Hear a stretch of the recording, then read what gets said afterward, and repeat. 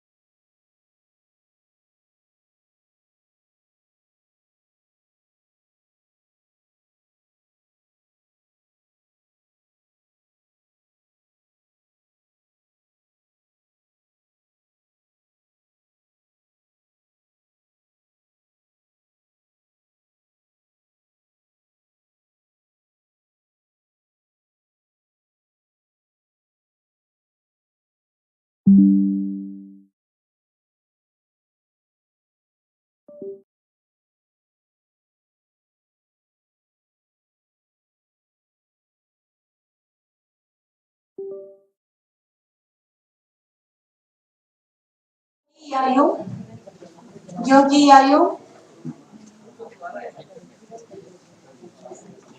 um, Miss Guptar Riba, Government High Secondary School, Basel, or Jumtar Riba. Okay. Um, Miss Janbi Baki. Okay. RKSM Girls School. Go Sri Gora Pori St. Anthony School, New Palin. Gora Pori. Miss Bansu Lukham. Okay. Miss Jumpi Kigam. Miss Jumpi Kigam, BKB Raga, or Miss Marcy Kigam. I think they are on their way, sir. Okay. We will wait for the answer. Sri Ate Miji, GSS Rigu.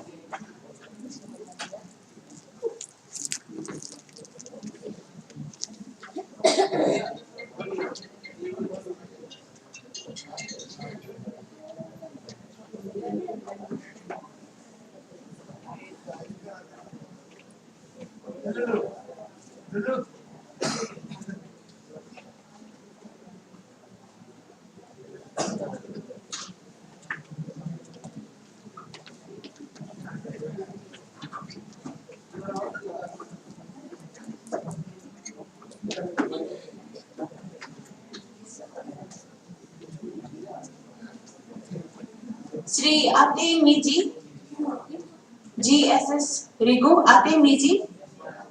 What's your project title? Please come here.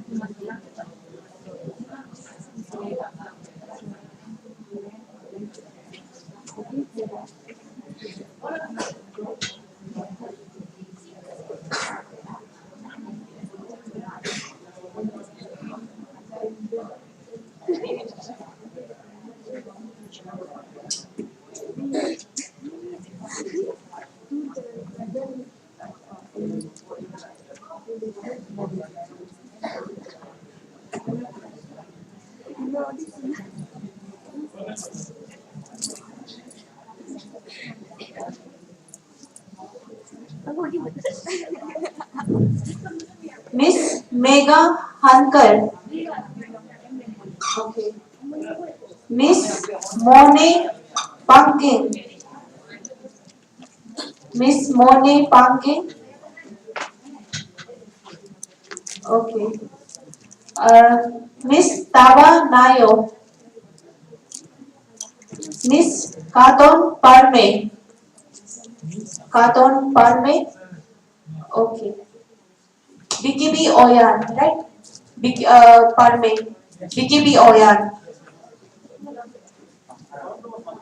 Miss Mamta Birchi.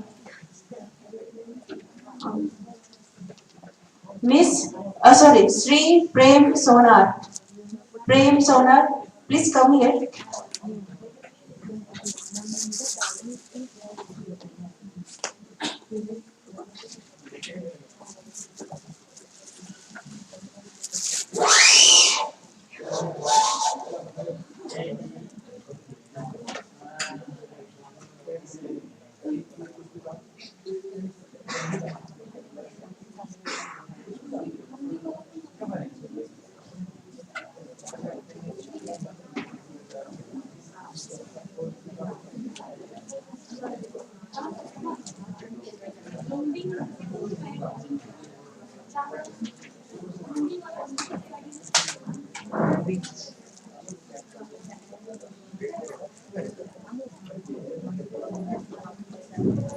Sri Amrit Tiwari.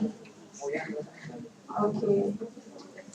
Um, Miss Tenjin Lahatun. Lahatun. Miss Tenjin Lahatun.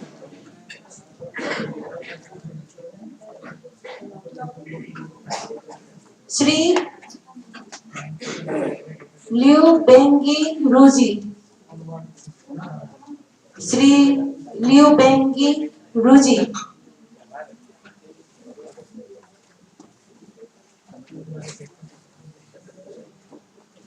Sri Vishal Limbu. Vishal Limbu. Okay.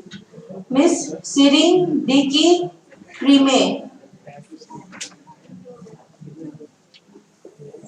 Miss Aprajita Kumari. Come here.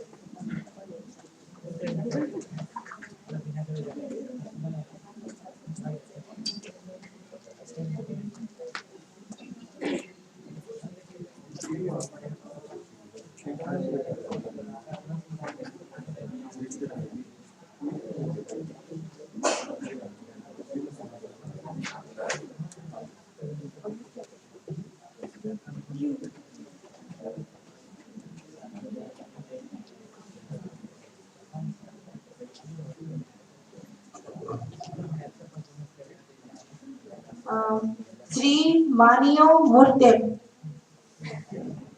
Sri Manio Murtem. Okay. So, as our judges, three judges are here, we will start the technical session. So, our first presenter to present his work is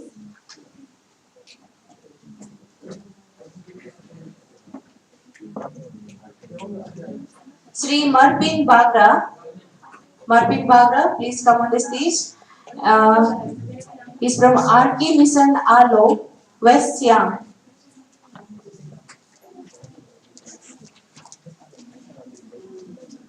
Followed by Miss Ningsen Changmi.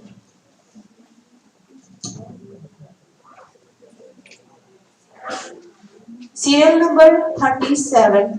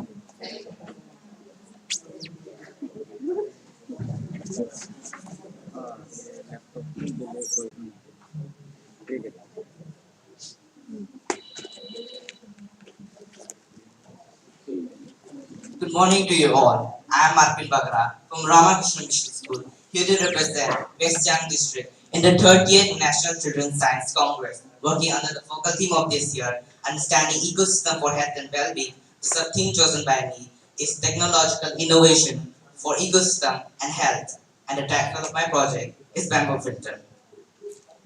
Now, before we move on, for an instance, if I ask you to choose a glass of water from these two, I know your answer would definitely be the safe and clean drinking water, as you all want and deserve clean and safe drinking water. Now, speaking of clean drinking water, only 2.5% of fresh water is present in Earth, of which only 1% is accessible to us. But even this 1%, as per a WHO report in 1997, has been said to be the cause of 80% of all diseases. And according to an ICMR report on disease burden profile of Arunachal Pradesh, 18% death of all deaths were said to be due to waterborne diseases. And as we all know, in Arunachal Pradesh, people mainly depend on the 33% of spring water that exists. But since these are dying out, and also because they can easily be contaminated, people now depend on the plastic bottles, which we know are harmful for our environment. And that is why this is the most crucial time to say no to plastic.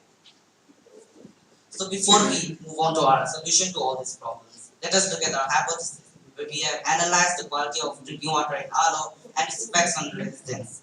We've also found out the problems of over-dependency on packaged drinking water and the solutions to it. And with this hypothesis and the objectives of providing safe and clean drinking water for all, taking purification from small scale to large scale, taking care of our community's health and well-being, and at the same time preserving our ecosystem, we initiated our project. So to complete our project, we conducted a detailed survey of our Alo town and tried to determine the problems and the threats that could be caused, and also search for a sustainable way. And on our survey, we found that 150 to 200 bottles are produced daily out of only 10 shops, and that the use of plastic could be seen at large. We also found out that the candle tap water filter used by the public had its maintenance cost go up to 1,000 rupees per year, and also that is not biodegradable, hence unsafe for our environment. We also found out how the waste that is generated is managed and found that 80% of the waste is thrown waste and 20% is burned, and none is recycled or reused.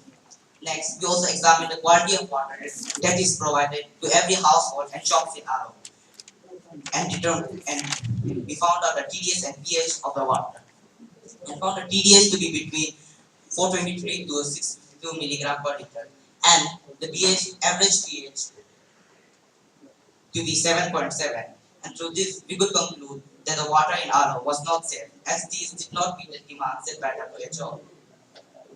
So as I've said before, 80% of the waste is thrown waste, and these cause landfill, land and water pollution, as plastic is very durable and can last up to 450 plus years.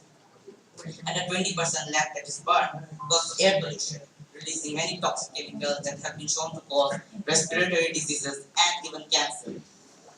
So as a result, we could see that the people of Aro need clean drinking water, as the spring water isn't safe and the plastic bottles are harmful for our environment. So at the end, we could conclude that we will have to find more sustainable material that will suffice all the needs provided by plastic and at the same time be safe for our environment. So what could be this sustainable material? What could be the alternative to plastic? Many scientists have tried to find a solution, but have not been able to do so. But my answer to this lies in a plant that is the part and parcel of every household in Arunachal Pradesh, be it for constructing houses or for cooking. And that material is bamboo. And having found this material apart, we made our bamboo filter. So to speak about the material itself, it is durable, eco-friendly, biodegradable, produces 30% more oxygen, and is safe for our environment. And the filter that we will make out of it will be very easy to use for the general public. Now we will see how it functions and its working mechanism. So the filter itself is divided into two parts, the storage part and the filtration part. So in the filtration part, the first is the gravel layer, which catches large pieces of debris, and then second is the charcoal layer, which takes care of any harmful bacteria that might be present. The third layer is the sand layer, which takes care of dirt and grit. And the last layer is the cotton layer, which does the final filtration and makes the water look clean. We've also added a UV filter, keeping in mind the COVID-19 pandemic that will take care of any microbial organism that might be harmful for us. Now we will see how our bamboo filter can be the best solution to all the problems that I've stated. So our bamboo filter will be the best way to replace the use and production of plastic, as it will be biodegradable and it will survive all the needs that plastic provides us. It will also be very eco-friendly, cost-effective, less time-consuming, and it will be valid and reliable in procuring safe water throughout its lifetime.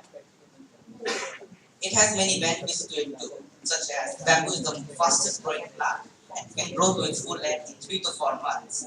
Hence, we will not have to use any harmful pesticides or fertilizer that will harm our environment. It is also very durable. No wonder it's often called the green steel. And it is eco-friendly and it is biodegradable. It also has strong wood, which will prevent soil erosion. It is 100% hygienic and safe to use. It produces 30% more oxygen, consumes 2 times more carbon dioxide, and it is also antibacterial thanks to its substance called bamboo, which takes care of any harmful bacteria. It will also help in the economical development of our state, as we will use the traditional industry. When we mass produce, it will provide stable jobs for locals in the area who don't have a very strong economical and social background. At last, but not least, it will also help in protecting our biodiversity, as many endangered species, such as the red panda, depend on this bamboo alone.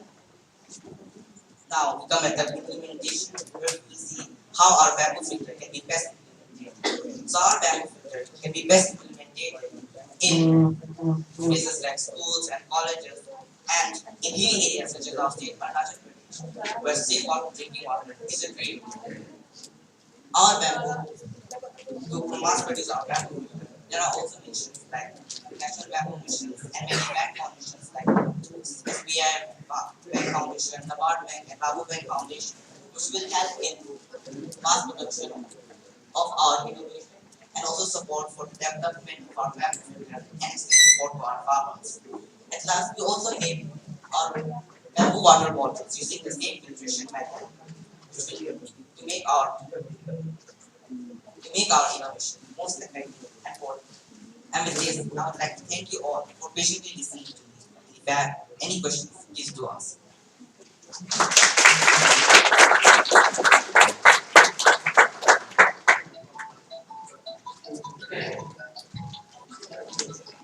Explain. Also, when you put the water from here,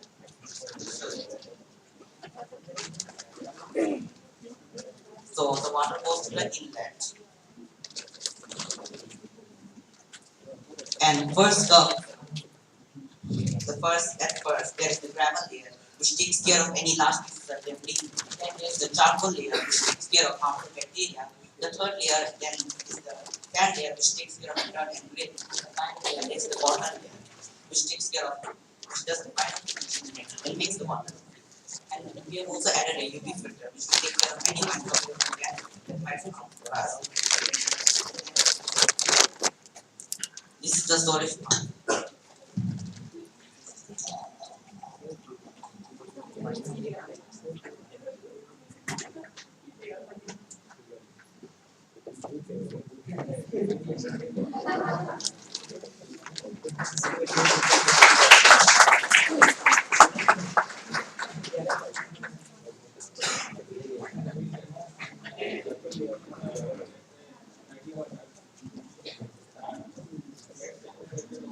Isn't it?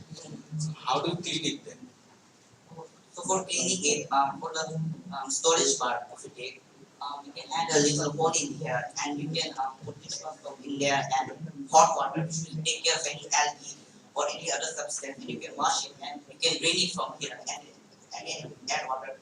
For the filtration part, it will not be very dirty for about 6 to 7 months, and we also have thought about it and will provide vouchers for every filtration step layer, like sand or charcoal, which you can replace with a mat.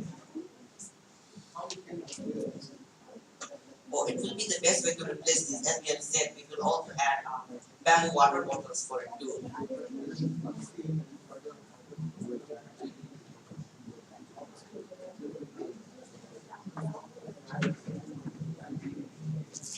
I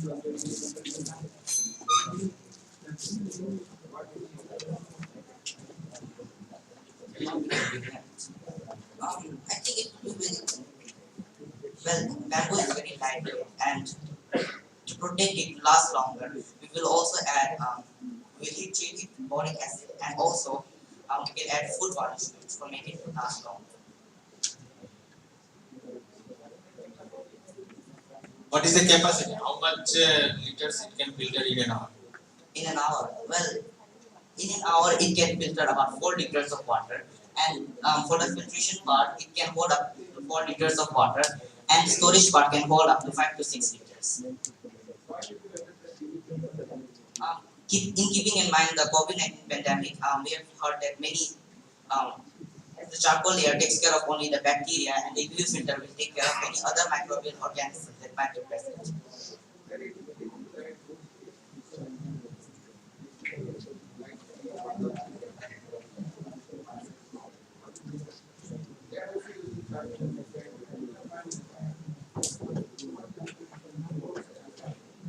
Well, there,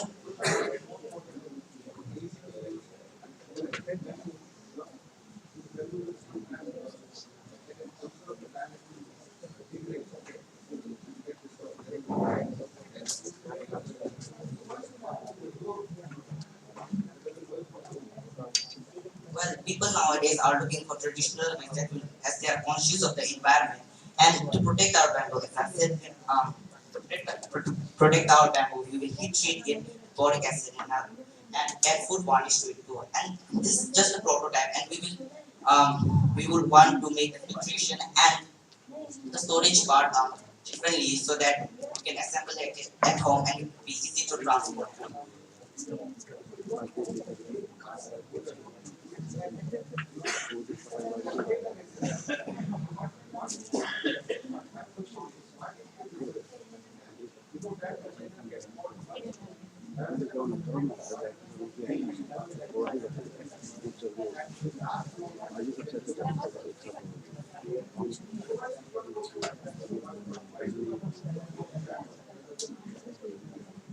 Well, first of all, the water filter that are made are usually made of plastic and metals that are non-biodegradable, and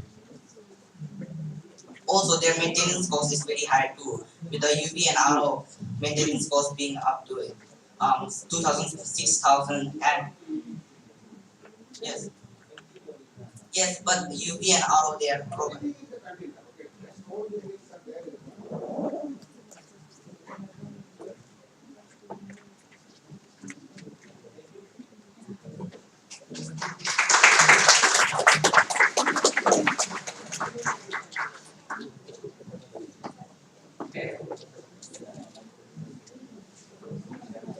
Miss Ning Sen Changmi, Ning Sen Changmi from BKB Changla.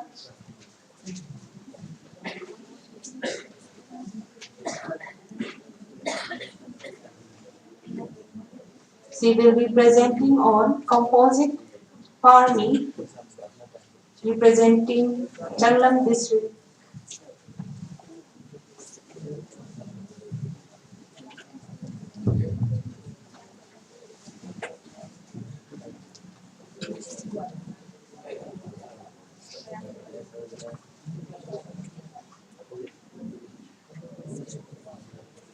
Followed by Miss Gyogi Yayu, AMS Sangram. Miss Gyogi Yayu, are you okay?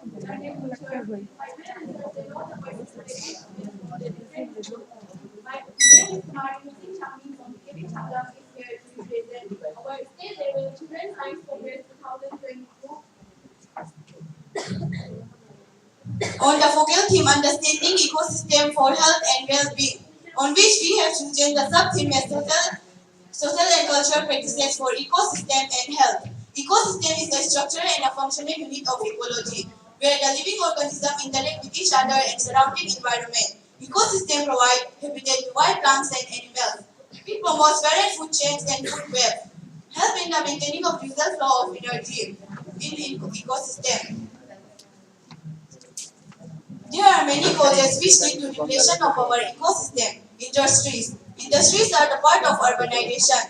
The increased rate of urbanization leads to increase of industries, which cause air pollution and soil pollution. Hunting and poaching.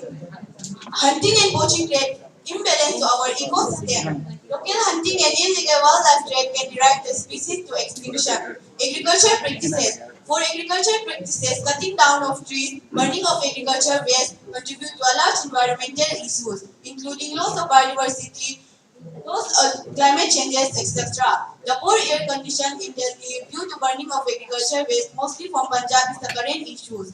Use of chemicals. Chemicals and chemicals products are considered as essential to control life because of the benefit they provide. Some break down quickly while others persist for long period of time and may be accumulated in the food chain, which is very risky for living organisms.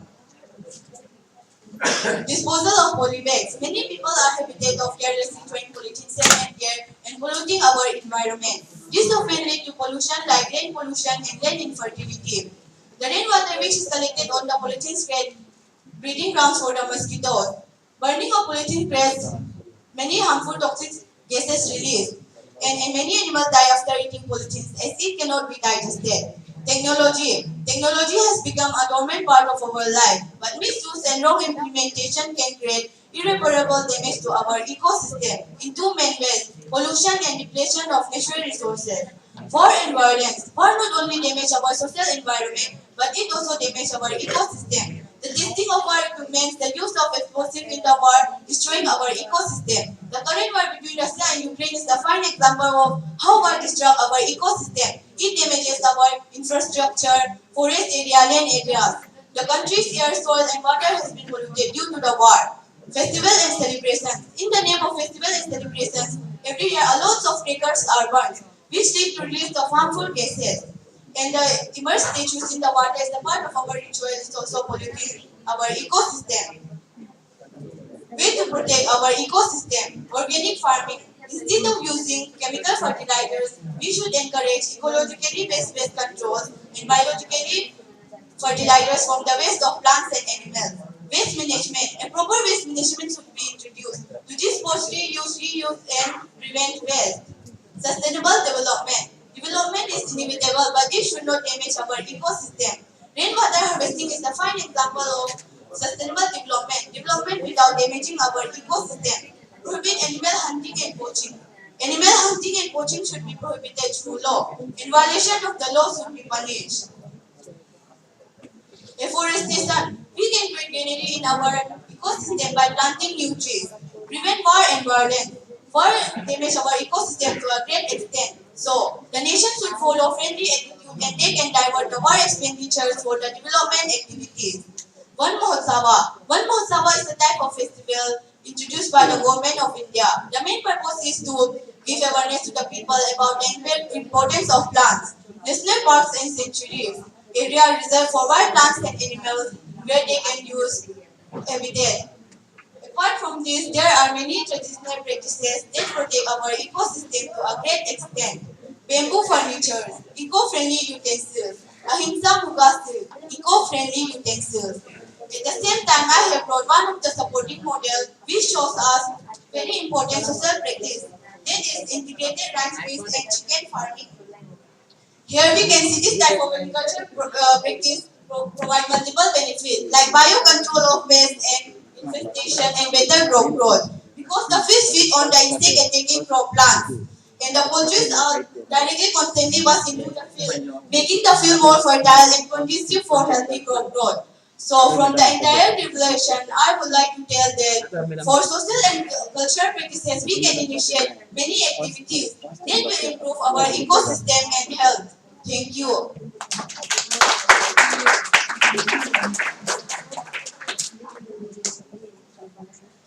in the same time, right? Yes, sir. Your presentation was good, but then it was like you are just presenting for awareness purpose only. Where is the innovation there? What you have done? What is your contribution towards eco-friendly practices? This, the model that you are presenting has been implemented by the Department of Fisheries way back, many years ago. Yes, sir. Okay, so what is your innovation? What you have done? What is Sir, your contribution? I would like to tell the people about this awareness. We can practice this type of agriculture in every area. Like here, we can see in every area, people are not following this type of agriculture. They are using only chemicals, things like for chemicals fertilizers, which is destroying our land But then fertility. that this would be you are presenting this in a wrong format. Then. This is science congress, right? So this is not an awareness program. We are looking for innovations. Okay. So what your creativity. Okay. So that is the main objective of this program.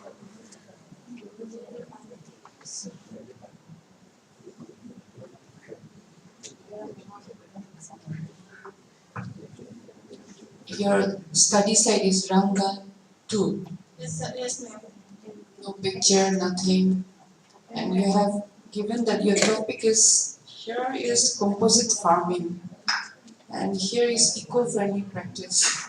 Yes, ma'am. There is project title we have taken composite farm. No picture. Where is the composite farming? What, sir? Sir, where we have You have written that you have shown by drama, comics, and mimes and all. yes, ma'am.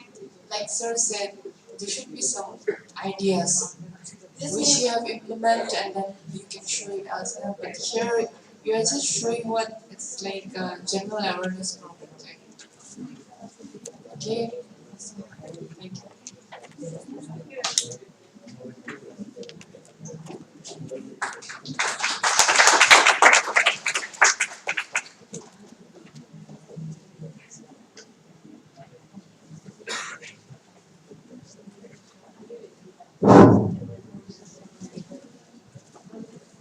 Next, Miss Gyogi Yayo, AMS Sangram, project title, The Importance of Biogas from Kurumkumi district, followed by Miss Juntar Riva, GHSS Basar, project title, Understanding Ecosystem for Health and Well-being.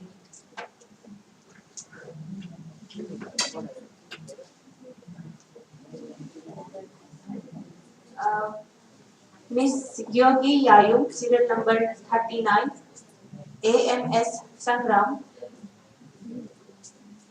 serial number 39, Miss Gyogi Yayu.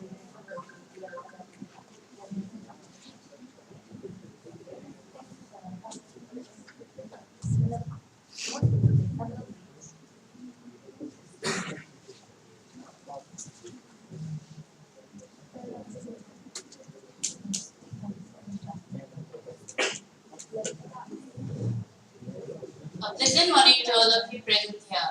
Dear respected our judges and to all my fellow participants. My name is Yogi Ayum.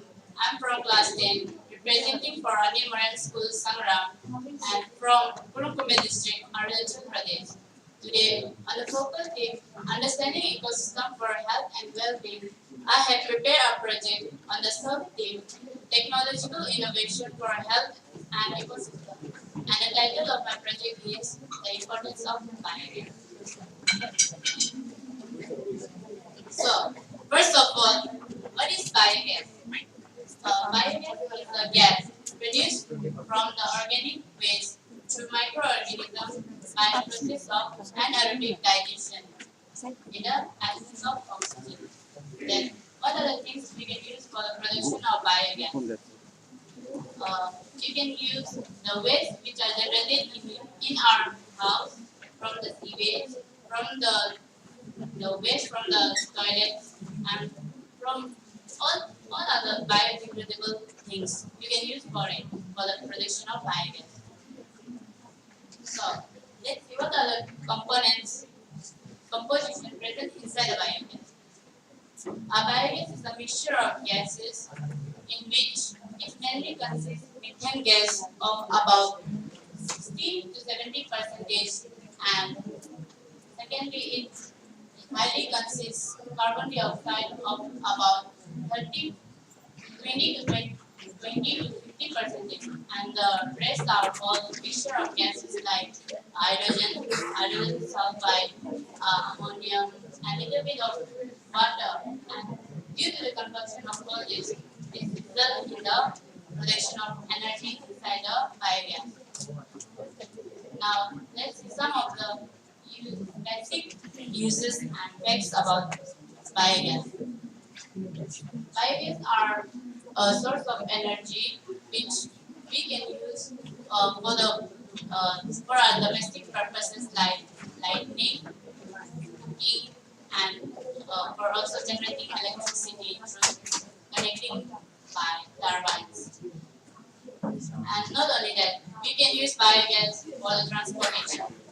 Uh, Biogas can be also be converted into fuel, which we can use in our vehicle, and it does not give out any harmful gases which can affect environment.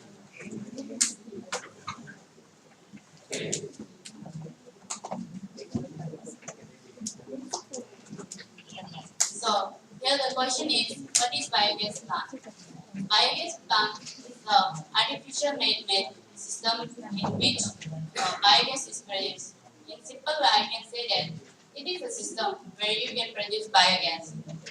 So, in this diagram, you can see this is a simple construction and working of a biogas plant which you can build in your own house.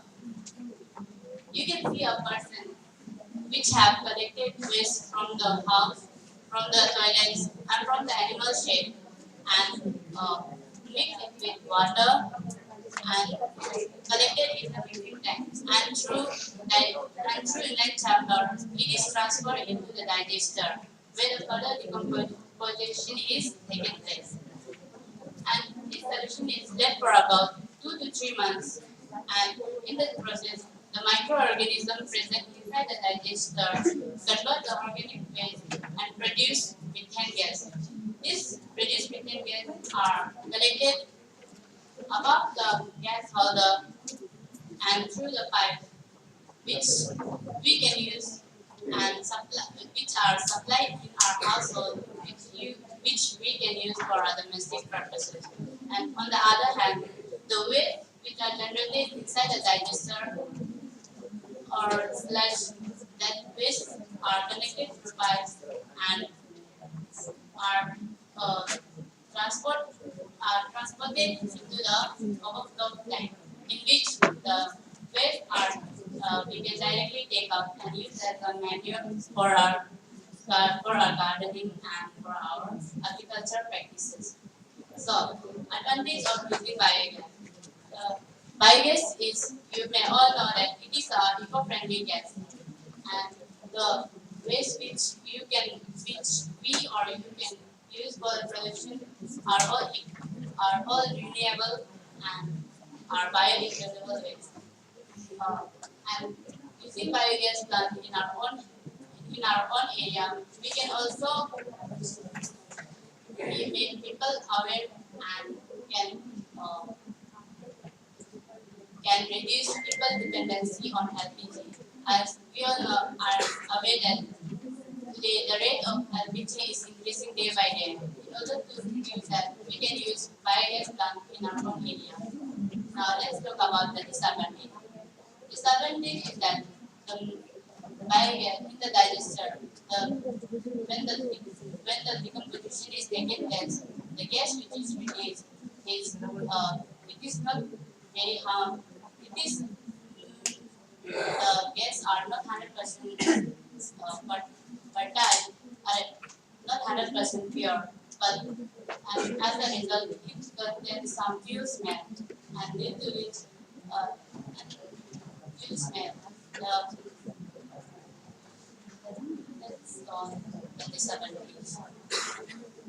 And the conclusion part, I would like to tell why using biogas is important. Using biogas is important because by promoting biogas, we can make an environment which is also less polluting and uh, uh, uh, less, less polluting environment.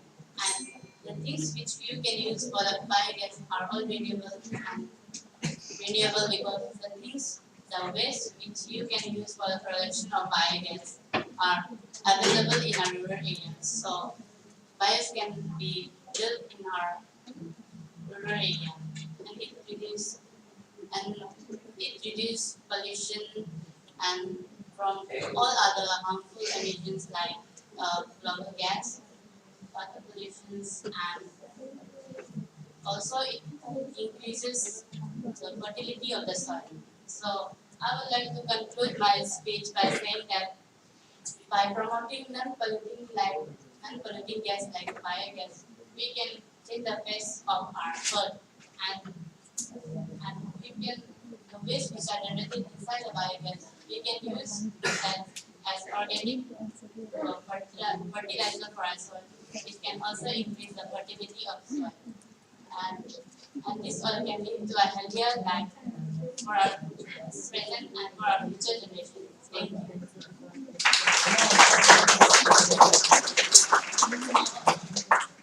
This is the demo. I want to show that how biogas can be produced by organic waste. So the things I have to make this demo is bottle and that's a line. And inside I have collected all the powders which are available in our rural areas and have mixed it with water and poured it inside our bottle. And do not get oxidized. I have first after putting all the inside, all the powder and the waste inside, I have little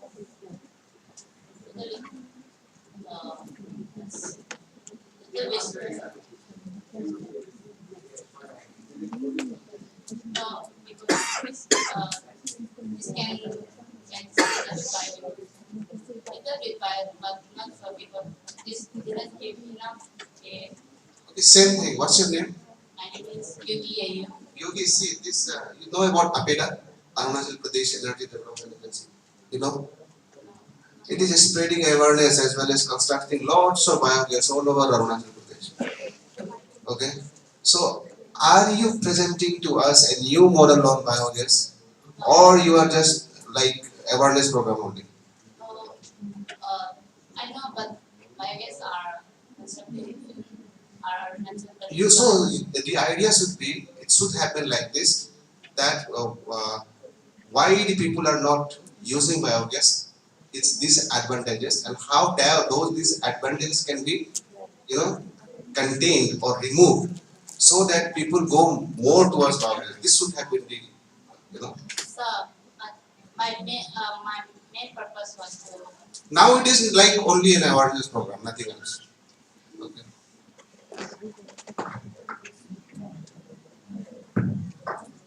Yeah, you good. You have put more work in preparing all this. I can see quite creative, but like Sir said, your topic is more of an awareness. Okay, so better luck next time. Huh? Do your best. My main purpose was to make people aware of the biogas in our survey.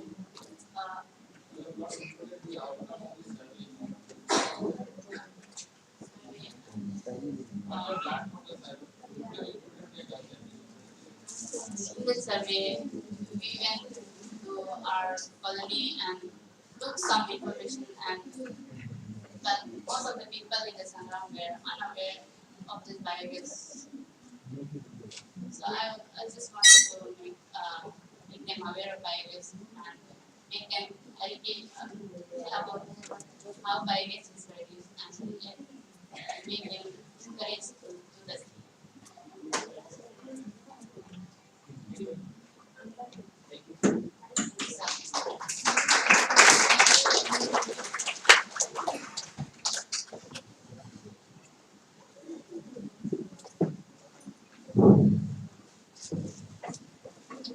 Miss Jupiter Viva, Government Higher Secondary School, Basel.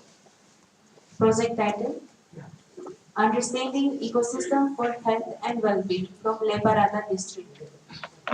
Followed by Miss Yambi Baki, RKSM Girls School from Tirap District.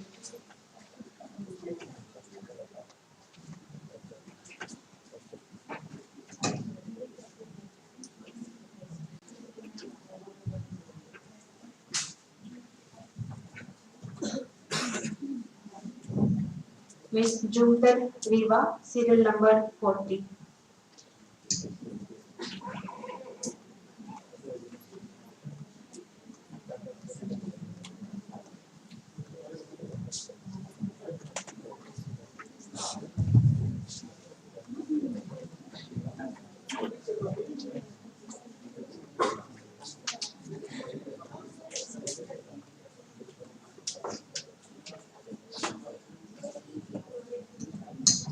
The EV project nature.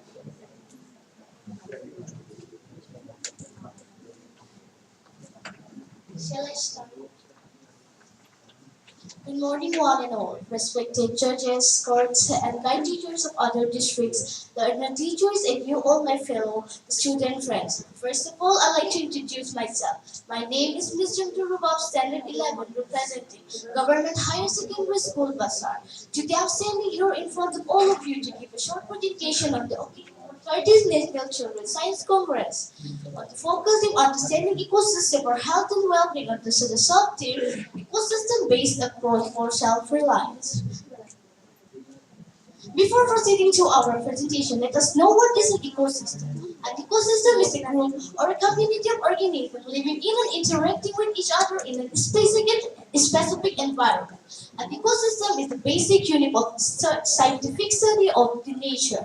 According to this principle, an ecosystem has two inseparable components, one biotic and another abiotic. Nature provides us with innumerable services which make human civilization possible. Unfortunately, many of us think that these services are provided for free and are valueless. We as a community might not pay directly for these services, but we do pay significantly for these losses through infrastructure and policy costs. For example, in construction, increases in illness, losses in soil fertility, and reduction in human well-being.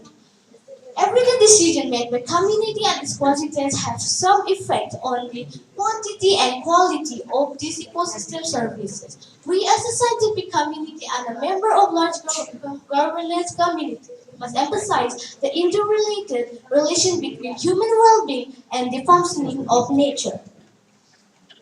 What is meant by EBA? Ecosystem-based approach. EBA is a strategy of integrated management of land, water, and living resources which promotes conservation and sustainable use in an equitable way. It aims to regain or strengthen the self-sustaining capacity of nature and human relationship and represent a framework under the Convention on Biological Diversity, CBD. Now let us take an example from my district, La Parada. I visited two places, the farmhouse of our Honorable MLS Rigo Barbasar and Laiho Eco Care. So the perspective of the owners of these two places is to turn these places into tourism destination. So in Laiho Eco Care, they have cutted down trees and how the natural environment to get what they desire for. But in the farmhouse of our Honorable MLA, popularly known as huge. They have conserved and preserved trees and planted more and more trees to get their what they want. So the main objective of mine about the differentiation is that if we can get what we desire for by using ecosystem-based approaches, then why should we cut down trees and harm the natural environment? That will only cause problem to us in the future and even in the present. So now let us take an initiative step taken by the local people of La Parada district, the EB Project Nature. The EB Project Nature is a composite project on land Wildlife and Biodiversity Conservation located at Soy village of Basar headquarters of La Parada district Arunachal Pradesh. The project was conceptualized in the year 2008 and 2009 as River and Spring Rejuvenation Project, considering the rapid drive of river water resources and the long-term threat to the food and potable water security in the area. Later, the project spiraled to biodiversity and wildlife conservation as integrated activities. In the early 2000s, the people of Soy village faced severe scarcity of water. So, in order to solve the problem of scarcity of water in the village, it was necessary to stop the spring from further drying. The intervention needed were artificial recharge of spring-sheet area by promoting or adapting methods of rainwater harvesting. The plan was to create a model which could be replicated all over the area facing the similar problem. So, as for the area, as for the plan, small recharge pits were dug in the area of spring-sheet to harvest rainwater with additional plantation of rare and endangered species like Garcinia species and wild grapes to increase plant and bioresource. After years of activities, in the year 2017, the project could finally solve the problem of water scarcity in the village, along with conservation of bioresource and wildlife in the area. The activities of projects also include conservation of orchids with special emphasis on rare, endangered, and threatened species like Polycodata imbricata and Dendrobium species. So from the overall presentation, we can come to the conclusion that nature provides us with natural services, raw materials, and many more side benefits like improvement of our health and well-being. An ecosystem-based approach with understanding this and how we manage it on land, fresh water, and sea. The application of ecosystem approaches will help us to reach the balance of three objectives of CBD. First, the conservation of biological diversity, two, sustainable use of biological diversity, and three, fair and equitable sharing of benefits arising out from the utilization of biological diversity. This approach should be applied to all plans, policies, and management. With these few words, I'd like to conclude my presentation. Thank you and have a nice day.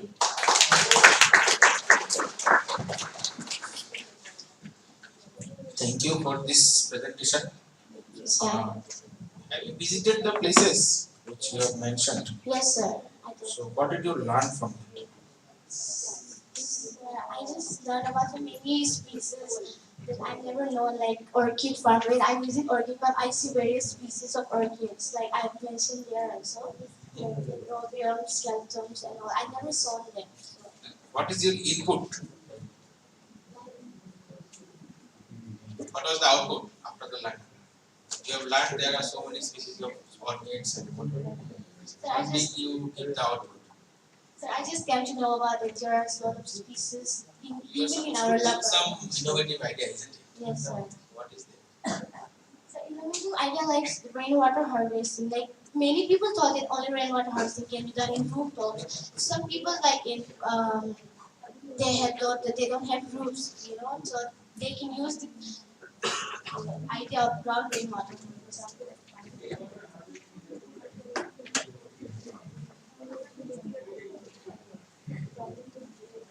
So I don't know.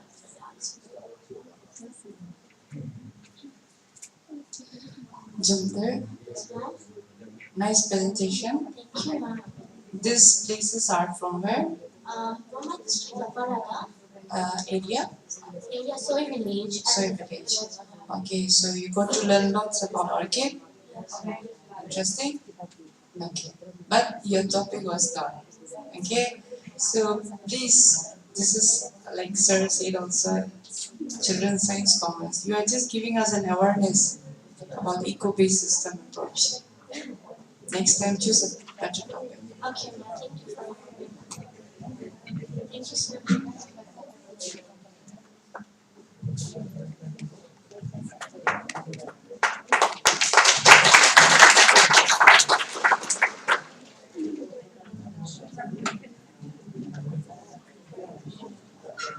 Miss Gyanvi Paki, RKSM Girls School, project title Fostering Health, Nutrition and Well-being from Tira district, followed by Sri Gora Pori, St. Anthony School, New Bali from Karadali district.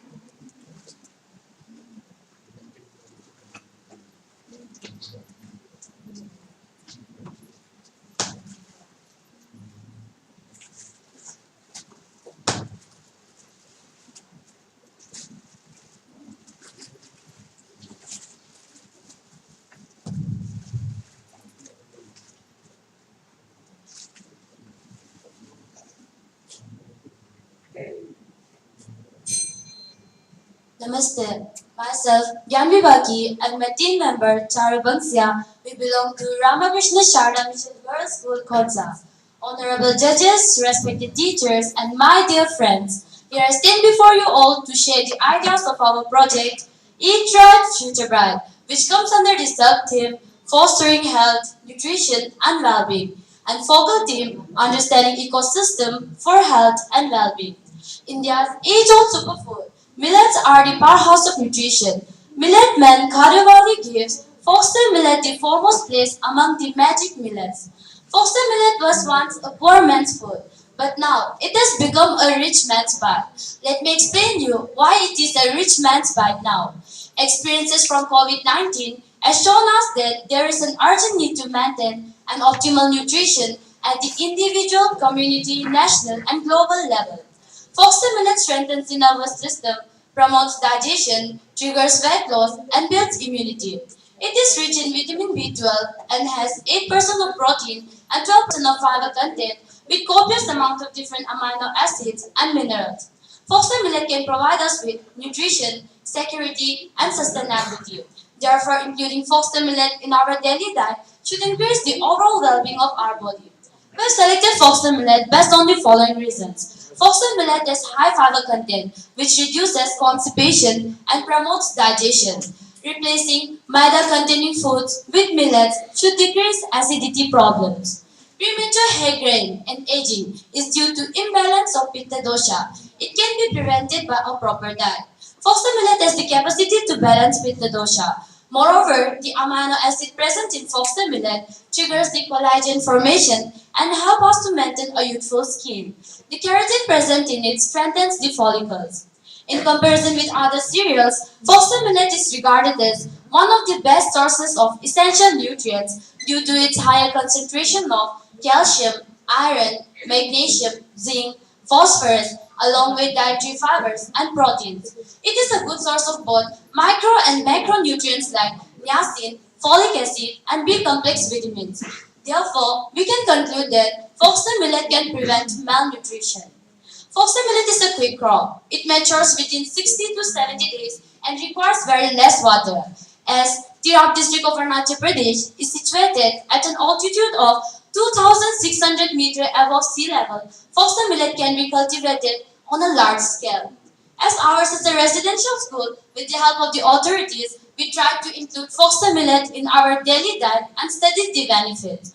At first, foxtail millet khichdi and pancake was prepared and given to the students. Then we conducted a survey and found that the girls, unaware of the nutritious value of foxtail millet, found the breakfast to be tasteless. So at school, the nutritious value of foxtail millet was explained through PowerPoint presentation.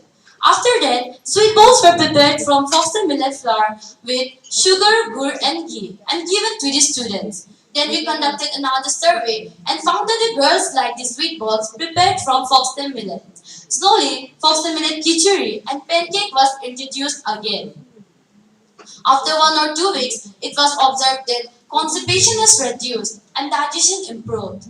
Then, biscuits and bread was prepared in bakery with 55% of foxtail millet flour and 45% of wheat flour. Chapatis were also tried on Sundays.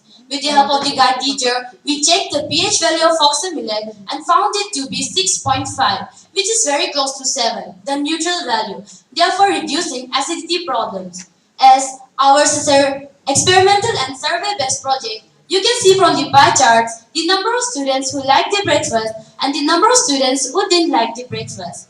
These are the various hostels in our campus. After the nutritious value of foxtail millet was explained, the girls of these various hostels liked the sweet balls, khichdi, and pancake prepared from foxtail millet. Then we conducted a survey based on the following questionnaire. Do you like the breakfast today? Do you know it is highly nutritious? Are you ready to encourage the farmers of your village to cultivate foxtail millet in large scale? And the answer we got was 100% yes. From our project, we can understand that the students have understood the nutritious value of foxtail millet and are ready to encourage the farmers of their villages to cultivate foxtail millet in large quantity. Our project also shows that constipation and acidity problems were completely reduced. For a permanent solution for premature hair graying and aging, we have to include foxtail millet in our diet for a longer period of time. The students who are suffering from viral fever also regain their health quickly by consuming foxtail millet. Nowadays, the farmers have stopped cultivating foxtail millet. Therefore, it was very hard to procure foxtail millet for 400 persons. This picture shows the activity our team conducted to collect the various data presented on these charts. This is the diagram of pH paper, which shows the pH value of foxtail millet to be 6.5, which is very close to 7, the neutral value. As I belong to Upper Subansiri district and my team member belongs to Tirap district, the district level evaluator asks if the cultivation of foxtail millet is possible in Upper Subansiri district. This gave us the idea to conduct some extra survey. From our survey, we found that finger millets are cultivated in Upper Subansiri district, and the northwestern part of the district is suitable for cultivating foxtail millet. As we know, charity begins at home. We explain the nutritious value of foxtail millet to our family members and relatives as they were using these millets only for making wine during marriages and seed-only festivals. So lastly, regarding our future plan. From researches, we have understood that foxtail millet has low glycemic index. Therefore, it is the best diet for diabetic patients. We can create awareness among the patients about the same. Researches by Millet Men shows that foxtail millet can prevent and cure cancer. As Arunachal Pradesh is the cancer capital of India and providing a proper diet for all the cancer patients is a huge task, we can urge our farmers to cultivate foxtail millet in large scale, which has the potential to prevent and cure cancer. For many years, the villagers have been using this nutritious millet only for making wine and chopped meat. Urging and creating awareness among the villagers to cultivate foxtail millet in large scale and explaining them how to use this millet in the right manner is very important. This is foxtail millet sample and this is foxtail millet. This is the pH paper with which we check the pH value of foxtail millet. These are some of the references from which we collected the data. As 2023 is declared as the International Year of Millets by Food and Agriculture Organization, and Tirap district has been selected as the 18th Millet Cluster District in India, let us urge our farmers to cultivate foxtail millet in large quantity and strengthen ourselves with the nutrients provided by this nutritious millet. Eat hummy, be happy. Sarve bhavantu sukhina, sarve santu niramaya. Let all beings be happy and be free from diseases. Thank you.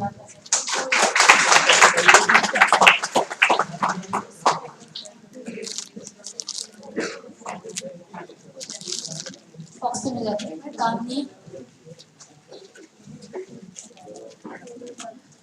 So apart from you know awareing about the benefits of this foxtail millet, so that the youngster or the children gets full nutrition, right? Balanced nutrition. What do you suggest?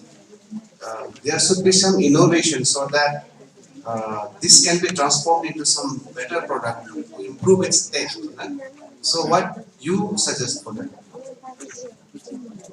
As in your study, you only focused on the awareness program. After knowing the benefits of the foxtail millet, they started to eat it, right? But then the thing is that,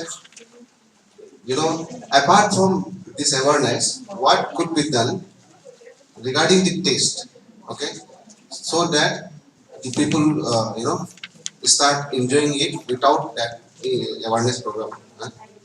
Nowadays, you can see that foxtail millets are used, means other millets are also used for making many things. Like in the market, we can find that chocolate bars, which are also made from millets, and the Horlicks. Now, a new model of Horlicks is also coming, which is made of millets. So,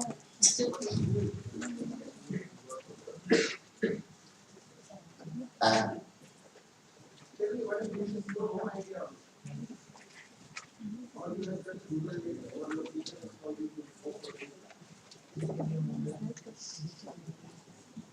it has antioxidants as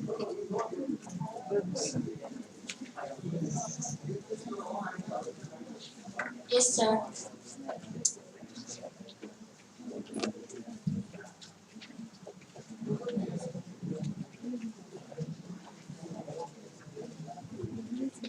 Okay.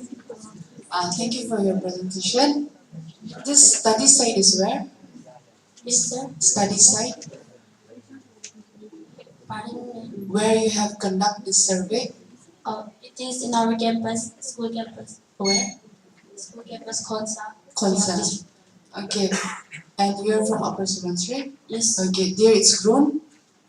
In the north melting part, the naturally making part, it can be grown there. Okay. What about in Konsa? Is it grown? Yes, it is grown in villages, but uh, they are forgetting to cultivate it right nowadays. Okay. So you have made some, like you said, some snacks. Yes, sir. Pictures are there? No, we have only pictures of foxtail millet here. The one you have prepared or you were serving, you said, no, you have given as a breakfast or something like that. No, you should have given that. Okay. Still millet usually we use for making appam. Yes? But we also use as a powder form to eat it. Like we have sugar and warm water and then we do have it. Okay. Yes. And then that's why, like sir said, when you pick up a topic, please be sure what you are picking up, the aims and objective, the study side, and what you want to present to us. Yes, ma'am. Okay? Thank you. Thank you.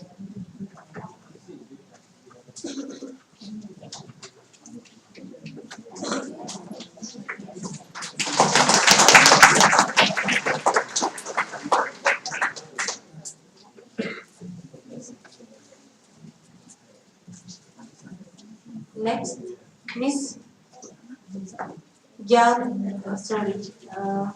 Sri Gora Pori, St. Anthony School, New Pali. Project title: Understanding Ecosystem for Health and Wellbeing from Karnataka District.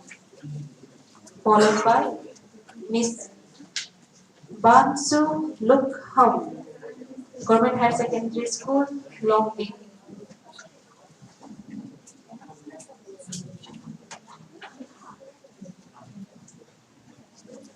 Sri Gora Pori.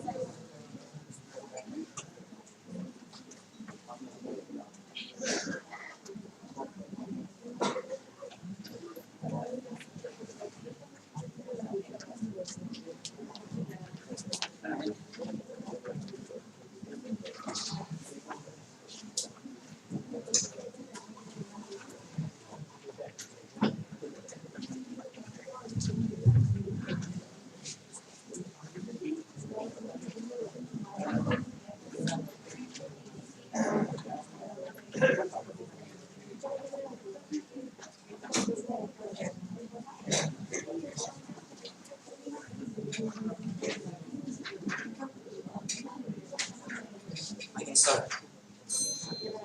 Good morning to one and all. Respected our panel of judges, competence, and all the presenters of this program. I am Gaurav Bori, student of St. Anthony School, New Palin, representing Karadari district. My main theme is understanding ecosystem for health and well-being. And the staff team I choose is social and cultural practice for ecosystem and health. And the title of my presentation is promoting traditional house rather than modern house. Now, moving on to the background of Nishi traditional house. Generally, traditional houses have architectural styles and design based on local needs. Local availability of construction materials reflect local traditions. Personally, traditional architecture relies on the design skills and traditions of local builders, skilled laborers. It tends to evolve over time to reflect the environmental factor. Major aspects are geology, land and soil, weather and climate. Ability of the building materials on the locality of the other hand. Family size, family structure, food habit, material culture practice, belief system, etc. Based on the building materials used in the wall construction, it can be categorized as adobe mud blocks or wall, masonry, stone clay or concrete blocks, timber bamboo, etc. Commonly, a combination of materials is used. The layout of the building also varies like a circular plan, rectangular plan, and linear plan. Similarly, there may be single-story or multi-story building. In Indian conditions, such traditional housing is very common in the rural context and is designed. Plan and building materials varies with the geographical region. It is important to explore such practice with the objectives to identify merit and demerit of such practice and its usefulnesses in the context of climate change, adaptation, earthquake resistance, and environmental. Now, point number 1, Nishi living place with a population. The Nishi community is the largest ethnic group in the Arunachal Pradesh. In Nishi, Ni refers to a human and the word Si denotes the highland. They are spread across 8 districts of Arunachal Pradesh. Karadadi, Kurunkume, East Coming, West Coming, Pupumpura, Fard of Lower Suansri, Kamle, Paki Kisang. Their population of around 3 lakhs makes the Nishi language belong to the Shiro Tibetan family. Descendant of Abudani, Nishi people migrated from North China. Nishi people live in a bamboo house, live together in a long house without particular but with a separate fireplace for each conjugal family. Now, point number 2, traditional bamboo house. The indigenous house is constructed with a wooden and bamboo using thatch, Chinese palm leaves, cane leaves, and jungle banana leaves as roping materials, whichever is locally available. The entire zones are bound with the cane ropes. The longevity of this type of house is 10 to 12 years. Now, let's talk about the two houses, traditional house and modern house. First of all, traditional house. Traditional or cultural house. We can describe them as a historical type of house, structured with various kinds of traits and culture to give them a distinct appearance and style. They are inspired by the traditions. We have been practicing this over time to preserve our connection with the past. Now, moving on to the modern house. Modern house is a combination of industrial materials. Modern design embraces industrial materials like steel, concrete, glass, etc. We can describe them as a form of housing grounds for the current trend. Now, so we can see that traditional house is far better than a modern house since it is eco-friendly and cheaper also. It doesn't require much physical activities, whereas in modern house, it requires a lot of physical activities. We can promote our tradition and culture in the modern house. There is an appropriate place to promote.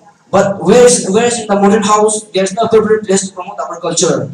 Now, and also, traditional house can withstand natural calamities more better than a modern house. Whereas in modern house, they are heavy and rugged built dwelling. So, in the resistance of earthquake, they fall down. Now, traditional house is a combination of eco-friendly material. In case of destruction also, we bear less loss than in the modern house because the implement in the things used to make this very arranging house is very eco-friendly and found easily in the jungles. Whereas in modern house, the things and the implement and the things used to make this modern house is very cheaper in price. Now, advantage of Nishi traditional house. The Nishi typology is flexible and light structure, thus resistance to earthquake because of its lightweight construction. Also, if damage in the case of devastating earthquake Richter scale, there will be less casualty or zero casualty. It will not collapse like ruggedly built dwelling and heavy and rugged buildings. I would like to encourage everyone present here to make more use of such environmental friendly house. I have also come across many great functions and gathering in this type of house. And it's such a good sense we are promoting saving our ecosystem by this action because the implement and the things used to make this very energy house is very eco-friendly. By doing this, we are also keeping alive our forefather ways of living. Therefore, usage of cultural house for me are the most convenient way and also saving our ecosystem and on the other hand, keeping our culture strong. So, this was the end of my presentation. I hope and believe it was a helpful one. And I also hope in the coming days, we all will strive together for the betterment of our ecosystem. Thank you. Have a nice day.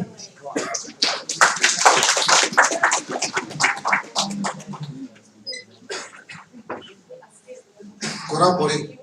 Yes, sir. Again, the same thing I will say. It is more like, awareness kind of thing. Okay, rather than anything innovative or creative. Okay. So the thing is that there is a question.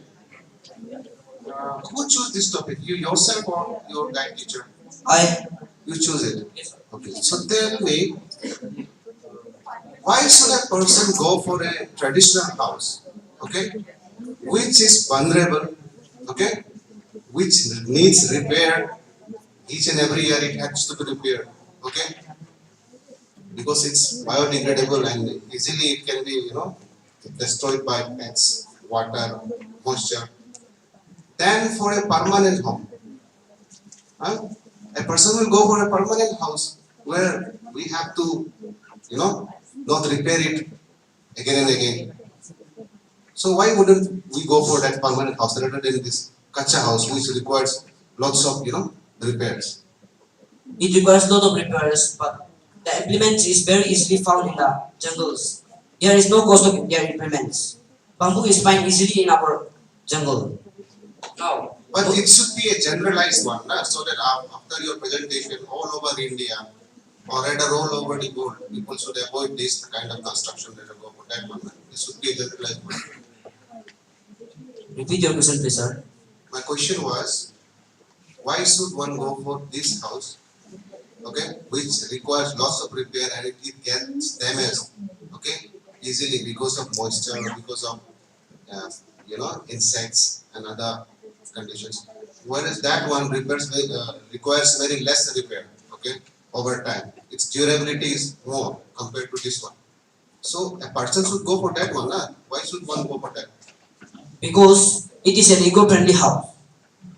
So, it is an eco-friendly house and the things are found very easily in the jungles. And in modern house, it don't dissolve in the whole year. It remains same as it is. It will pollute our environment. Okay, did you prepare this one by yourself? Yes, sir. You have mentioned here that traditional style homes inherently have more characteristics as they are more romantic. How? Sir, because of very nice nature, because of very nice nature environment. Yes, sir.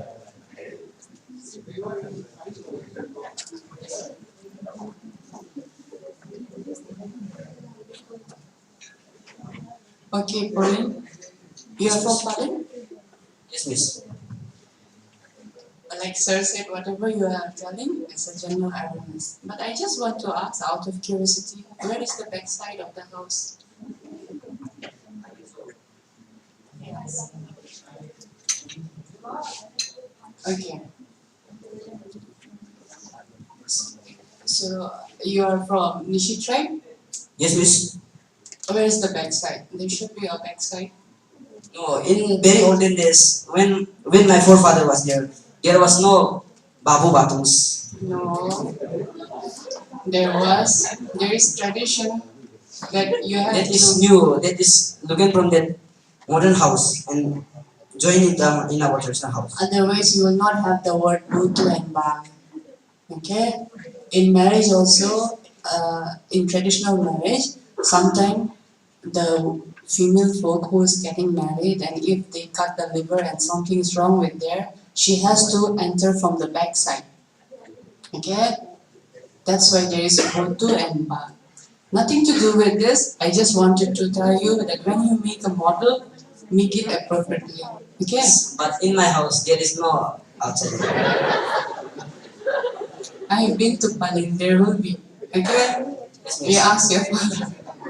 Thank you. You have a nice voice, but the topic was very irrelevant. Okay? Next time, choose a better topic. Thank you, miss. Thank you.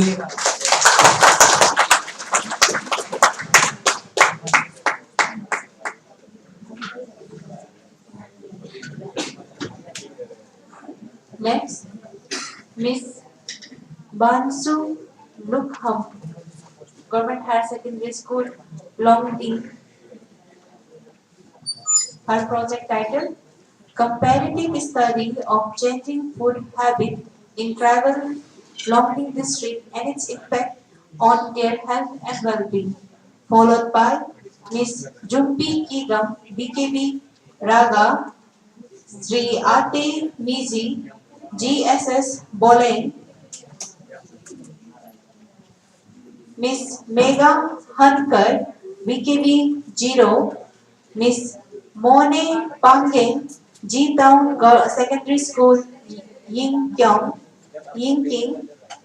Miss Tavo Nayo, GHSS Doimuk, Sri Katon Parme, VKB Oyan, Miss Mamta Dirji, VKB Nirjuli, Sri Prem Sonar, GHSS Anini, Sri Amrit Tiwari, IPS Rowing, Miss Tenjin Lahton, VKB Kitpi, Sri Liu Wengi Ruzi, VKB Kupurizo, Miss Prabha Sonar, GHSS Teluliang, Miss Sirin Deki Kirme, Roopland Public School, Rupa, Miss Aprajita Kumari, GHSS Likhavali, Sri Manio Martem, VKB Angyang.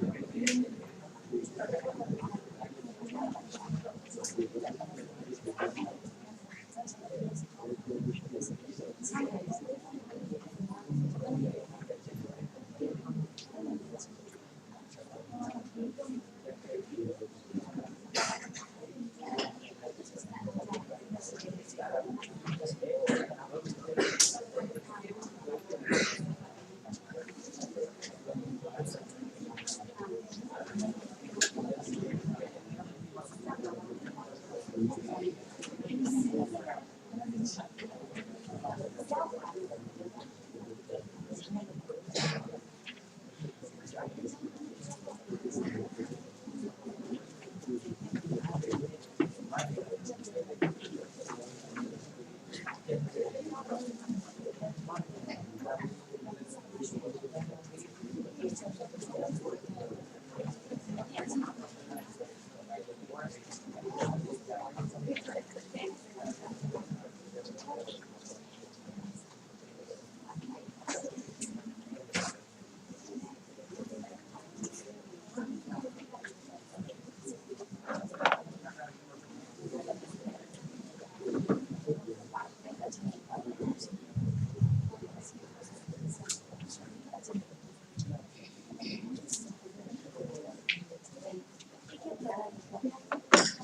morning to everyone present here, respected judges, all the dignitaries, all the guide teachers, and all the participants present here.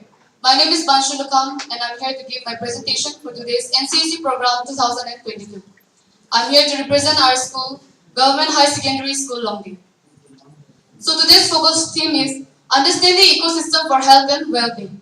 And the sub-theme which we have selected under the guidance of our guide teacher is Fostering Health, Nutrition and Well-being. And the topic which we have been selected is Comparative Study of Changing Food Habits in Tribals of Longding District and its impact on their health and well-being. So let us have a quick look on the contents which we will be discussing today. Introduction, impact of ecosystem, health and well-being, reason for selecting topic, methodology, identification of problems, identification of factors responsible for problem, hypothesis, objective of the study, data collection, result, solution of the problems, impact on society, and conclusion.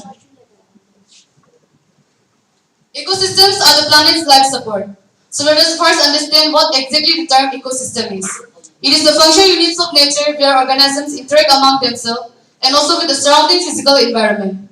However, with the escalating human pressure on global environment has raised the concern of health and well-being of people.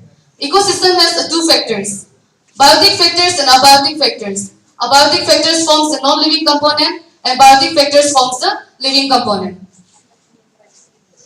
Health and well-being. Health. It is a state of complete physical, mental, and social well-being and not merely the absence of disease and infirmity. Well-being. It refers to feel good and work good by a person. Impact of ecosystem on health and well-being. A balanced ecosystem ensures an adequate amount of nutrition which directly affects the health and well-being of people.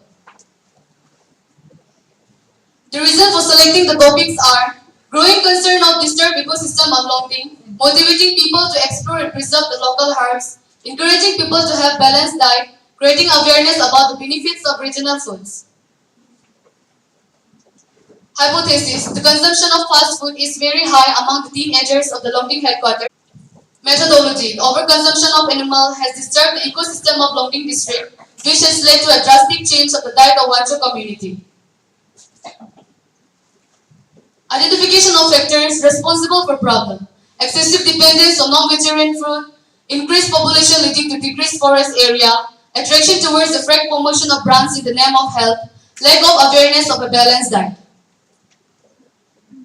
The objective of the studies are to determine socio-economic status and food consumption practices of target group people, to investigate differences in food consumption practices of Wancho teenagers at different places like Longding headquarters and villagers. So, as we have already mentioned in today's presentation, we will be mainly discussing the comparative study of changing food habits in tribals of Longding district and its impact on their health and well-being. For fulfilling this objective, we have collected the data by conducting a survey on a group of teenagers from age between 13 to 19 years who belongs to Longding head. Part of the survey is about socio-economic status of the families. This was an individual survey where students gave the necessary information about the family members, total income, source of purchasing food items like green leaves, poultry, fruits, alcohol, etc., whether they are bringing it from the market or self-cultivated. And the second part of the survey consists of dietary information, presenting the numbers of students consuming different types of food. So as we can see in this survey consists of two main targets of group. One is of the Longding headquarters and another of the villages. So let us analyze the data. This data shows the source of food items, whether it has been bought from the market or self-cultivated. 80% of food is sourced from market areas in villages, in headquarters, and 93% of food is self-cultivated in the villages. And this graph shows the frequency of consumption of food items. 98% of fast food like chocolates, alcohol, tobacco, bread, noodles are daily consumed in headquarters, whereas in villages only 24% of fast food is consumed. So villagers are self-reliant in food, whereas the headquarters are mostly the food is sourced from the outside. And the consumption of fast food is very high in the villages or in the headquarters as compared to the villagers. So because of this has led to an unhealthy lifestyle of tribals of Longding district as compared to the villages. So here are the few solutions suggested by us. We should discourage the students who are generally found in market areas consuming tobacco, which I think is the major concern nowadays. Apart from this, they are also found to consume adulterated foods daily. So we should ask the parents not to give them money, instead buy them healthy food items. And secondly, to limit the consumption of animals, so that the consumption of non-vegetarian food is reduced from daily to once a week. And lastly, we should encourage the tribals to cultivate more herbs and trees so that they will help in self-sufficiency in terms of food and financial aspect. They can also promote their local herbs and trees in social media by making a vlogs, which will help them in financial aspect. The impact of society, restoration of ecosystem in Longding district, and to make the people financially strong, and also global recognition of their local food and culture.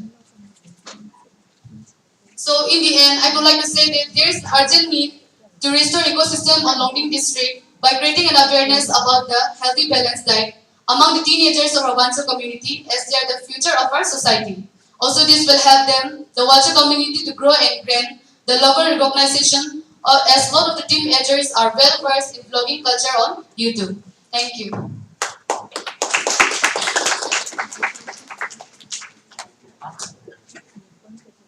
What is your name? Panshulukam. And you are in 11th science.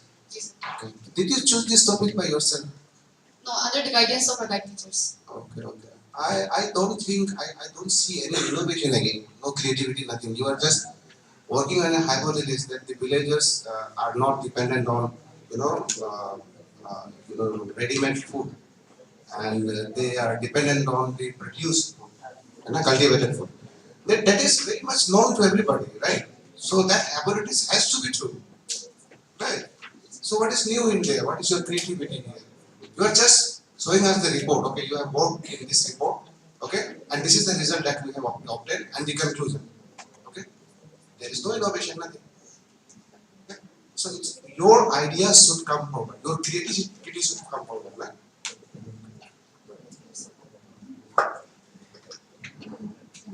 Thank you.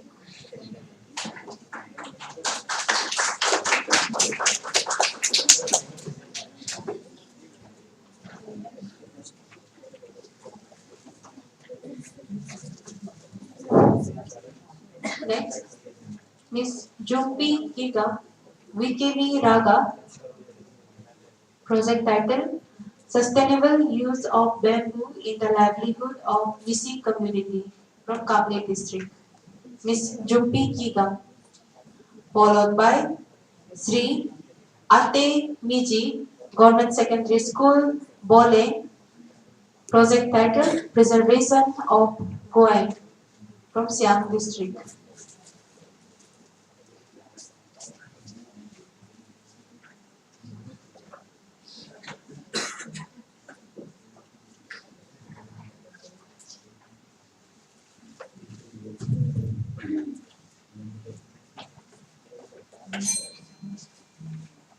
A very good morning and namaste to one and all.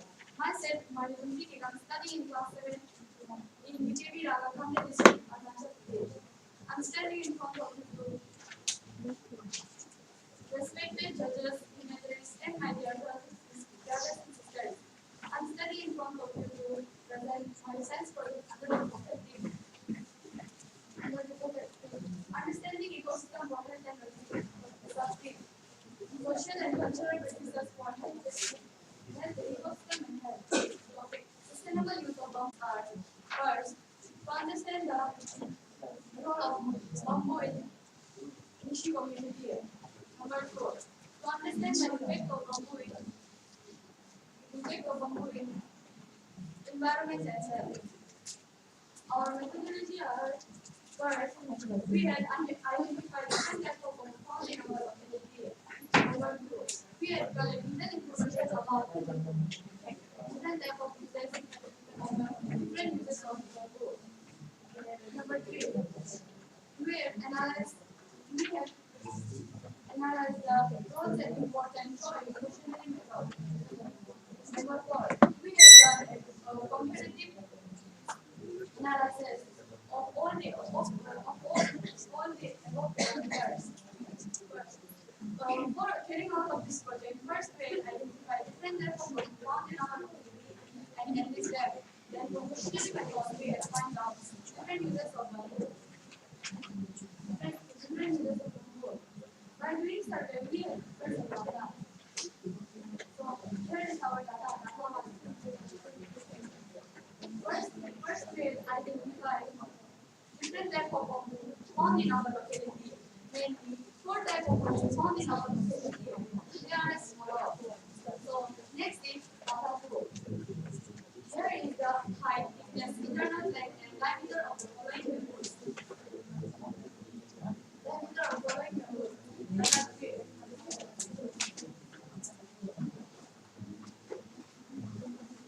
Here is the nutritional value of bamboo fruits. Amount per 100 grams. Calories 23 grams. 0.8 grams. Potassium 133 milligrams. Sodium 4 milligrams. Total carbonate 5 grams. Dietary fiber 2.2 grams. 2.3 grams. Protein 2.6 grams. Vitamin C 6%.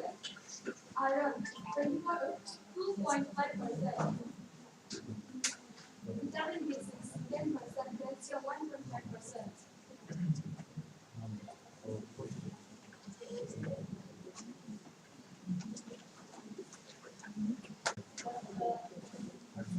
So let's come to our next point.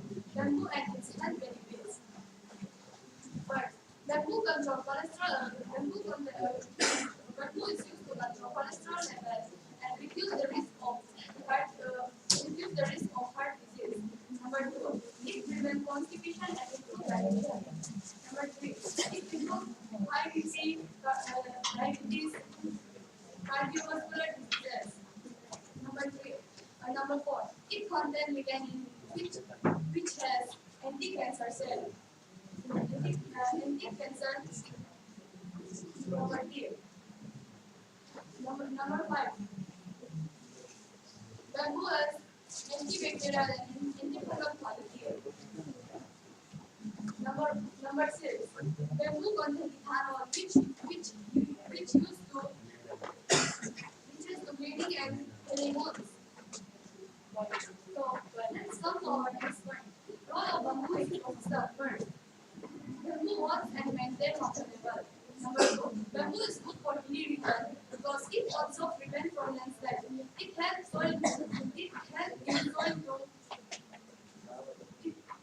in soil conservation and maintain soil texture. Number three, it doesn't require pesticides or any other chemical to grow.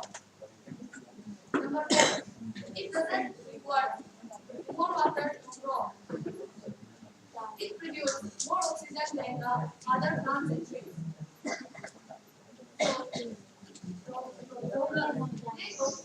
Lack of awareness among the people. Number two, deforestation. Number three, no such local body for conservation of bamboo. Number four, ignorance toward bamboo farming. Solution. First, parenting awareness then. Number two, farming of forests will take strict action against deforestation. Number three, creation of local body to focus on agriculture. Number four, we the younger generation have to plant more and more species of different species of bamboo. So we move to conclusion. From the above survey and data, we can say that the bamboo is an integral part of our fishing community because it plays an important role in which were customs followed. The utilization of bamboo in a sustainable manner is followed by measures, and we need to follow it. But somehow, number of bamboo are decreasing day by day. We need to understand the important role and importance of bamboo and have to take a strict action against strict action for conservation. So I appeal from this stage to everyone of here. Let's take a step ahead for conservation of our friend and identity. Thank you. Jai Bharat, Jai Hind.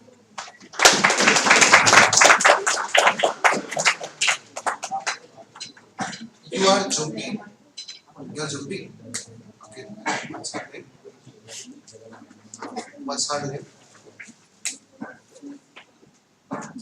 Other. Okay. Because you have mentioned two names here, right? So that is why I was asking. So anyway, Jumping, you are from Kamle district, right? BKB Raga. So see, again, I would say the same thing even to the guide teacher or a school teacher who has helped you to prepare this one. See, these things are just like, awareness kind of a thing. Okay, why bamboo is useful, how, it can be preserved, conserved. So apart from these things, as I already mentioned in, earlier comments also, that it should be creativity that what we do. Okay, your presentation was good, very good. And you have, did any kind of survey for your study? कुछ survey किया? Any survey? And what is the result of your survey?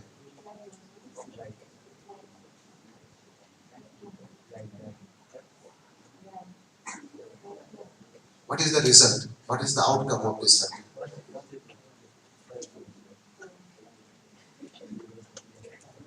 You do the survey out because there is some aims and objectives, okay? And out of this survey, you do analysis and come to some solution, okay? Some conclusion. So what you got out of this analysis? आपको ये करके क्या मिला? क्या information मिला? What information? Then what is your topic and why you have did this different kind of bamboo? What is the relevance? ये topic के साथ में क्या लेना देना है इसका? What is the use of this different kind of bamboos? Okay, anyway, thank you.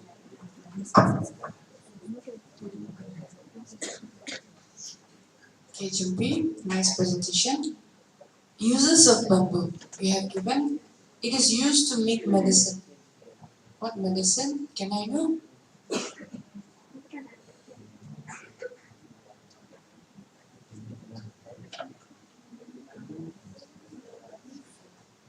Yes.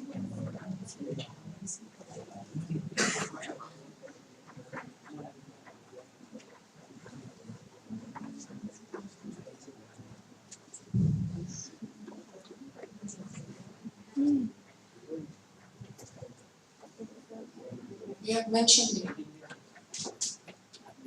I just want to know. Or you just wrote it down. Others are okay, but what kind of medicine? For gastric, diabetes, anything? Okay. So while surveying, you have mentioned some bamboo species and what they are called in local dialects. So now you remember? Really? Okay. Can you name a few in your local dialect? Uh-huh. Okay.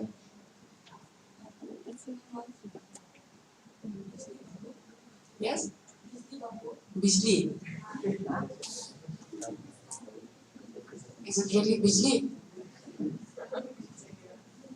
See, I am from this background, that's why I'm asking this question. Okay?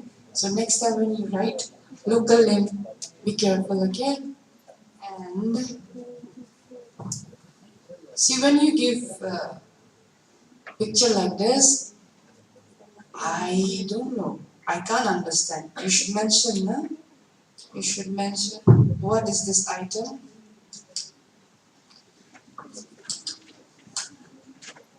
materials made up of bamboo for daily uses. Suppose I know because I'm from your same tribe, but other people they will not know. Information should be there, isn't it? This is like half cooked. Okay? And like Sir said, you are telling us all about bamboos and all, but what about you? What about your idea? This topic is very generalized. Okay? So I would request your teacher also next time to give a better topic and then do a survey properly and please understand what theme you are representing, okay? What should be the aim and objective and what you are going for. Just don't randomly take up a topic and then present. Okay? Thank you.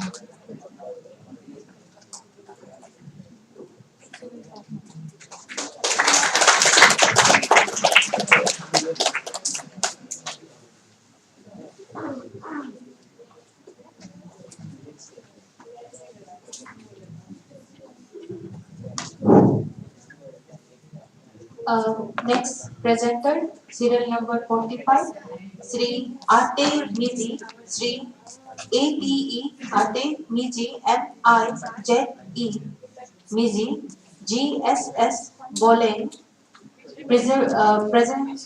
Presentation title Preservation of Goang. Serial number 45, Sri Ate Miji GSS Boleng from Siam district, followed by Miss Megha Hankar, VKV 0, Lower Subansiri, and Miss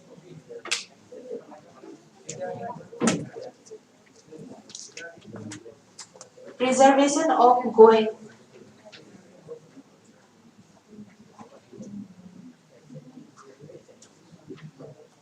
Serial number 45, Sri Ate Miji, ATEMIZE, GSS Boleng, Preservation of Goang from Siam district, followed by Miss Megha Hankar, VKV 0, and Miss Mone Pangeng, VKV Hinkyong.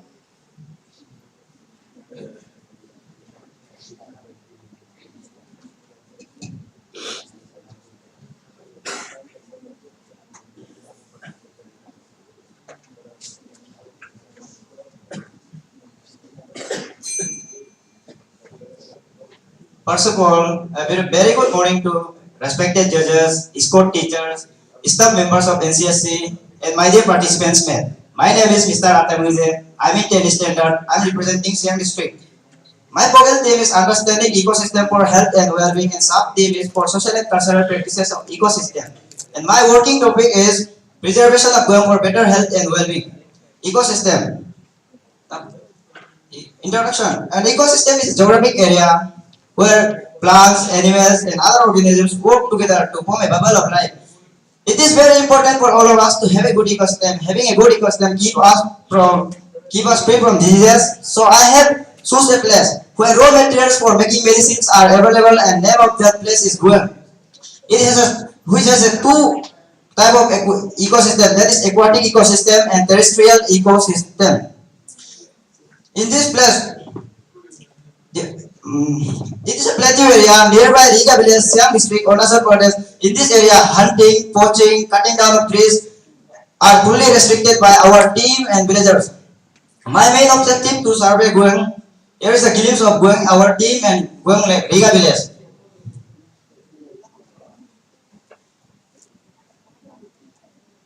My main objective to survey Goang to advertise the uniqueness and ecology of Goang. I want to highlight the intellectual scientists, stakeholders all around the world about the pharmaceutical importance of the Goang. To tell the different types of plants and animals that are in the Goang and how they can help in our essential requirement. Also, I want to highlight the comparison between the numbers of essential substances during the past time as well as how much of they have left till these days. Observation. I have observed that it is still a virgin forest. It is not yet been exploited by the people.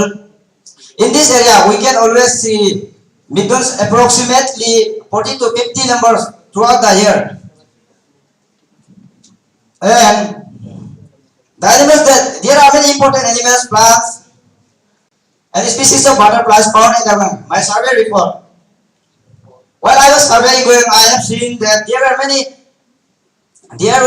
many spring water holes. This is due to restricting and cutting down of trees, and the soil of Guam was more fertile in compared with other regions, and methods that found in the Guam were larger in size as compared with methods that found in the Siang district. Method. Here are some specimen of animals that found in the Guam. Due to shortage of time, I cannot highlight all those animals. Method plays an important role in social, cultural, and economic life of villagers. The sign of method is considered as sign of superiority and prosperity amongst individuals. Frog. The frogs that found in the Guam are migratory frogs. They are edible and highly contain fats, vitamin, and Deadboard plays a significant role in aquatic food webs, transfer energy and nutrients between aquatic and terrestrial. Dragonfly nymphs plays a significant role in controlling mosquitoes population. Leeches produce an anticoagulant. It is usually used in plastic surgeries and help in relieving wounds. Here are some specimens of important medicinal plants that found in the Guam. Paris propyra. Paris propyra is an Asian species of flowering plant. It is applied against burns, cut, diarrhea, dysentery, and many other diseases. Ferns that found in the Guam are a species of royal fern. It is applied. Its roots are astringent, diuretic, tonic, and balneary. Solanum nigrum. Solanum nigrum are the most common plants that found in the Guam. It is applied against ulcers and other skin diseases. Species of butterflies that found in the Guam are Bhutan glory, locally known as Bhutanitis nigeraldali. It is a species of solitary butterfly, and is Amisa sanguipelia. It is a mode of Gideonia butterflies. These butterflies are native to China and many northern Indian states, northeastern Indian states, and they are believed to be now. It is at the verge of extinction. Nowadays, at the verge of extinction, many environmentalists thought that it has been extinct from our ecosystem, but due to suitable ecosystem of Guam, nowadays is the revival. Our team is planning for preservation of these butterflies and survival of these butterflies. And there is another benefit of visiting Guam, locally known as Taro. I have both for the judges. It is scientifically not identified by me. Due to shortage of laboratory, I couldn't test the nutritional benefit of it, but it tastes like almond. It emerges from the stool of cows. They digest the hard core of this, and they couldn't digest this hard core. They digest the fleshy part of this, and they cannot digest the hard core, so they excrete it out, and hence we can eat it. Action plan. We have many action plans about the Guam. We want to utilize Guam as an effective resource for our economic development and plan. Right now, we are preserving the medicinal herbs of Guam, and in future, we want to use it to make medicines to cure different diseases. Our team is planning to make Guam more productive, beautiful, and we have planned to introduce peace in the lake of Guam. Data collection. After surveying Guam very well, I have recorded data of 3 months through observation from the Guam, where numbers of methods are increasing numbers. Pace has been decreased due to human interference. Also, to see the cleanliness and beautiness of Guam, numbers of visitors are also increasing every month. I have collected the data of methods from 2014 to 2016 to 2022. In year 2016, there were approximately 400 methods found in the Guam. Now, and it is lowest found. It has decreased in numbers. In 2020, it has gone decreased in 69%. I have made pie chart to represent the information of Paris propyra. Paris propyra is an perennial important medicinal plant located increasingly used in traditional medical system and many pharmaceutical industry. To meet this increasing demand, people of Biogas are harvesting this in unsustainable way. It has gone decreased in year 2019, 2014. It was approximately 1,000 kgs of Paris found in the world, and now it has decreased into 40.5% in 2022. Data of dysentery. Many people, many people were suffering from dysentery. I have advised them to use Paris to cure themselves. Amizal Tamut, who has been using this Paris plant to cure himself, he take 14 days, and his curing percentage is 100%. And Robin, who doesn't use this at all, his curing percentage is 0. At last, I would like to suggest to protect the pristine ecology of growing. It is very nice to support apart from being a productive reason. If the development increase in the government, it could be a very big asset for all of us. If we develop, if we improve the resource and resources will visit there, and I believe that Guang has a lot and lots of resources, and using this resource, they can invent many things, which will be very beneficial for us and coming generation. At last, I would like to conclude my work request to scientists, stakeholders, for special attention and care for the protection of ecosystem to give better future for our coming generation. Thank you.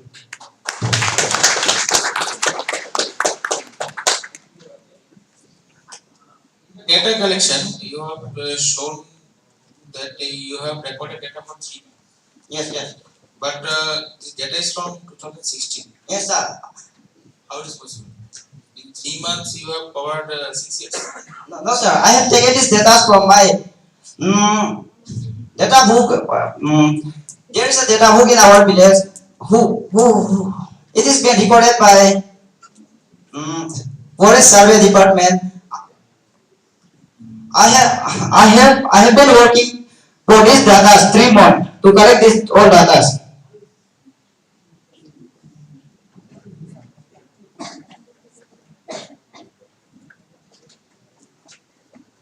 Vijay, Yes, sir. thank you for taking us to Goel Lake. Yes, sir. It is really very beautiful. Thank you, sir. With lots of rare species of butterflies and other species that you have mentioned. But you see that there are many places in our state, especially in northeastern Bengal, that are still unexplored, and many things. And do you read newspapers? No, sir. Okay, you see that lots of new species are found every year by lots of geologists, botanists. Yes, sir. They do research and found. So, in your conclusion part, I have seen you are requesting scientists and others to study. That is a request thing. What is your input? Okay, what you have done apart from making a tour? Okay, let me finish. Apart from making a tour of Going Lake, that you have done. Okay. Apart from that, what is your input? What is your creativity? Okay, that we want to know. Yes, sir. After surveying Going, I have seen that in spite of having a very beautiful tourist spot, villagers are not able to utilize this as an effective resource for their economic development and growth. So, in my opinion, if development activities increase in the Going, then it could be a very big asset for our development. Yes, we know that any beautiful tourist spot is favorable for tourists, and if numbers of tourists visit, then it could be a very big asset for us. ऐसा होगा तो वो फिर pristine नहीं रहेगा ना, virgin नहीं रहेगा, और then the species will slowly vanish. It should be better untouched, only should be kept for scientific study. So that ऐसा नहीं है क्या? No, sir. आदमी का interference होगा तो slowly. I can see plastic bag. Okay, जहाँ आपने मिथुन का डाटा कलेक्ट किया था, I can see plastic bag there. That means what? It is getting polluted because of you guys, your interference. है ना? So slowly that will disintegrate the ecosystem, right? लेकिन so आपका creativity क्या है? आप क्या कहना चाहते हैं? मुझे समझ में नहीं आया. Apart from the fact that you are taking us to the tour of Going Lake. Yes, sir. I have many innovative ideas about Going. If I have many innovative ideas, sir. I'm taking the example of this taruk.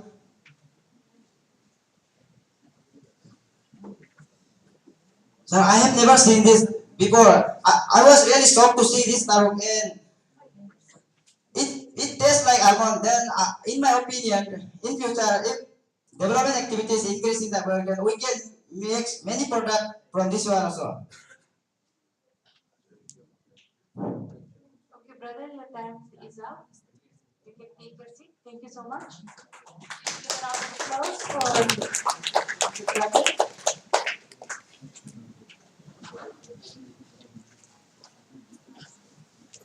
Next, serial number 46, Miss Mega Hunter, VKB 0. Project title, Water Filtration Technique by using Xanthoxylum from Lower Subansiri district, followed by Miss Mone Pake, VKB Yinkyo, Miss Tawa Nayo, GHSS Dolmo, Sri Katon Parme, VKB Oyar, Miss Mamta Dirchi, VKB Nirjuli, and Sri Prem Sonar, GHSS Anini.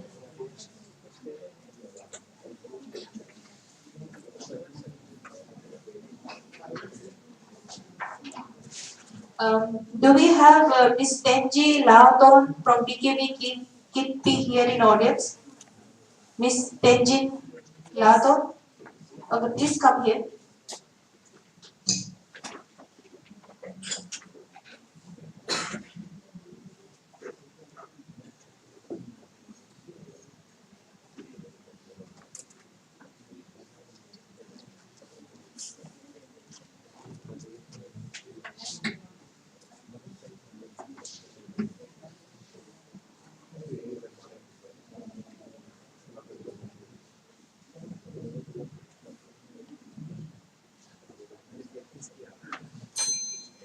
A charming morning and namaskar to one and all present here. Most respected judges and all dignitaries.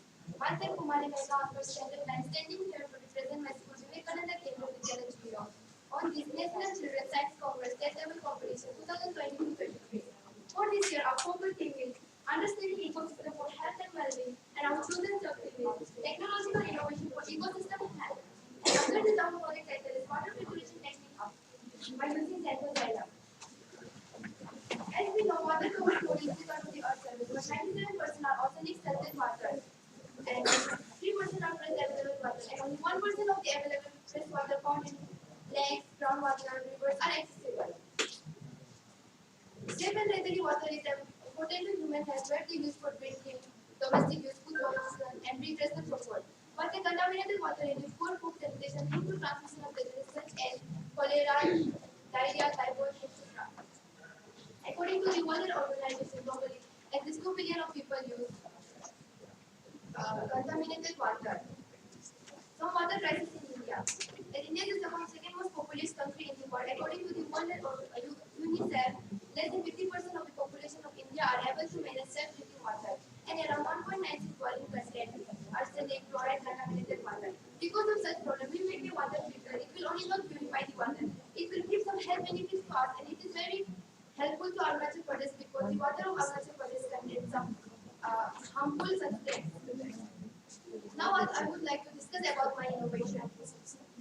My innovation is made up of cost-effective material which easily found in our area, and the materials were plastic container, charcoal, stand, ropes, xanthoxylum, banana peel, cotton, etc.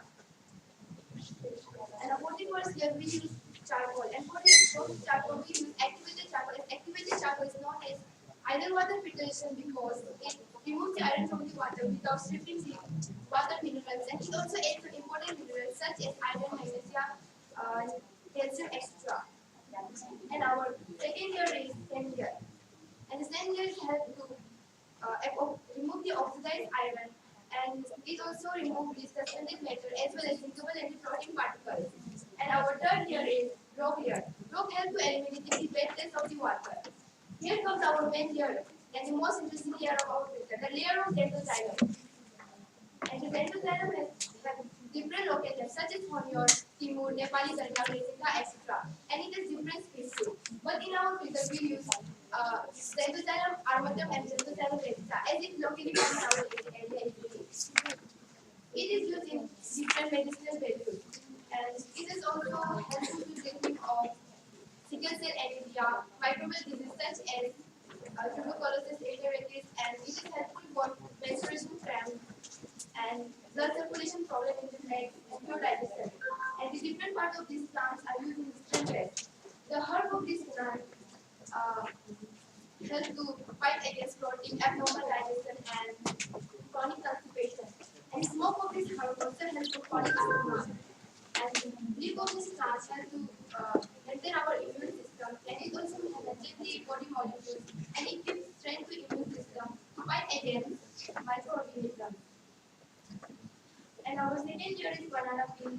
Banana peel. As we eat the banana and throw the peel here and there, or use for menu, but it's also used for water filtration and pure the water from having toxic metals such as cobalt and lead.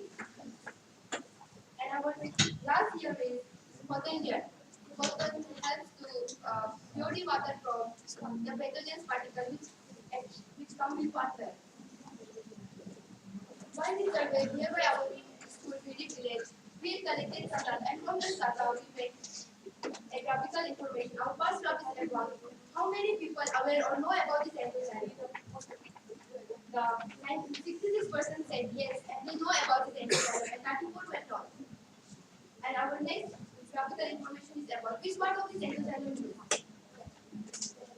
56 people use leaves, and 14 people use food, 14 people use food, and 30% say no idea about it. And our third graph is about the people of the village, how they drink water, by using which method. And the people said 72% of the people said only boiling, and 22% said they use filtered, and 6% they directly drink the water from the tap. And our fourth graph is about the common diseases in their area. You will surprise by saying that 78% were waterborne diseases and 22% were others.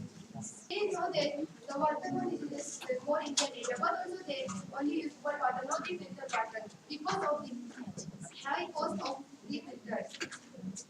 So, because of such problem, we might use water filter. It will only not purify the water, it will give some health benefits, and the materials will cost effective. And the process of making this filter is very easy. So everyone can afford it, everyone can get this water easily, pure water easily. So now I would like to show the demonstration of our filter. Here's our contaminated water. Now we will pour in our filter.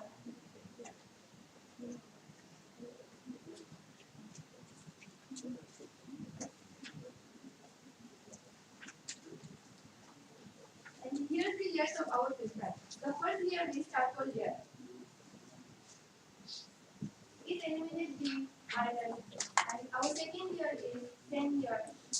It helps to remove suspended metal. And our third layer is black layer, which eliminates the wastage of the water. And our most important layer, medicinal layer, it will kill the microbes of the water, which we can directly drink the water without boiling it. And it also gives some health benefits to us, as I said in our presentation. And our fourth layer of banana and plastic water.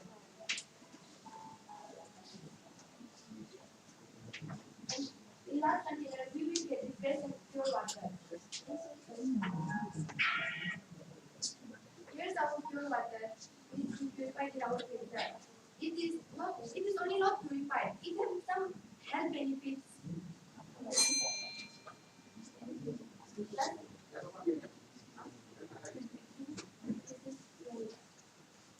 Lastly, I want to conclude my presentation by saying that if innovation is innovation, once it is eco-friendly. Thank you. Good one. I have few doubts. So, which part of the plant you have used here? Leaves. And why banana peel?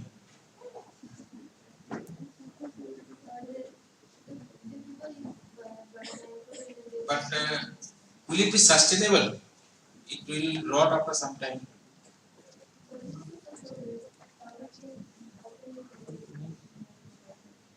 You have to replace it. Huh? Okay. One more problem. If you put the cap, okay, then you don't filter won't work. If you put the cap, the top cap, na, to tighten it, your filter won't work. You have to keep it open. Then only it will work. No, it won't work. If you tighten it, it won't work. Because air pressure is there. Atmospheric pressure is working here. So it won't be able to filter. You need to open, keep it open. Or make a small hole. Okay. Why it's called using xanthosylum? Because you charcoal also, banana leaf, and then cotton.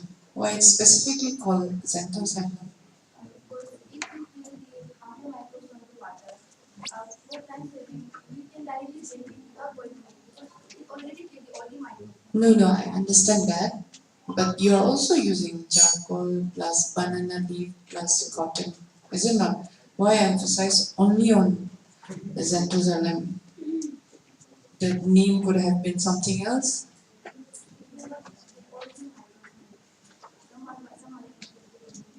And like sir said, you are putting banana leaf, it will rot.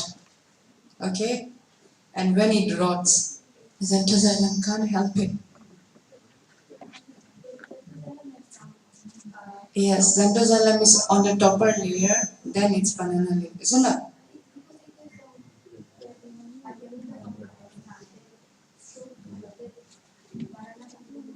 Okay, so I assume the water is flowing down, but first you keep the xanthosylum layer, then banana, then the cotton. Suppose the banana peel is rotting, then xanthosylum will not be able to do anything. Yeah?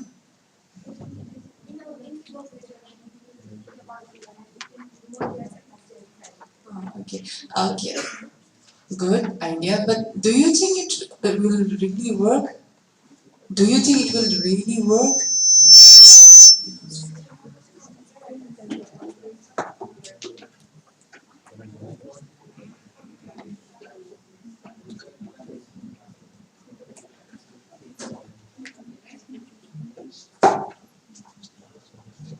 Problem that I see is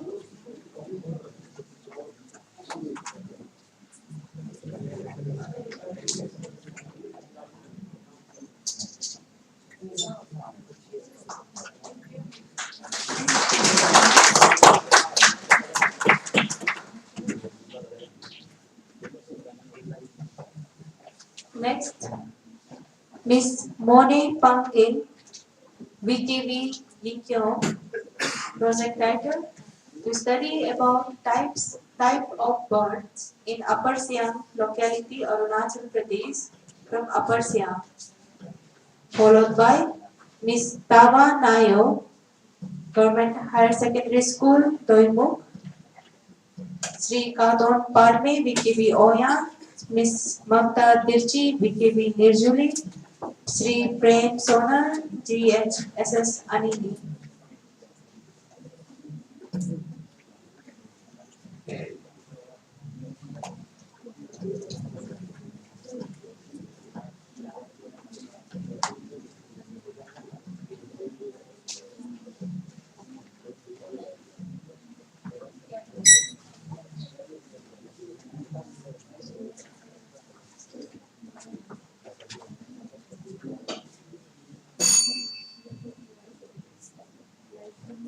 My heartiest pranam to one and all present here, honorable judges, learning teachers, other dignitaries, and their fellow participants.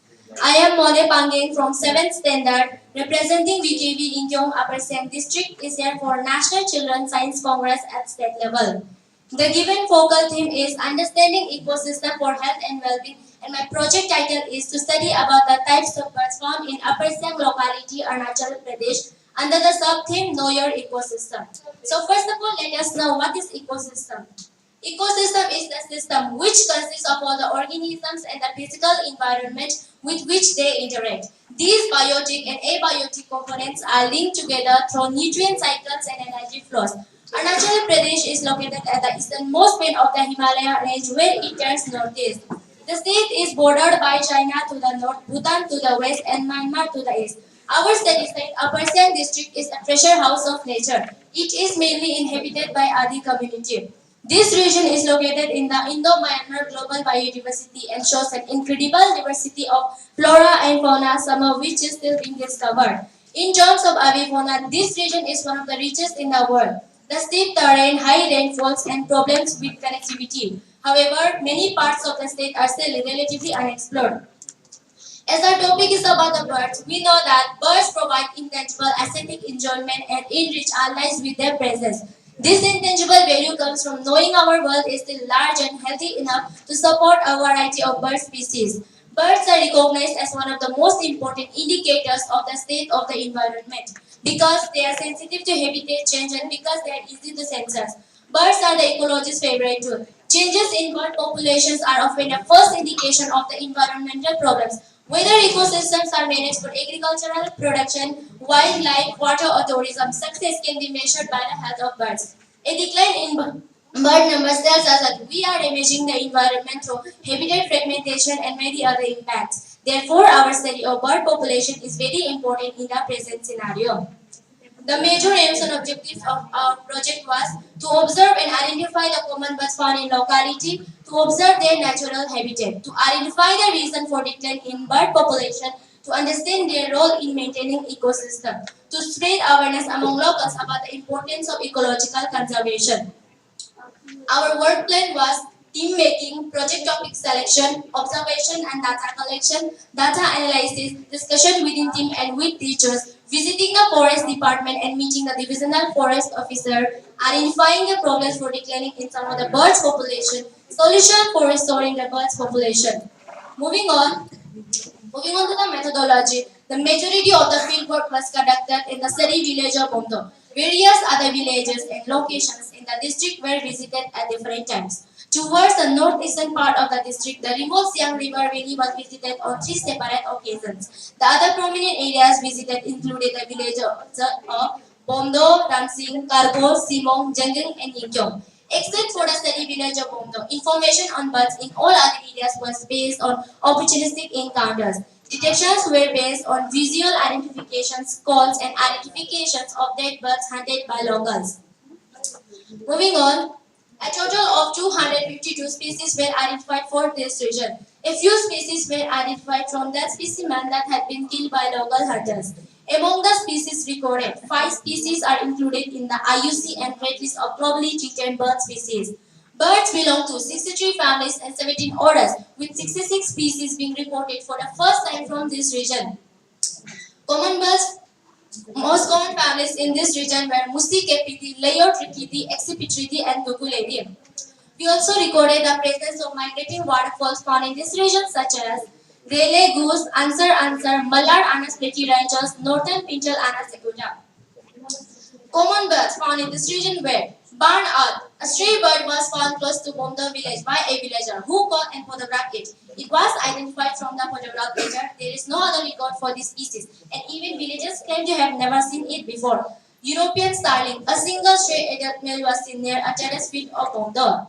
Grey Sibia, unreported earlier for this region, seen in Siang Valley at 1200 meters. Chestnut thrush, seen in areas above 1500 meters in Siang Valley.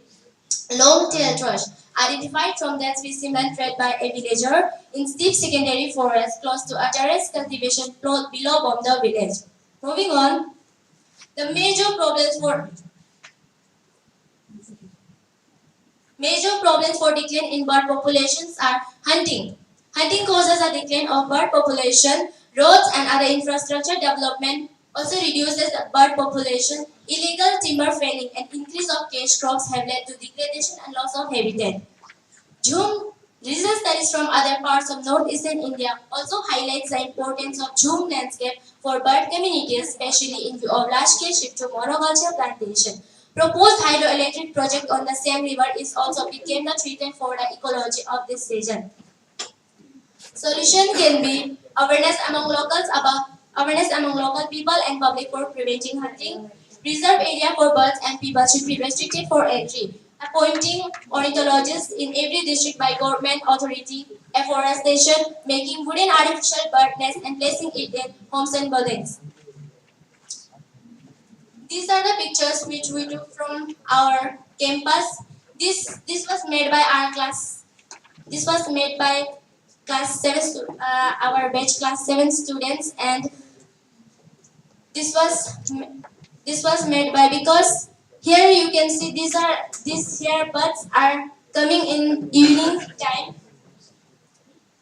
Moving on to the conclusion, the study, which was conducted entirely in community managed forest and mixed use landscape outside protected areas, demonstrate the high biodiversity value of such landscape and found that around 6 species of birds are under endangered. Recent studies from other parts of northeastern India also highlights the importance of June landscape for bird communities, especially in view of large-scale shift to monoculture plantation. A comprehensive documentation of the avifauna for this region is necessary to counter these developmental trends. We believe such documentation can emerge only from focused service across seasons that are able to cover even the remote part of this region. Thank you. Jai Vigyan, Jai Bharat.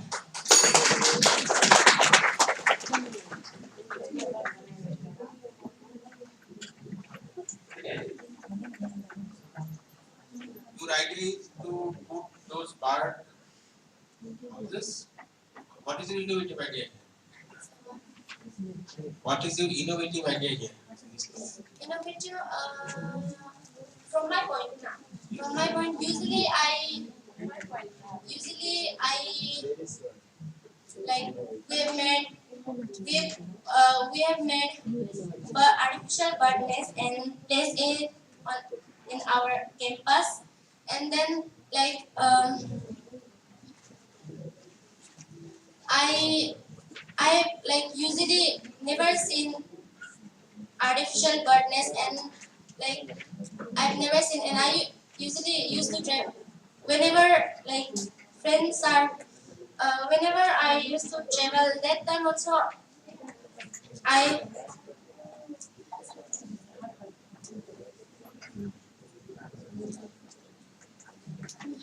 for me it is innovative because like I'm never interested in birds, and one of the teacher gave us assignment to make these models, and then this caught my attention, and like artificial bird nest, it is we can help birds for this.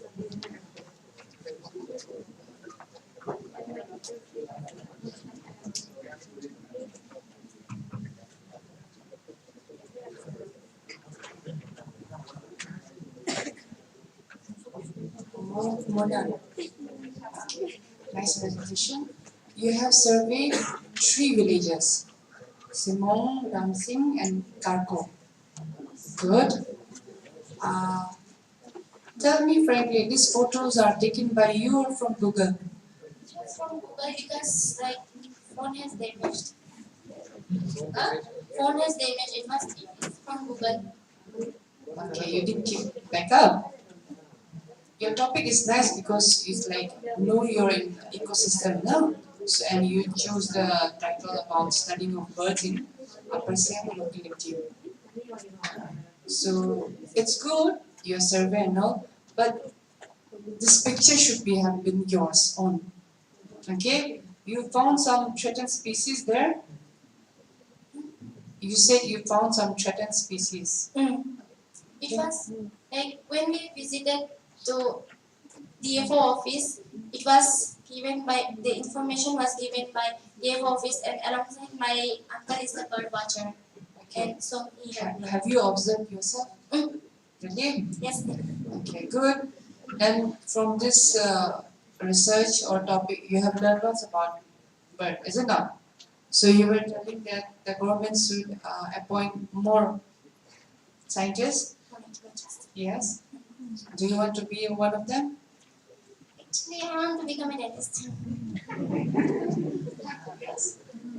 Dentist. Okay, no problem. Good. Thank you. Sir, please ask now.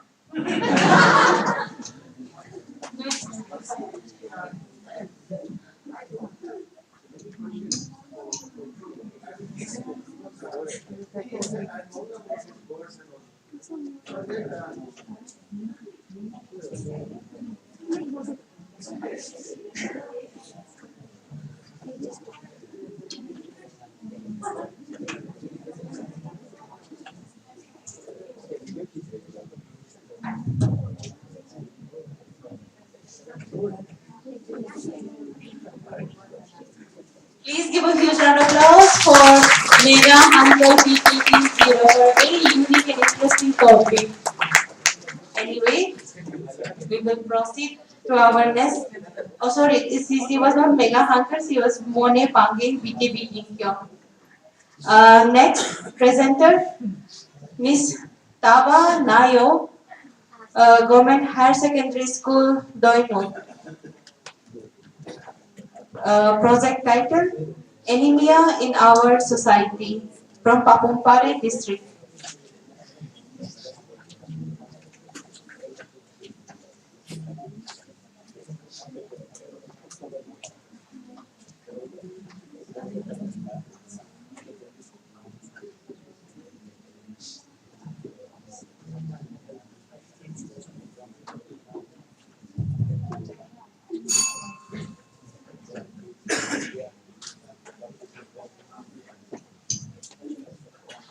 A very good morning to all of you, respected our judges, teachers, my dear participants, and all my dear ones. My name is Tabanayo, and I'm representing Government High Secondary School Teho, and I'm from Papumpare districts. Uh, in the occasion of 30th National Children's Science Congress, focal theme Understanding Ecosystem for Health and Well-being, sub-theme Fostering Health, Nutrition and Well-being, and our topic is Anemia in Our Society. So my first point is background. In Arunachal Pradesh, there is not so much people affected due to lack of nutrition, but there are some people who are suffering from protein allergy, malnutrition, and nutritional anemia. So we have chosen this disease as it is essentially required for survival of people, and also it is common case in Demok Hospital.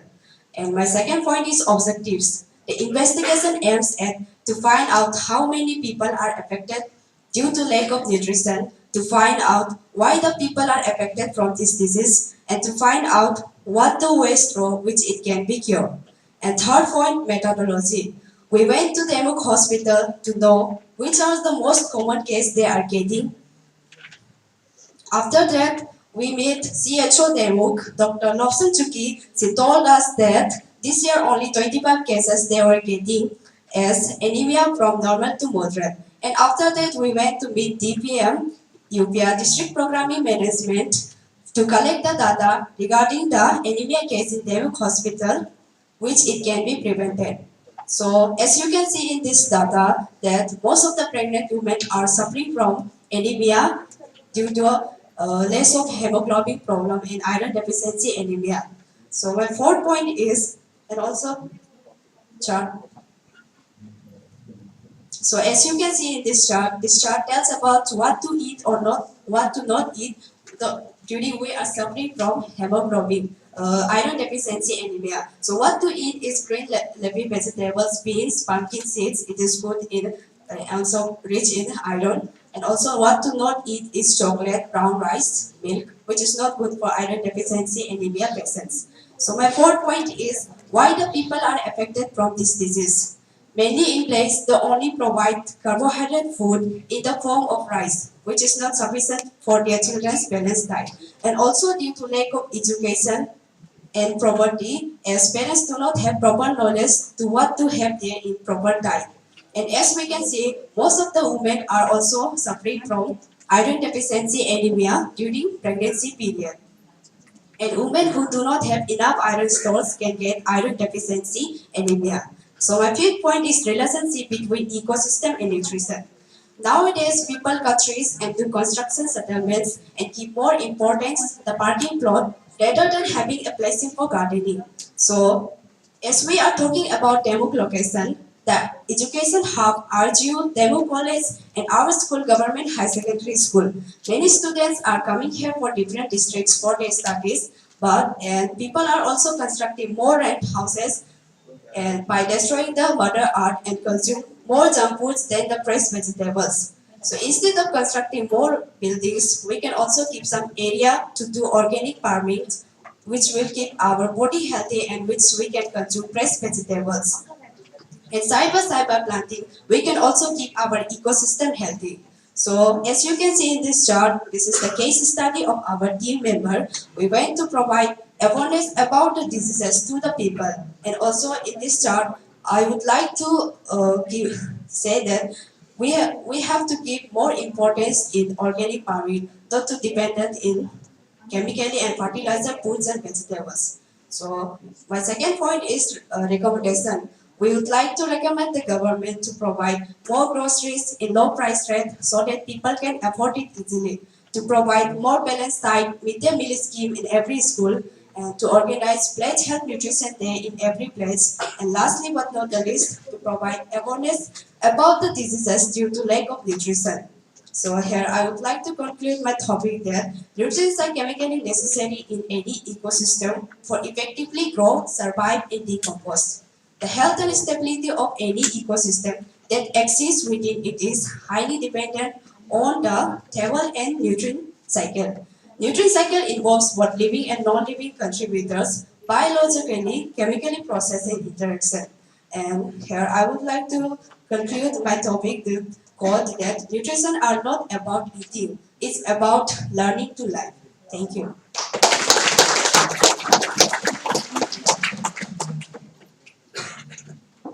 you, Tapa. In your report, you have shown on table. Explain the table.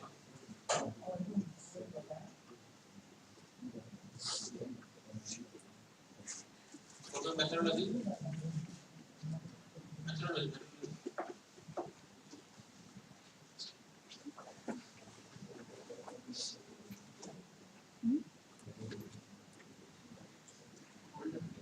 I don't understand how you are relating the anemia with food practices. So because anemia is that diseases which is related to nutrition. So my topic is You not. take data for nutrition. No, sir. Do we survey on nutrition? Yes, sir. Have you done any survey on nutrition? Yes, sir. I am surveyed in anemia. I did deficiency anemia. You can give the data for anemia, but how will you link it with the nutrition? Sir, anemia is caused by lack of nutrition. That's why I would like to relate nutrition with our ecosystems.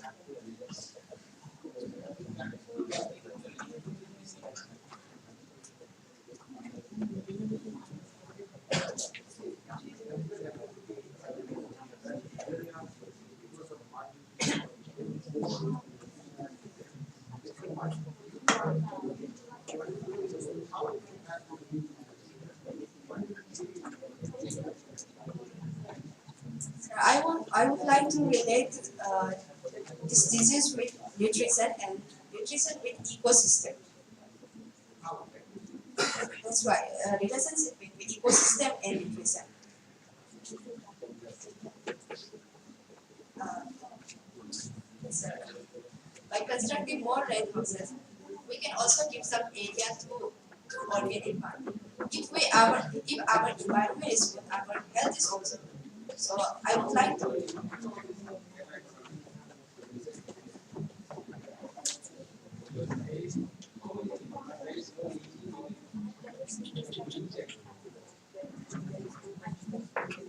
Anemia is caused by due to lack of nutrition.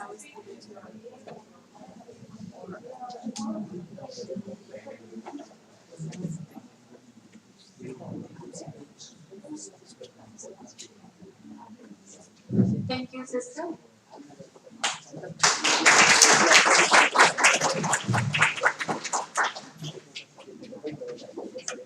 a small announcement. The escort teachers and the escort teachers of Lower Siang district, East Kaming district, Kradadi, Siam, Papumpare, Capital Complex, and Lower Tibang Valley. You are requested to meet the state coordinator, Dr. Longby, in the conference hall. For I think there is a big problem in your home registration, so you are requested to meet him. The district, the escort teacher of Lower Siang district, East Siang, Kradadi, Siang, Papumpare, and Capital Complex, and Lower Dibang Valley. The escort teachers, you are requested to meet Longby sir in the conference hall.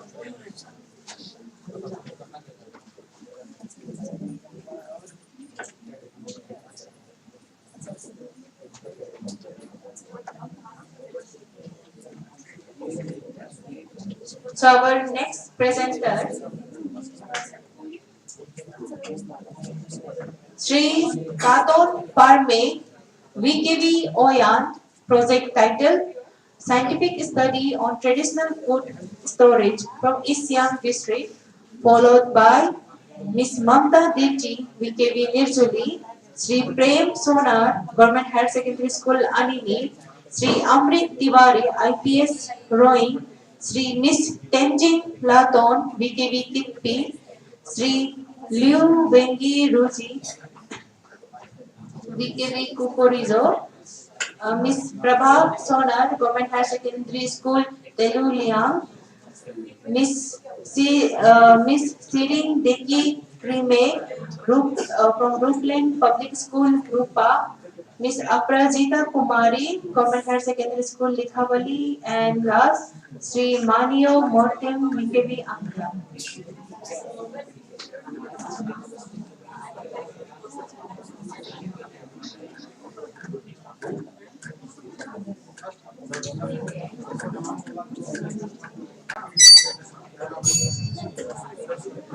A pleasant good morning to one and all. Most respected reverend judges, respected teachers, and my dear brothers and sisters present here.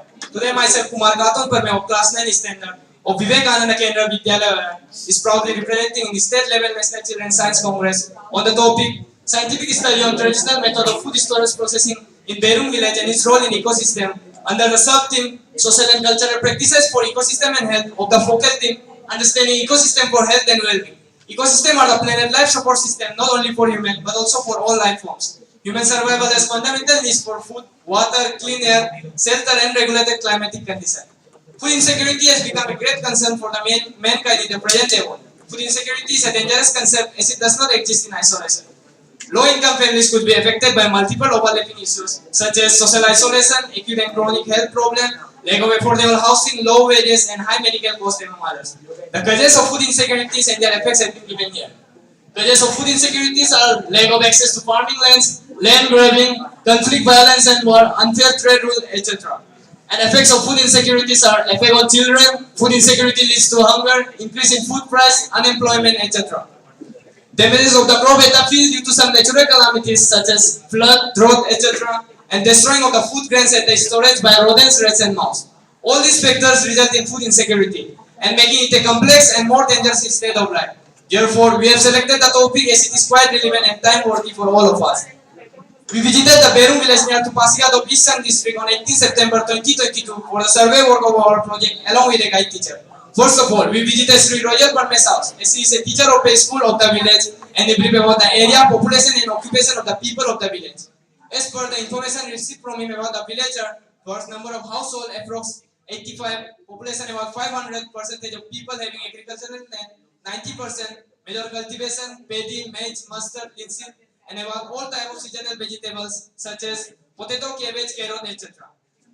Then he shows the traditional food storage system in various houses. They are mainly kumsung and ampapu.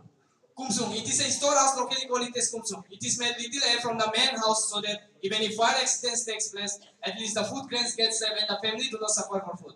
It is made keeping some height from the ground so that the rodents and rats do not reach it easily.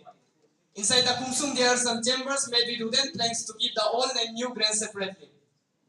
The rice are kept drying after threshing. Ampapu is also a storing system. It is made of bamboos. When it is not used, it is kept by rolling it. While using it, it is opened and spread. Inside, leaves are kept round the arm papur and the rice is stored. And the methodology of our project is the survey, observation, and experimental method. We have selected the Berung village near to Pasigat for our survey because the people of this village are mostly farmers and they follow less or more the traditional food storage system and processing of food. They also follow various socio-cultural practices throughout the year which contribute a lot directly or indirectly for maintaining the balance in the ecosystem.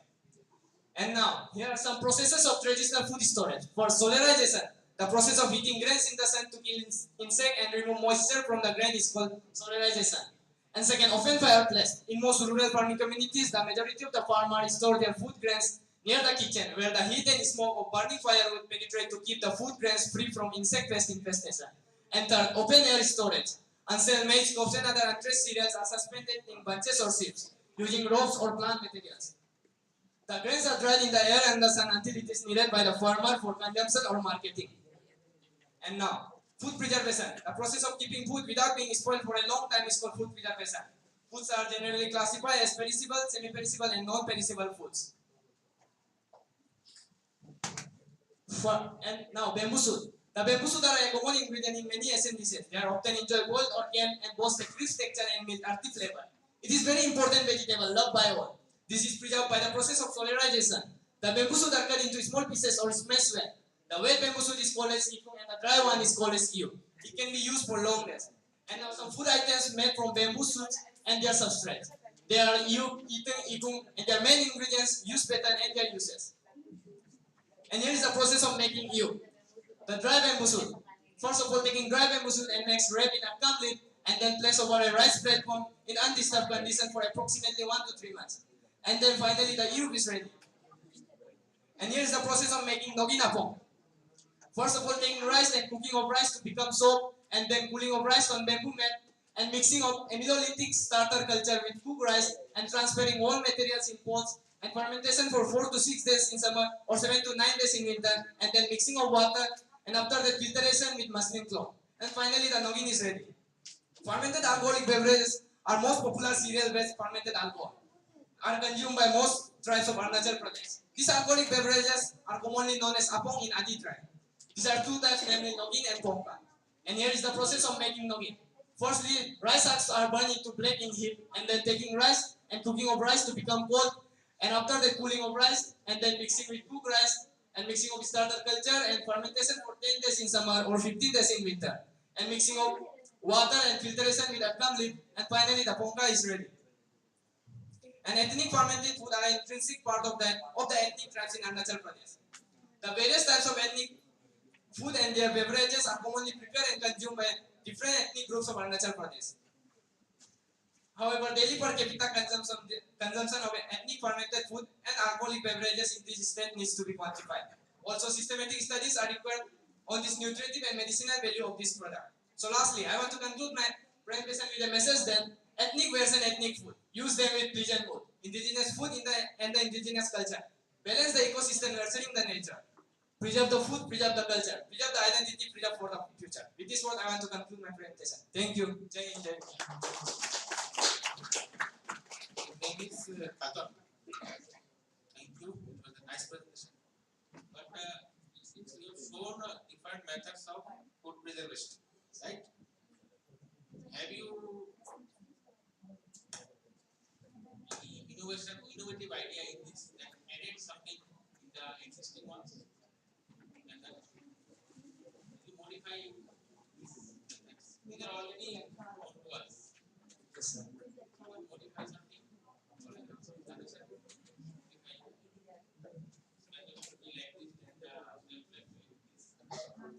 Yes, sir. So we can encourage this traditional food storage method. Encouragement is something else. Yes, sir.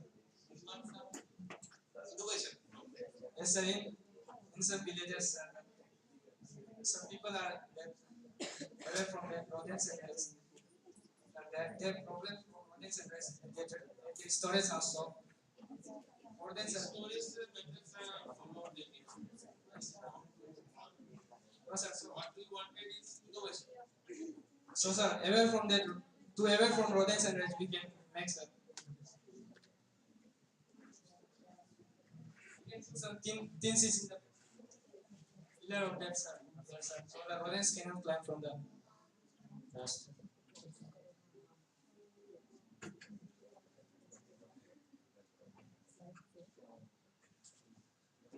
Katon, thank you for the presentation. Whatever you are showing is already there. Okay? You can type anything, ethnobotany, Adi tribe, all these things will come out. Okay? You can Google it if you don't believe me. All these are already published also. People have done lots of work about storage house. While doing this survey, what you have learned and what idea you can give us?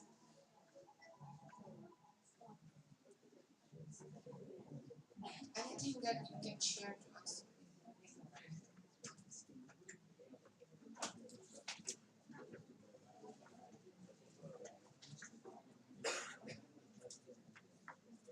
What you have learned while doing this survey?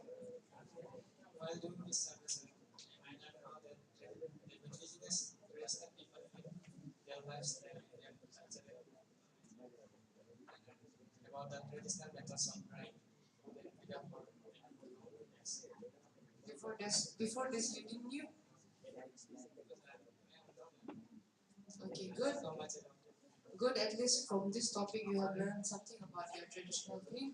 But like I said, okay, better next time. No?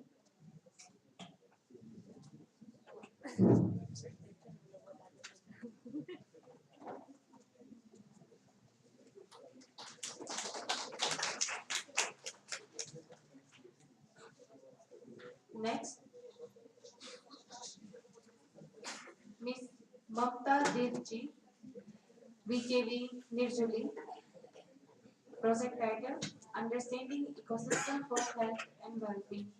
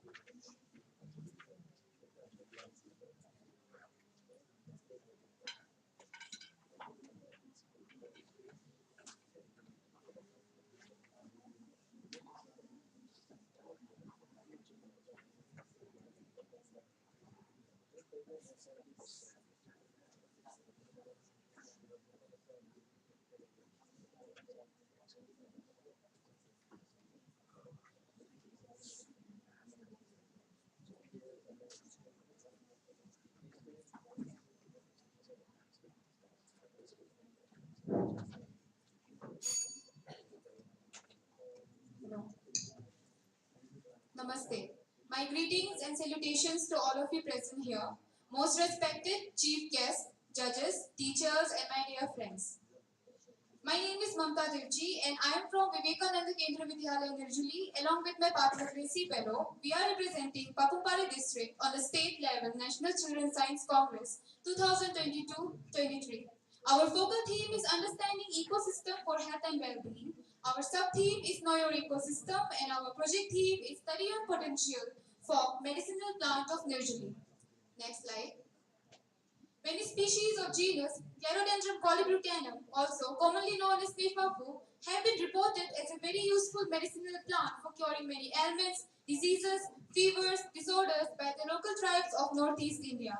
Out of the reported species, Nefafu have been considered as a very useful medicinal plant, especially for curing hypertension by the indigenous tribes of northeast India. So we attempted to review and analyze some of the important ethno-medicinal uses of this plant as a potential ethno-medicinal plant on our surveyed area, which is Nirjuli area. Not only Nirjuli, but our whole state of Arunachal is a storehouse of many medicinal plants, and even some plants have been identified by the local tribes of our state. But due to some indiscriminate human activities and other problems, nurture of this plant have become totally important and essential. And the other problems are: first, no sufficient knowledge about the plant. Second, no proper preservation about the plant. Third, having no awareness about its utility and requirement. And fourth, having no knowledge about endangered, rare, and threatened plant species. Next slide.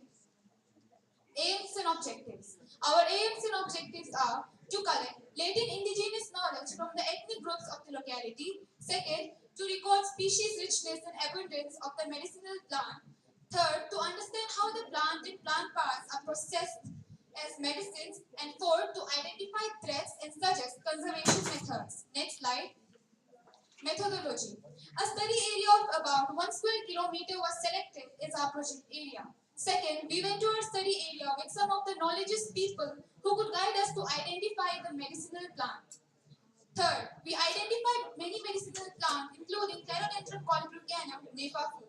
And fourth, we tracked its uses, doses, extraction methods, use of the plant parts, etc.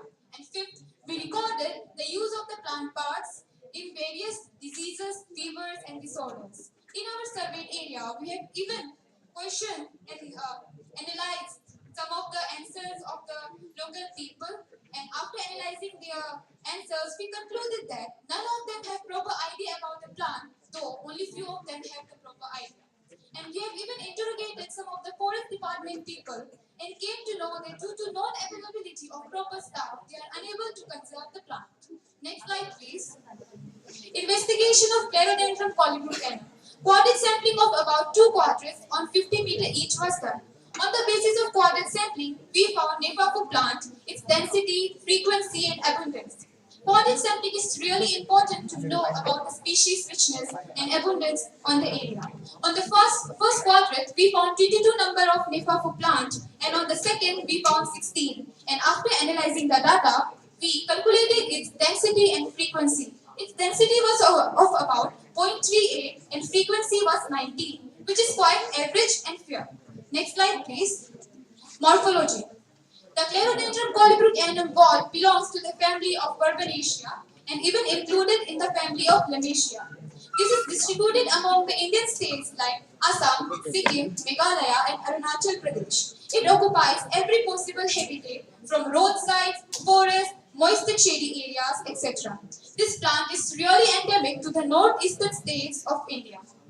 And this plant is a perennial shrub which grows up to 4 to 8 feet in height. It has quadrangular stem with 40 internodes, and its leaves are of about 9 inch in diameter. As you can see, this is the nefafu plant which we have collected as a sample. It has vernacular names in the northeastern states of India. Next slide, please. As we can see, it has vernacular names in the northeastern states of India, especially in our state. By the Adi tribe, this plant is called as tapal, and by some Adi people and by Apatani tribe, it is called as ongin.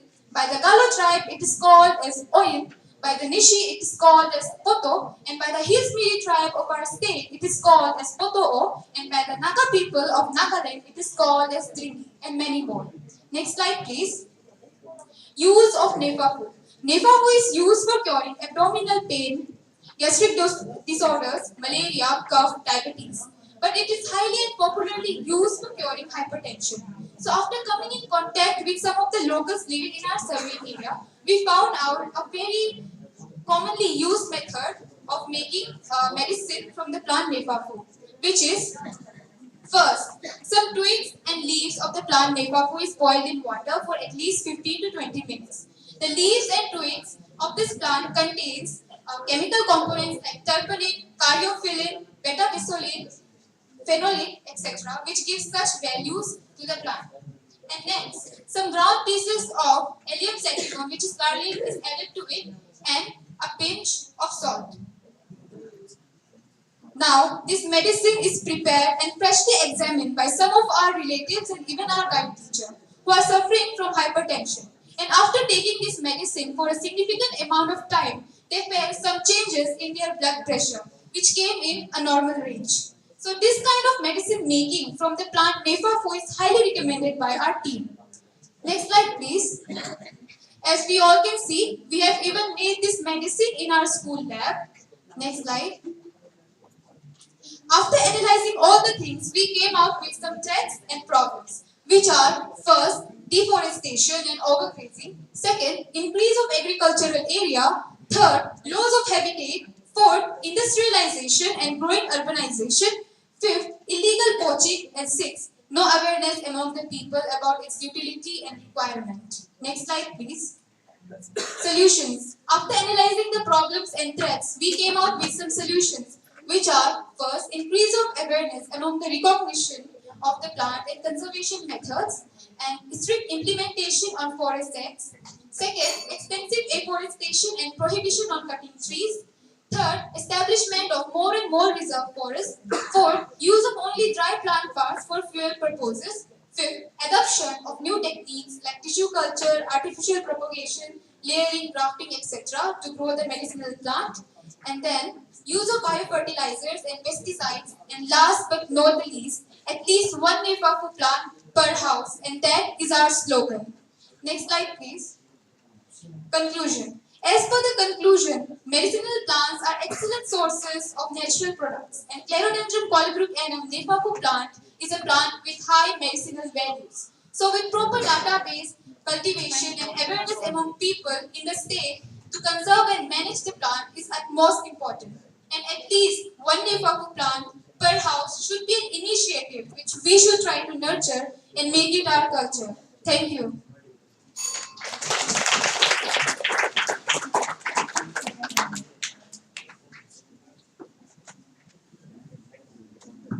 Your topic is study on potential folk medicine plant of Ecology.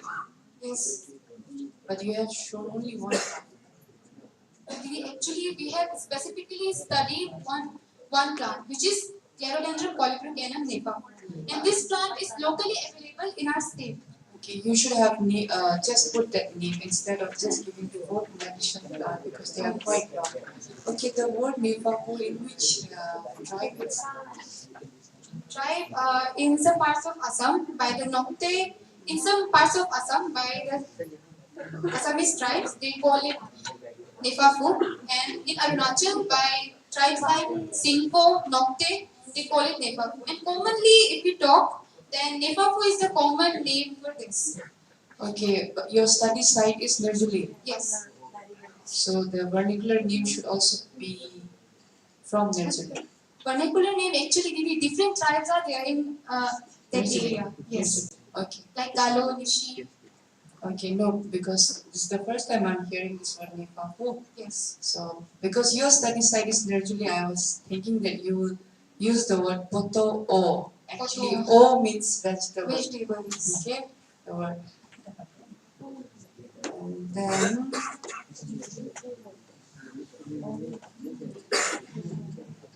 the medicine that you have prepared in your lab and the one you are showing now, we eat it like this only normally. What's the difference between your medicine? Because for us also we boil it with garlic or ginger or chili and with salt. We eat it. Yes. What's the difference between those eating vegetable that style and your medicine that you have prepared here or in your lab? Yes, ma'am, I agree with the point that the tribal people of our state and even the northeastern state, they make this in the same way, the vegetable. But even they eat, but they are not aware about the vegetable. You know, ma'am, actually this vegetable is preventable and curable for different ailments as I have included in my PPT and even my report. But the main thing is they are not aware about what they are having. Like they don't know its uses. Actually, all of them, they know that this is good for blood pressure. It's very common. Ma'am, actually they know. But if we see the other states of India, they don't have exact idea about this plant. So we want to aware them and we want to tell them about its uses, how to extract it and how to conserve it. That's the main point. Okay, good. But you know, there are lots of research done on that also already. Yes. Okay, there are papers already published and all. So I want to suggest to you, like, or ask you, what you can tell us while doing this survey, your idea. My idea. Yes. Yes, ma'am. Actually, before the survey, I was not totally aware about this plant. But after we talked about this topic, about making a significant study about this plant, then I got to know about this plant and its uses. So if I'm getting aware about it, so why don't we make a topic like this and aware the people? That's the main point, ma'am. Actually, awareness, its uses. This topic has been suggested by your teacher or No, ma'am. Actually, me and my partner had decided this topic under the guidance of our teacher. He guided us. okay, your partner name is? Gracie Bello. Are you belong from Nirjuli? Nahalagan. So you have never seen photo of? Okay.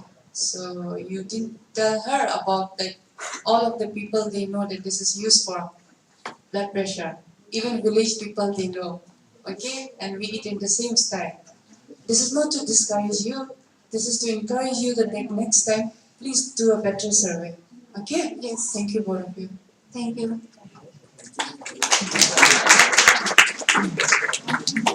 There's one small thing. Please tell me about the extraction one more time. How did you extract that?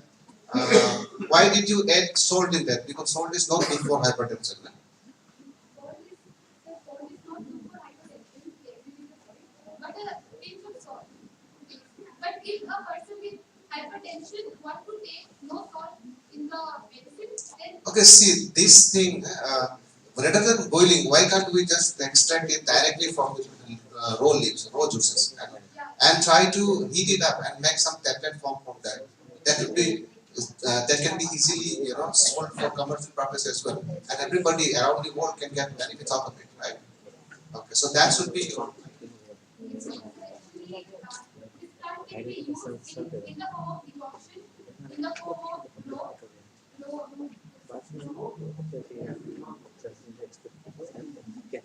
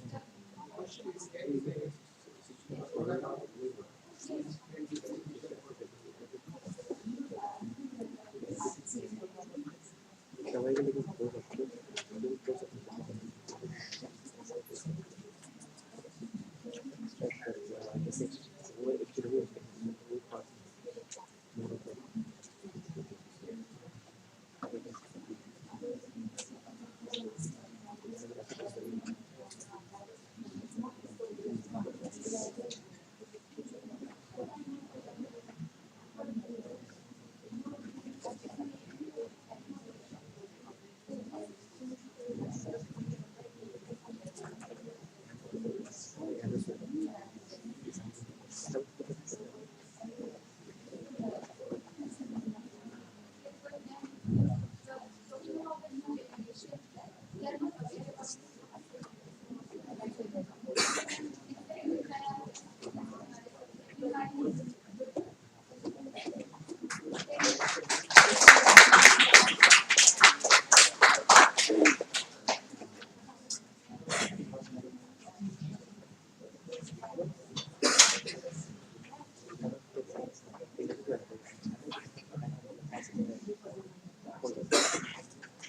Next, Sri Prem Sona, Government Higher Secondary School, Anini.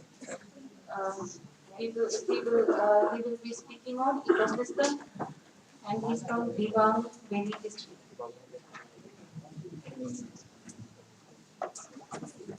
Followed by Sri Amrit Tiwari, IPS, drawing.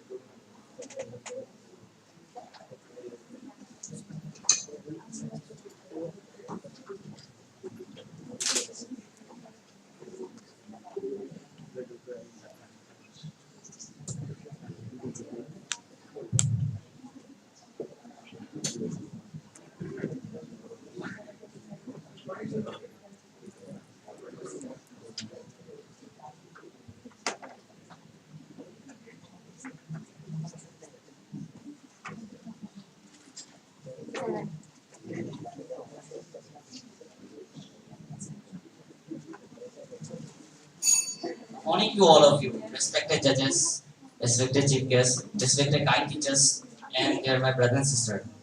So, my name is Prem, and I am studying in class 7, and I am from Government High Secondary at Anini, Divang Valley. So today we celebrating our 30th National Children's Science Congress. So my focus theme is about understanding ecosystem for health and well-being. Sub-theme is know your ecosystem, and my topic is ecosystem of anemia. I would like to thank to my special thanks to my gratitude to my guide teachers, Mr. O.M. Apung sir, because of his guidance and visual guidance helped me a lot to finish this project at a limited time. And I would like to secondly thank to my parents, teachers who helped me a lot to finish this project at a limited time.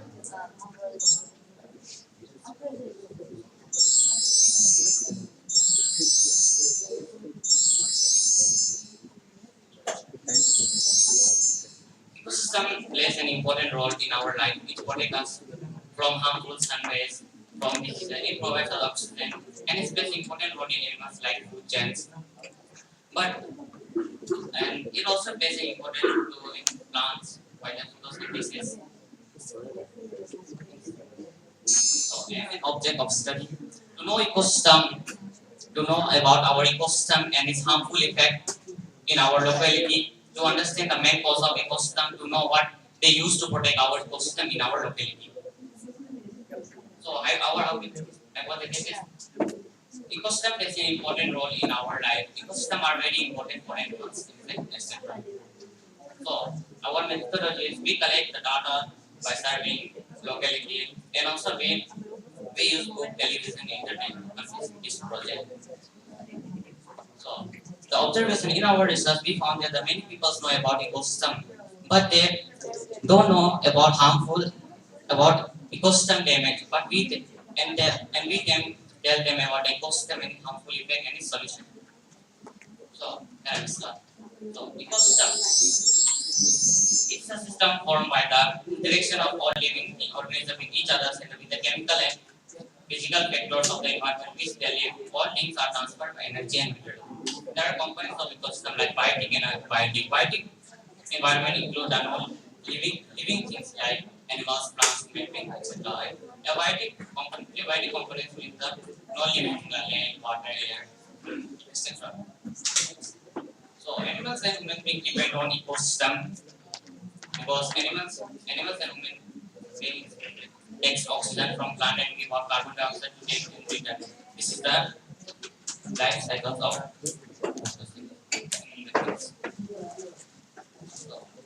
air ecosystem. Air is a mixture of gases in mainly composed of nitrogen, oxygen, and carbon dioxide. For living organisms, the most important component of the air is oxygen and carbon dioxide. So water ecosystem. Water is really essential for like the main source of water on the earth are seas, ocean, rivers. Water is important for definition of and irrigation of crops.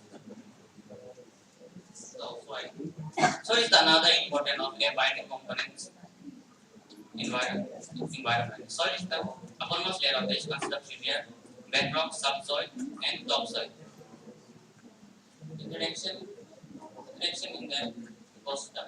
The biotic and the abiotic components of the environment depend on each other. This interaction leads to balance in biological whole in terms of nutrition and energy.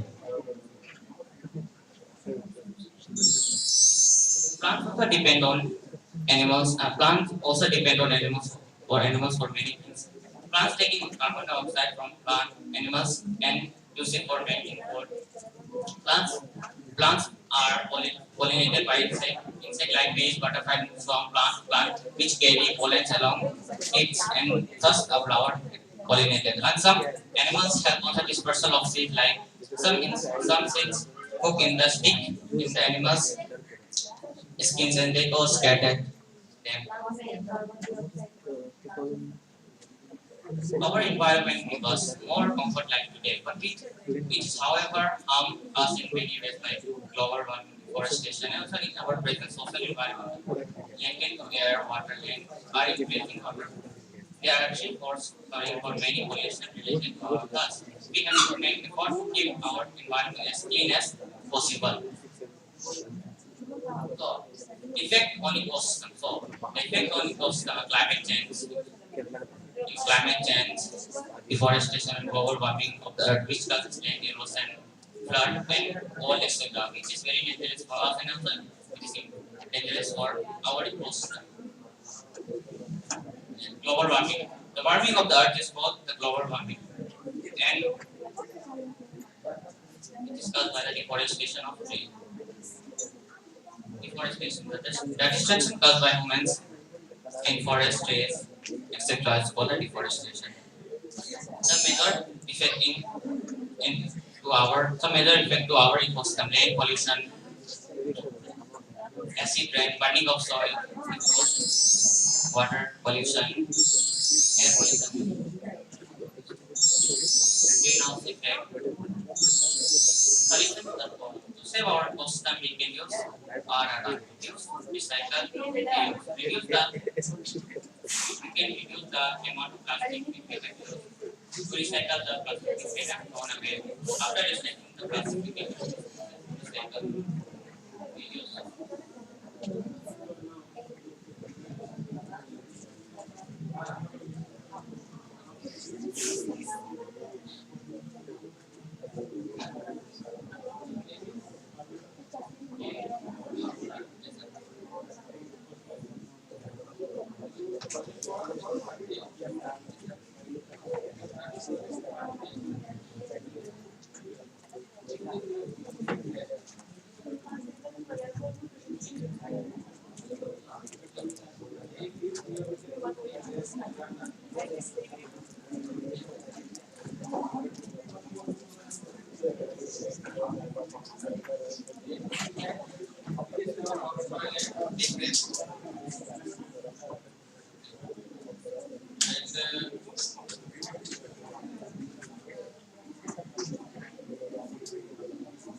Is that what is innovation? You have taken a class in this. You have the students in the teacher. You have taught us all the ecosystem. But what's new?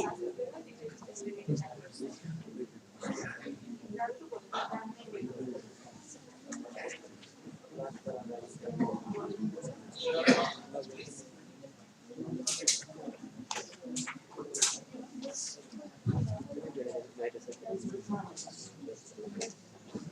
Okay.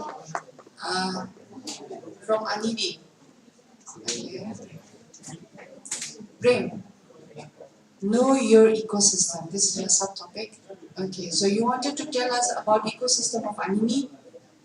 Where is the picture?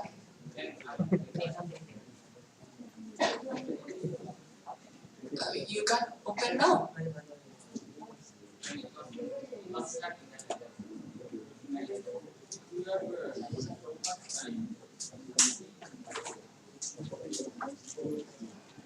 Here, even in the report, nothing is shown about Anini. Where is the picture? Because this is all general. Global warming, data analysis, interpretation, genders. I can't see anything about Anini. Like Mr. Ate Nije, he showed us under the subtopic know your ecosystem about Gwen. Huh? Am I pronouncing it right? Gwen ecosystem. For you, it's Anini is a very interesting place. I can't see anything here.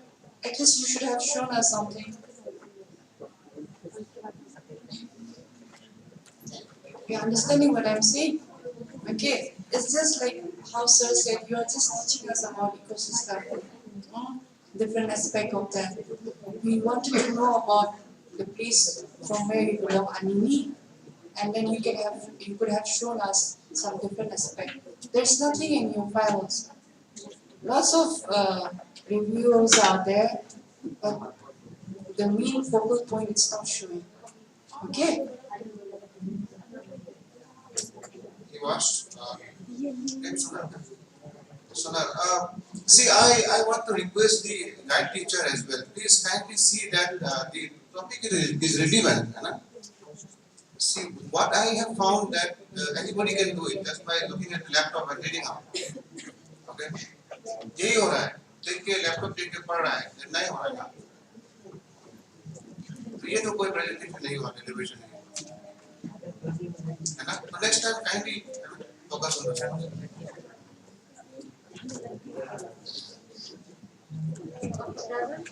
Please give a big hand for James Jonas. Next presenter, Sri Amrit Tiwari, IPS rowing from Lower Diwan Valley district. Project title: Understanding Ecosystem for Health and Well-being.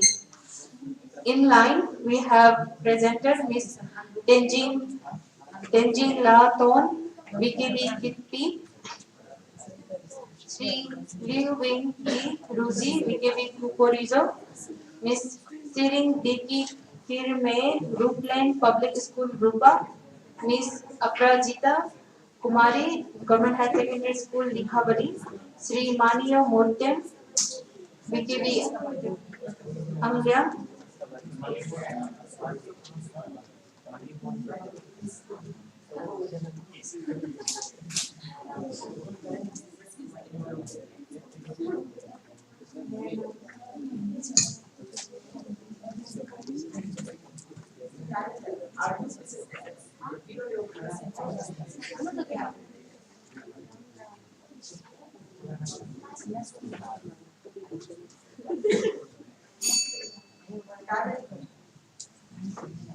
Time and health are two precious assets that we don't recognize or appreciate until they happen in life. So hello and a very fine morning to each and every representative, to respected judges, teachers and your participants. I'm Amrit Tiwari of class 9 in Public School from Livelihoods district and standing here to present. The focal theme of this presentation is understanding ecosystem for health and well-being. The subtheme is fostering health, nutrition and well-being. The title of this presentation is current diseases of our locality and its causes. And the aim of this presentation is to know about the diseases that is currently affecting our society. So before starting this presentation, I would like to tell you what is an ecosystem. An ecosystem is a geographic area where all organisms, whether it's plants, humans, microbes, as well as surroundings, work together to form a body of life. And now, let us talk about our health. Health is a state of complete physical, mental, and social health, and not merely the absence of diseases or infirmity. So, if you want to do that, and if you want to live a healthy lifestyle, here are some easy and effective tips for you all.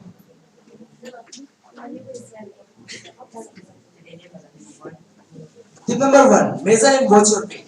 Tip number 2, stay hydrated, drink water and limit sugar beverages. Tip number 3, limit junk food and eat healthy plant food. Tip number 4, exercise regularly and be physically active. Tip number 5, get enough good sleep. Tip number 6, have a clean environment. Now, listening to this tip number 6, maybe a question will be coming in your mind, how our environment is related to our health. So the thing is that environment pollutants can cause many health problems like heart disease and some type of cancer. And people with low incomes are more likely to live in polluted areas with unsafe drinking waters, and therefore the risk of pregnant women and children are at high risk of health problems related to pollution. But while on the other hand, if we keep our environment clean, then they will certainly keep a positive impact on health. Tip number 7, maintain a good well-being. A state of complete physical, mental, and comfortable is called well-being. Be more physically active, good ventilation, be stress-free, spend time in nature, connect with others are the best ways to maintain a good health. Survey data. Here we conducted a survey in Roing. Roing is the headquarters of Livelihoods district, and in this place we conducted a survey in two areas which are Mayu and Chetta. The detailed survey report are given here. And by reading that data and analyzing the data, we made this pie chart as a representation. In this pie chart, you can see that the majority of the cases cause of diabetes and followed by tuberculosis and cancer. This part contains common diseases like common flu, etc., etc. And this place contains other diseases like asthma, malaria, etc., etc. So now we will see a brief about these three diseases as the cases of them were in majority. So now let's talk about diabetes. What are the causes of diabetes?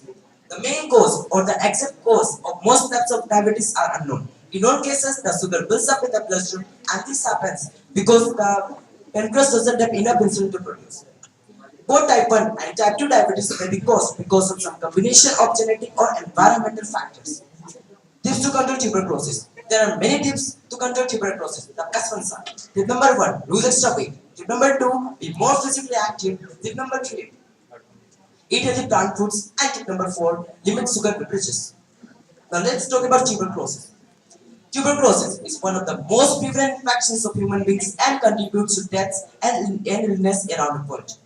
As per the survey, we found that many people were suffering from tuberculosis, and the main reason behind this was because of smoking more than limit and because of some other environmental factors.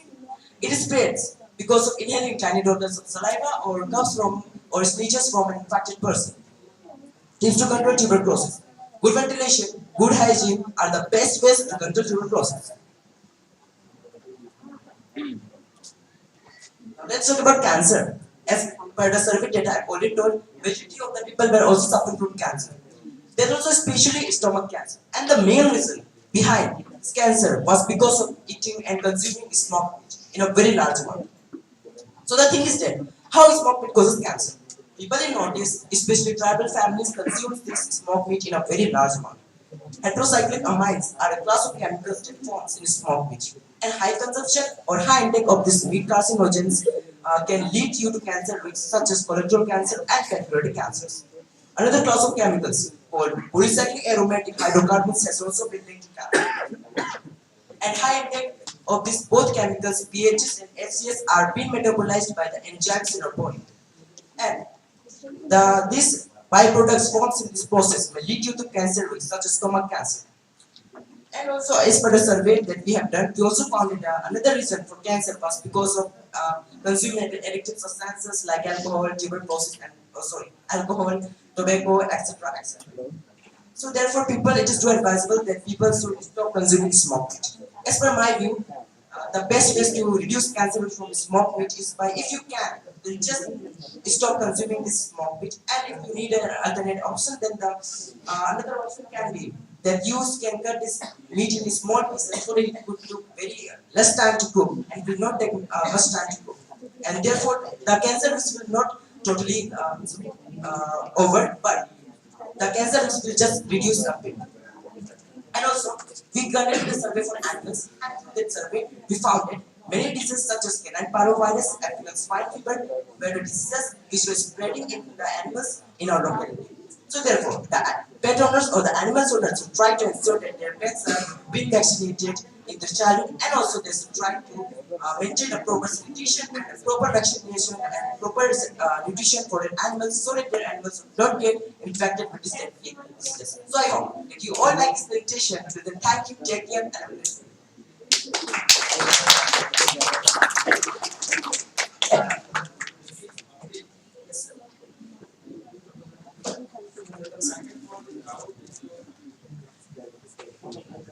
Survey, there is a column positive. Yes. This is when inside related that this is from what is the which kind of virus or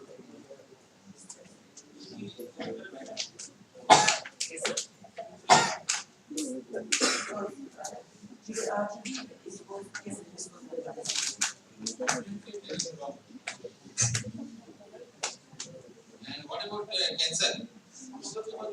Yes, sir. The virus is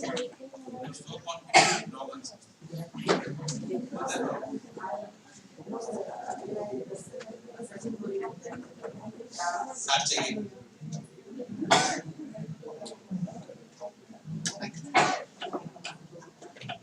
Amrit, you have a nice day.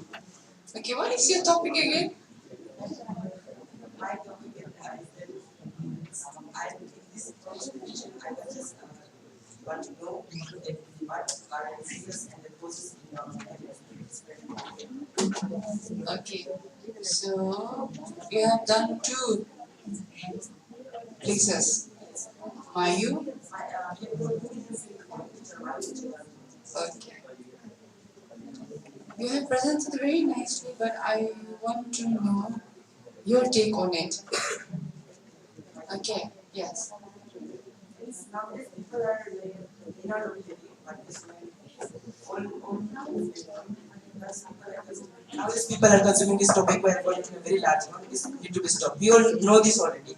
But the main thing I want to tell this presentation is about smoke.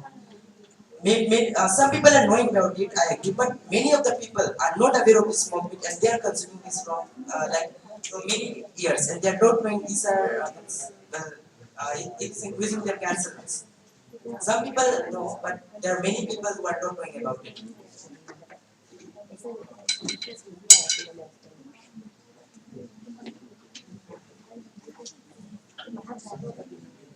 Amrit, if my point of view is concerned, it looked like tips for good health, nothing else. Okay. So the thing is that, see, when you collect the data, you have collected of the patients and all. Before coming to the conclusion, you have to analyze it, okay, with proof. Like you said, smoked meat is the cause of cancer in our tribal society. What is the proof? You have not given it. Okay, just announce it. So your survey is incomplete that way. Okay, you should have visited the medicals, hospitals, and taken the interview from the doctors. Okay, that report should be there. Then you can say that this is the understand. So if that is not there and it is incomplete and whatever you have presented, it look like general health tips, awareness here. I would have this, first of all, just my whole presentation about smoke. But again, after the survey, I don't know this. I will hear about smoke in other diseases also. This will be first I go with this reading about smoke. Again, I go with separate all first was this basic things like then all of it. But again, after the details,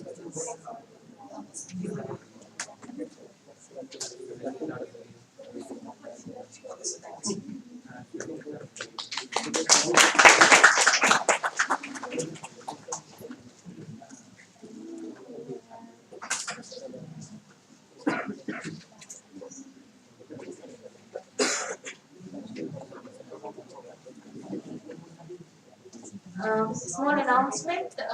Escort teacher from Lower Subansiri district, Tira, is coming. You are directed to meet Lobby sir in the conference hall. Escort teacher from Lower Subansiri district, Tira district, and is coming district. Moving ahead, I invite our next presenter, Miss Tenjing Laton Wiki, serial number 53. From Tawang district, and her project title is Disinfecting Water Using Solar Energy. After her, Sri Liu Wengi Ruzi VKV Kuporizo will be presenting.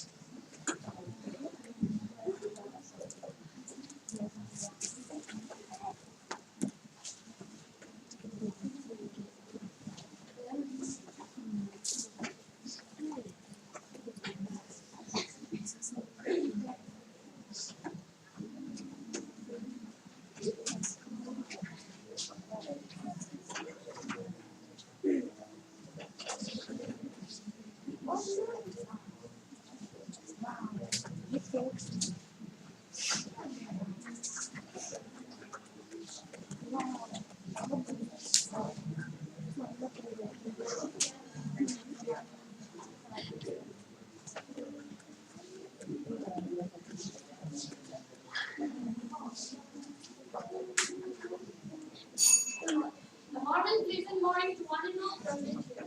Most respected judges, right teachers, and dear co-participants. I am Kumari Tensimharan of 10th standard, representing our school Vivekananda Kendra Vidyalaya, Ikki state level national children's science competition. On the given podium name, Understanding Ecosystem for Health and Wellbeing. And the subject which I have taken is fostering health, nutrition, and wellbeing. And the project name is Disinfecting Water Using Solar Energy.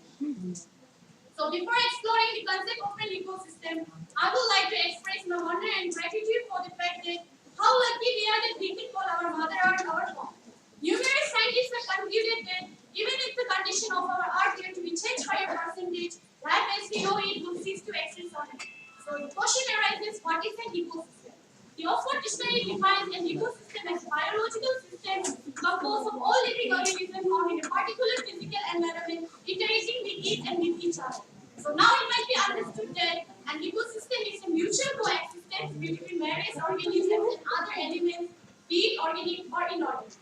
Our primary theme today deals with the very simple fact that our health and well-being are highly linked and dependent on our ecosystem. Understanding the various ecological links, relation between various organisms and other elements will help us to know the importance of each and every element and motivate us in preserving the quality of ecosystem. The topic on which we are going to discuss today is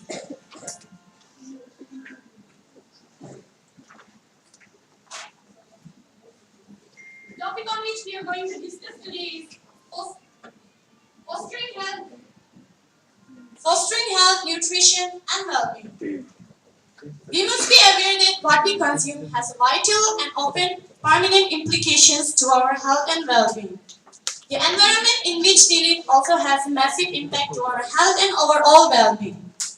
It can be observed that the numbers of children in North and Central African countries are malnourished. Hence, it is of no surprise that people living in these countries are having among the lowest life expectancy among the whole world. As our project today, we have chosen to display a water treatment using solar energy. Water is one of the most important elements of our time. We humans have, our body is made up of nearly 50 to 70% of water, and we humans require a regular supply of water for maintaining healthy body. Our body requires a regular supply of water, and the amount of water required by our body depends on metabolism, battery condition, food we eat, size of our body, and etc. It is a well-known fact that humans can survive for a week without food, but only for a few days without water. So we must always eat healthy and stay fit. So here are the survey report. Although we know that shortage of fresh drinking water is a universal problem, but it is quite common that people living in extreme environment are more affected by this. Our reason for choosing this project was that it is such a relatable concept for people like us who are living in hilly areas.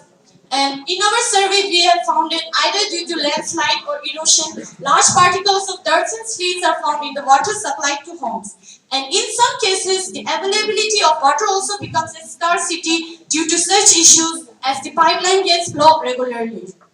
In our sample of 38 households, we have found that filters are used by only 29% of households, and it is so shocking and sad to say that the remaining 71% of households are using the unfiltered water, which may cause effect to their health.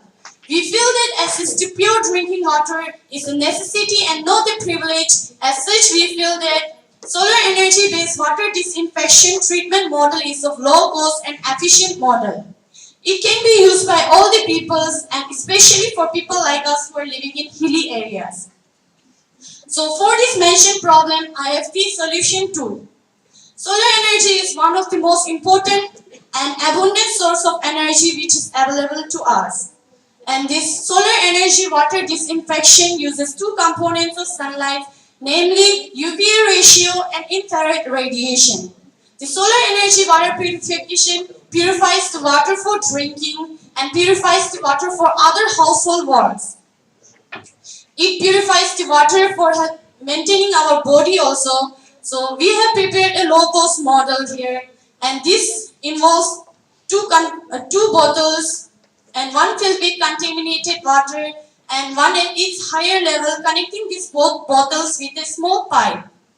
And UV rays has a germicidal effect on water. The UV rays also has a lethal effect on the human pathogens present in water. It reacts with the O2 present in water to form more reactive form of oxygen, and these reactive molecules react with the cell structures present in the water, resulting in their swift death.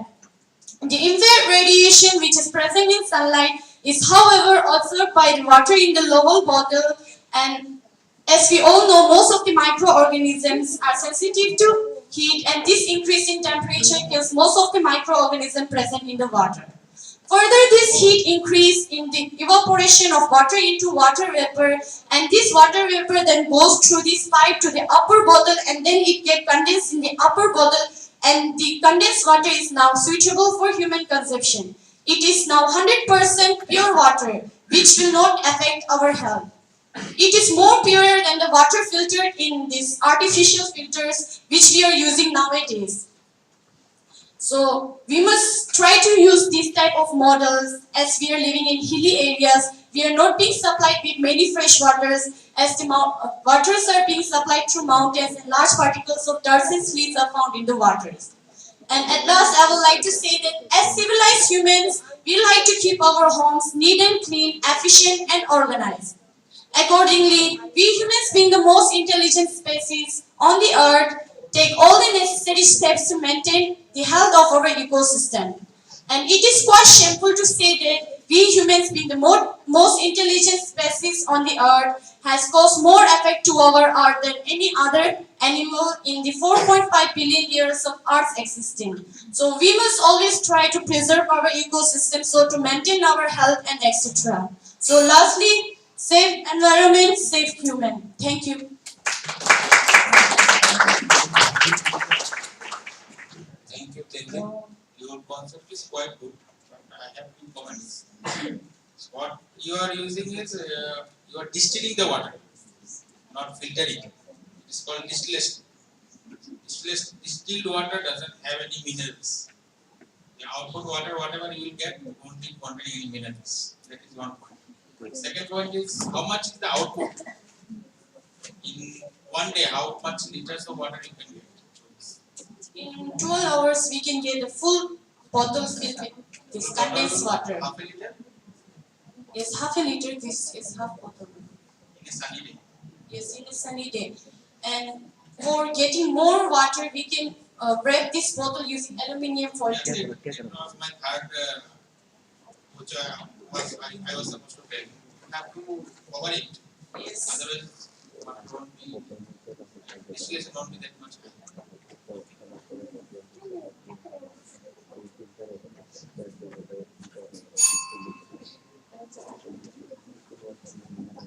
See, this method is used by those who are stranded, especially the sailors. पहले क्या होता था? If they lost in the sea, they use the same method because this sea water is not, suitable for drinking. So they use the same method. So what is the new thing? What you are offering us? So as I'm from hilly areas, means Tawang, which is situated in very high altitude. Large particles of dirt and sleets are found in the water, and many of the villagers are uneducated. And through this model, we can aware them about. We can simply heat the water and drink it. No, heating of water takes a lot of time. Means heating the water in 100 degrees Celsius kills only 99 point something germs present in the water. And if we expose this bottle to sunlight for means if it reaches in 40 degrees Celsius also, it kills most of the microorganisms present in this water.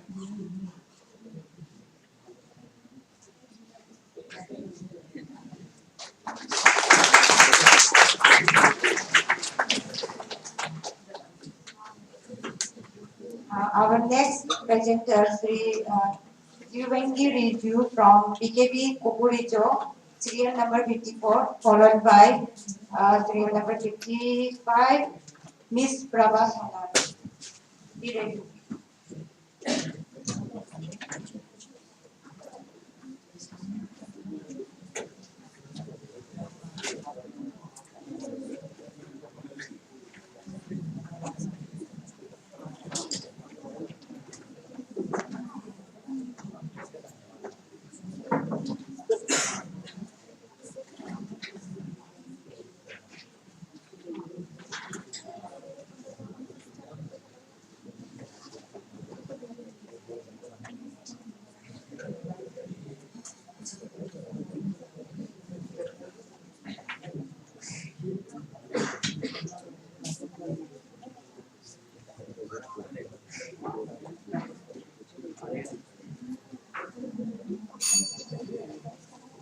Namaste everyone. respected judges, all the other dignitaries, teachers and escorts, and all my dear fellow participants present here.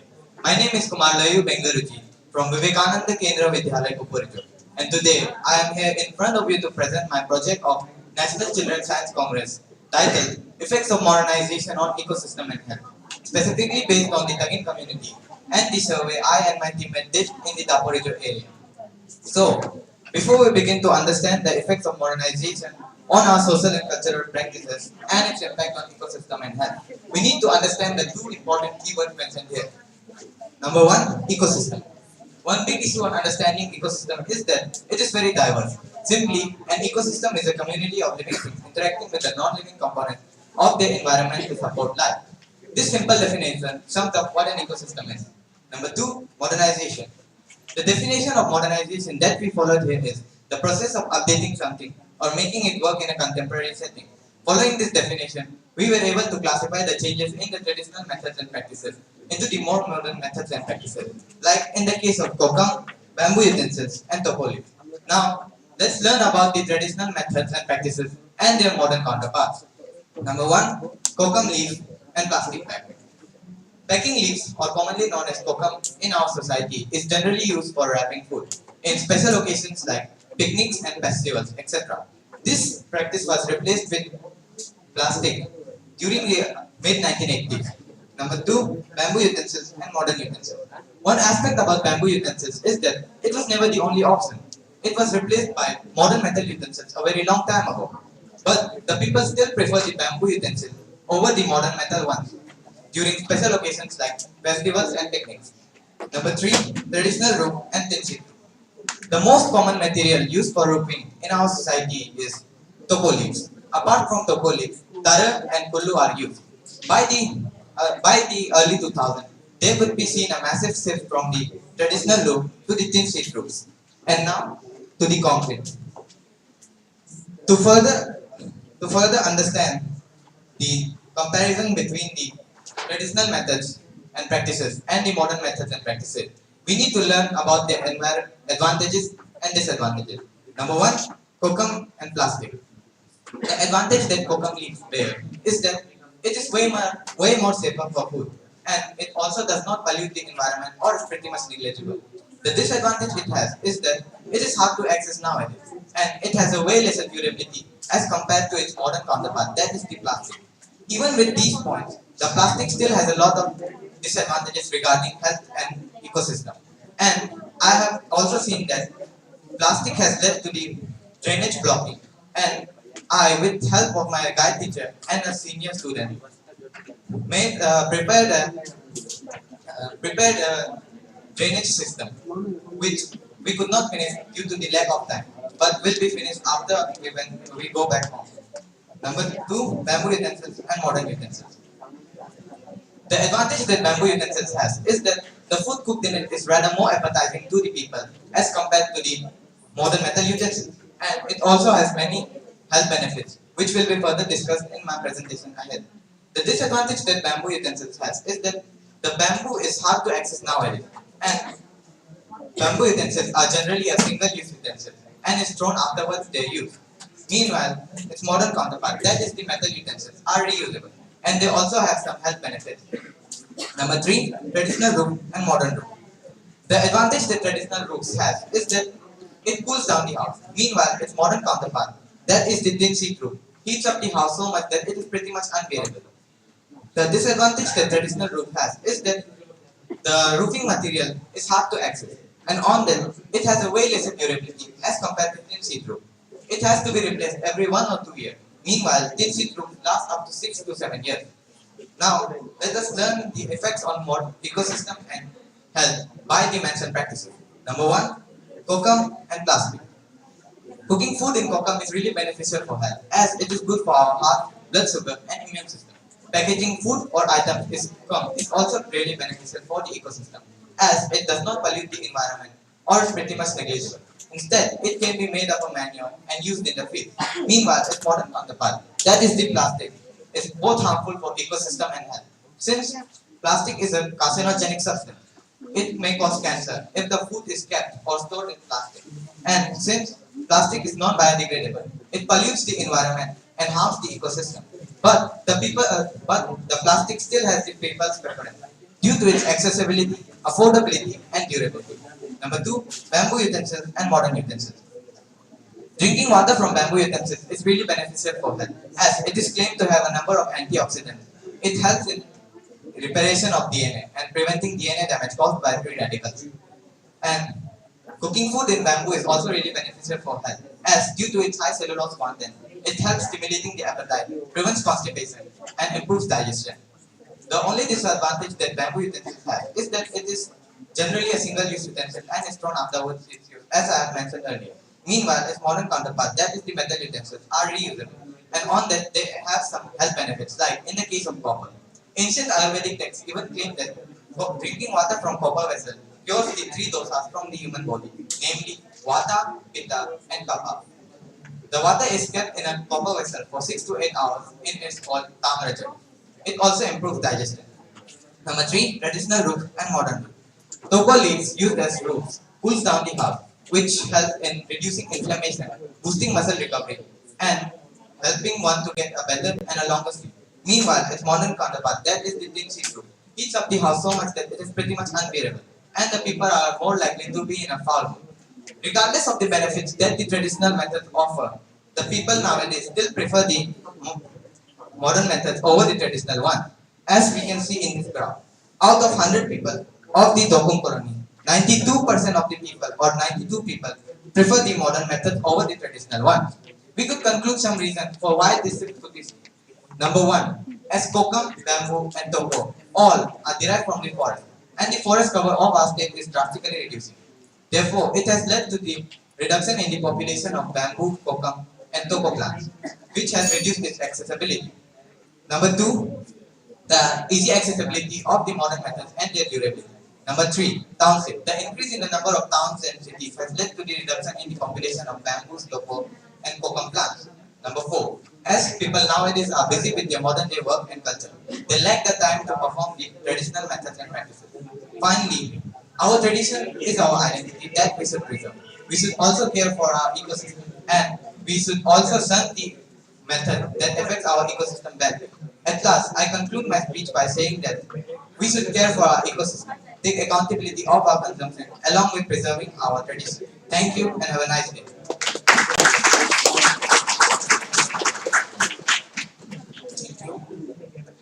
Your title says effects of modernization on ecosystem and humanity. Yes, sir. Conclusion is something else. It is difference of modern versus traditional. Yes, sir. What is the effect? Sir, I have told about the effect throughout my presentation. The presentation also gives two different methods. So these are the advantages and the disadvantages and their effects on ecosystem and health.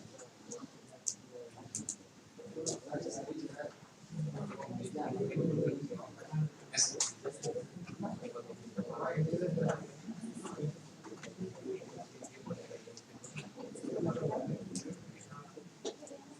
Sorry about that, sir. I don't have an answer.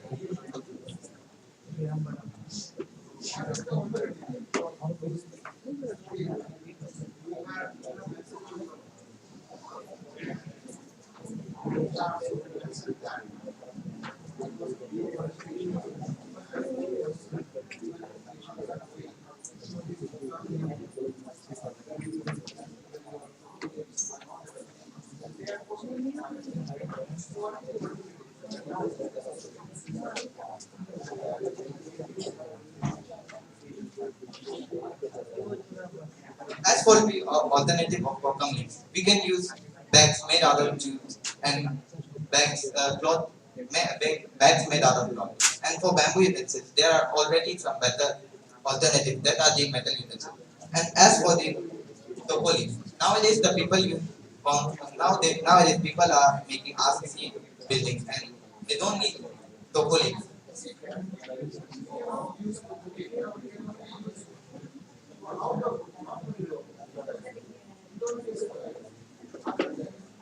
Yes, sir. That's why I have mentioned that they are usually used in the picnics and festivals.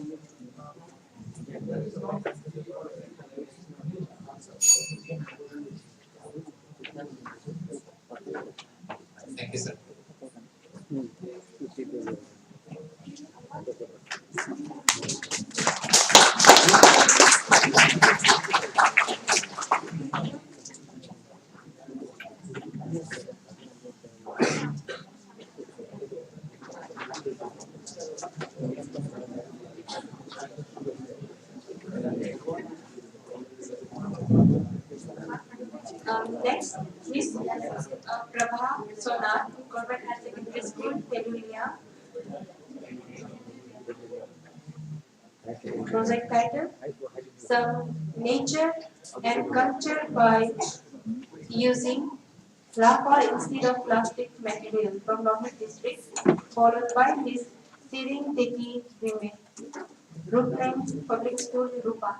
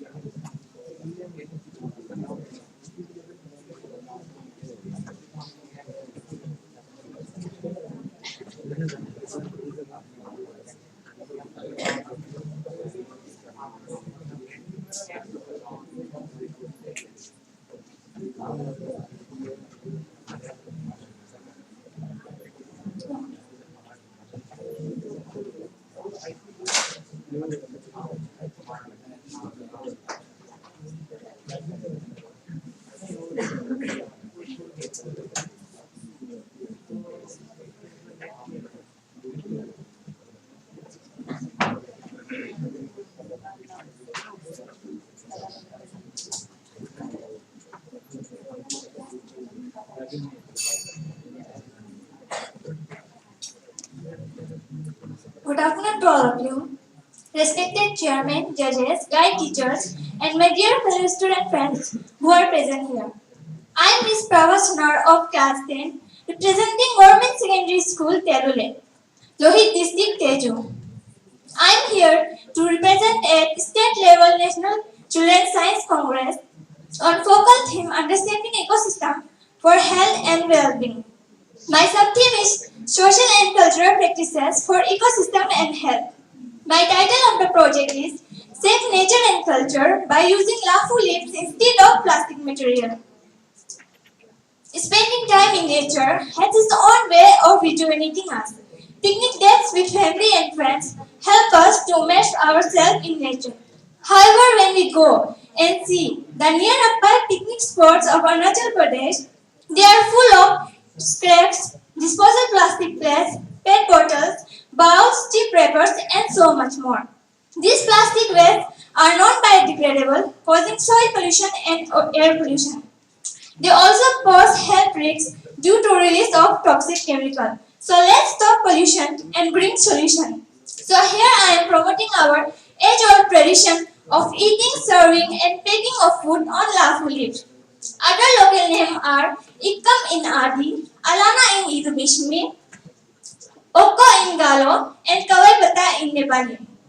Its scientific name is Frenium pulvinar, belongs to the kingdom Plantae, class Angiosperm, genus Frenium, and species pulvinar.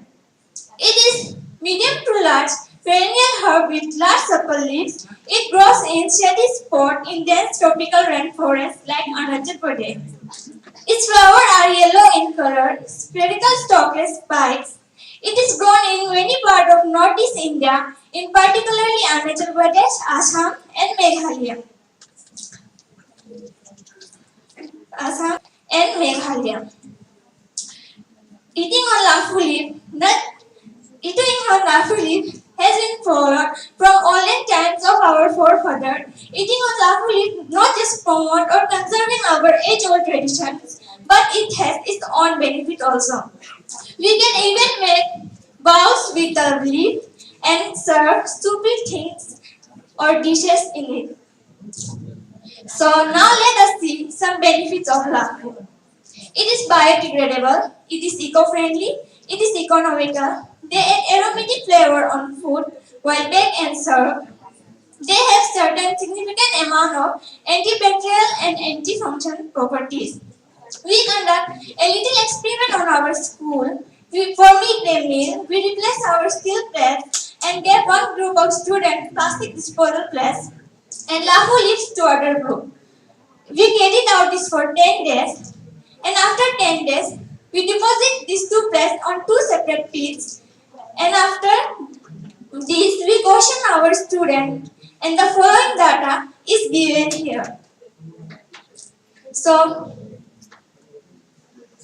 based on our experiment, we can say Lafo leaves are biodegradable, where plastic materials are non-biodegradable. Lafo leaves are economical, where plastic materials are not economical. Lafo leaves are readily available, where plastic plates are not readily available. Lafo leaves doesn't need storage, where plastic material needs storage. Lafo leaves are loaded with antioxidants, where plastic plates are not loaded with antioxidants. Lafo leaves produce manure, where plastic materials doesn't produce manure. Lafo leaves add aromatic flavor on dish while pack and serve, where plastic materials doesn't add aromatic flavor on food while pack and serve. Lafo leaves is recyclable and plastic plates are also recyclable.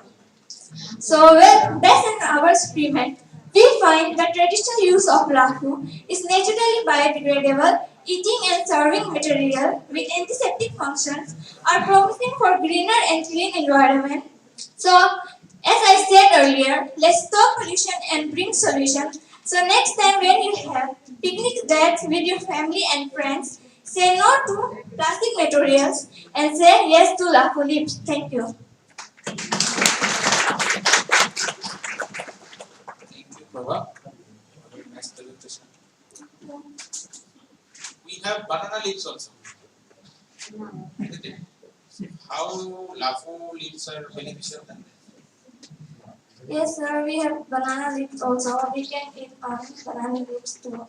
But lahu leaves is linked with our old age traditions, so therefore we choose there are a lot of lahu. banana plants are also grown in Arunachal Pradesh and also in abundance. Yes, sir. Why LAFO? Why not banana? Because lahu leaves, I said that lahu leaf is linked with our old age tradition. Therefore, we choose lahu leaf.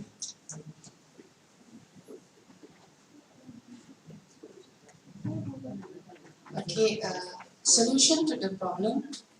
Problem of serving stew or soup type of dishes. You said that you can put the lahu leaf and then with the help of toothpick, you can make it into bowl. Okay, toothpick are made from Bamboo. hmm? Bamboo. Okay, bamboo or wood. Wood.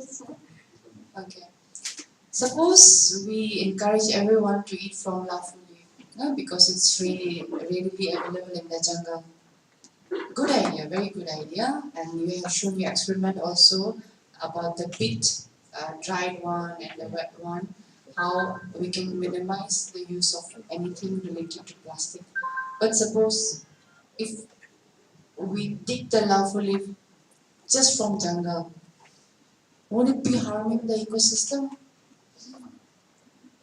This is an age-old tradition, you know. But now suppose our population has also increased. Now suppose everyone is starting to take from there.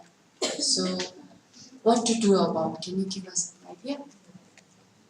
When we just plugging the leaves, so I don't think that harm the ecosystem. Suppose you are a shopkeeper, okay, and your customer, and then you purchase something that needs some kind of medicine. Now you will run 2 kilometers to the jungle to bring this apple or you do something. No, sir. Because the companies are not available nowadays. So, solution for this problem is we can plant it in our own home. So, we don't need to go that much far for being it.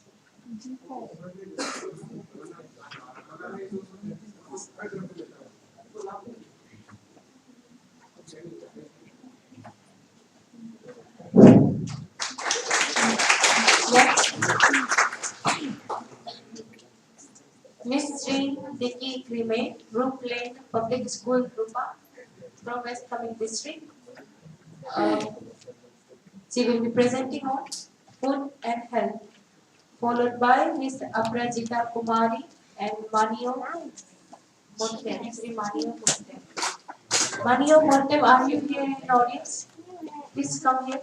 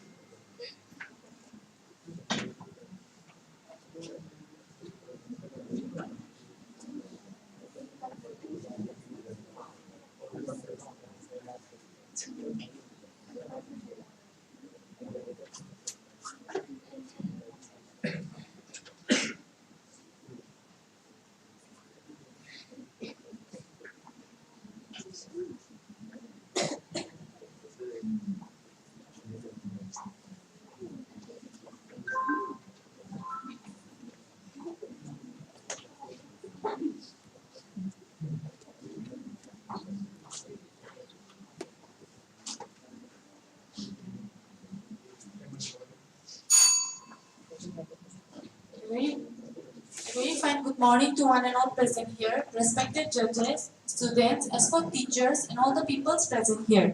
Today we are here gathered for the state level 30 National Children's Science Congress 2022. I am Miss Shrindiki Krime and my member Pemaichin Kabuchute. Today I am here to represent my district, West Kamen district, and my own school, Ruplan Public School, Rupa. And today my sub-theme is fostering health, nutrition and well-being, and my project title is junk food. So let us first see what is health. Health is a state of complete physical, mental, and social well-being, not merely with the absence of diseases or infirmity. To maintain a health, there should be a balanced diet.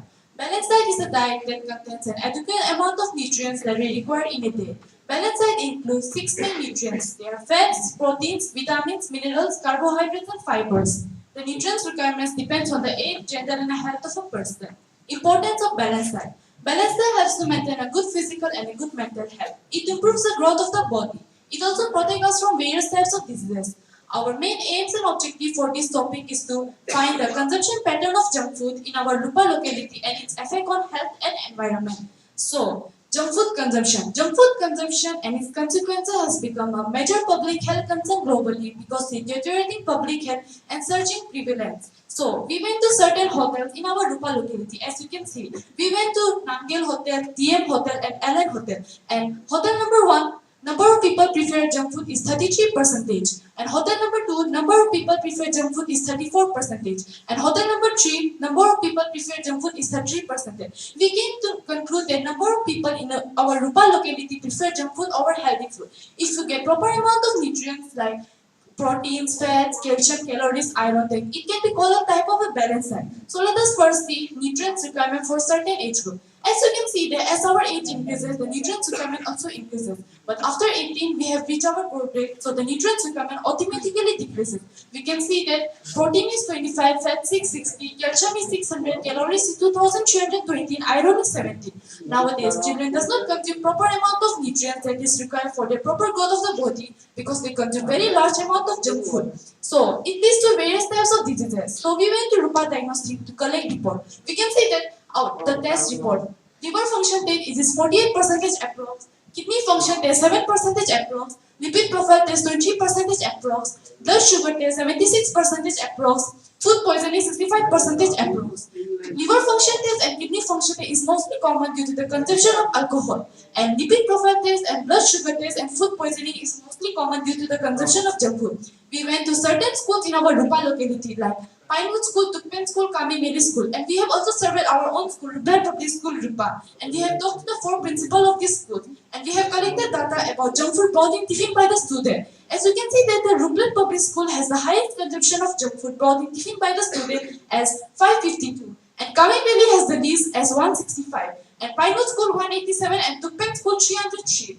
We have also went to certain high classes like class 8, 9, 10 and we came to know that number of students comes empty stomach in the school, due to which in their way back home they prefer a very large amount of junk food that are available in the nearby shops. We have also went to certain posts in our Rupa locality like Assistant Secretary, Tukpen Village Council of Rupa and ADC Rupa, and we came to know that number of people prefer junk food in our Rupa locality. They never thought about the awareness program related to junk food, but they will soon launch an awareness program related to junk food in the month of December or January.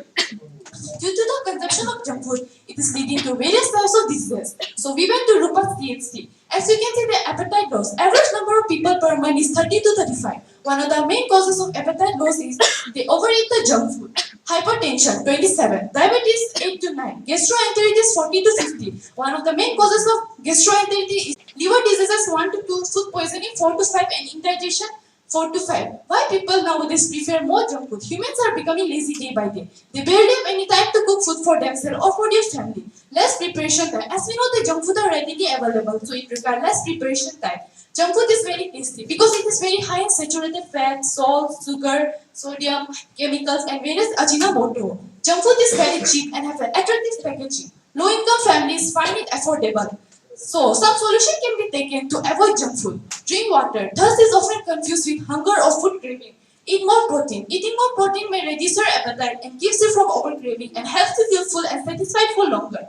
Plan your meals. Don't go to the supermarket hungry. As we know, the supermarket consists of various types of junk food available. So if you go to the supermarket hungry, you may buy various types of junk food that are available in the supermarket. Various initiative programs that can be taken by the government. Warning labels can be put in the junk food packet as high in sugar, high in sodium, so that a person can see the effects of junk food in the health. Advertising of junk food can be banned by the government. Initiative programs like Amas Canteen can be taken by the government to provide food to low-income families at very cheap rates. Schools should promote the consumption of balanced diet. Various awareness programs related to junk food can be brought up by the government. Impacts on environment due to junk food.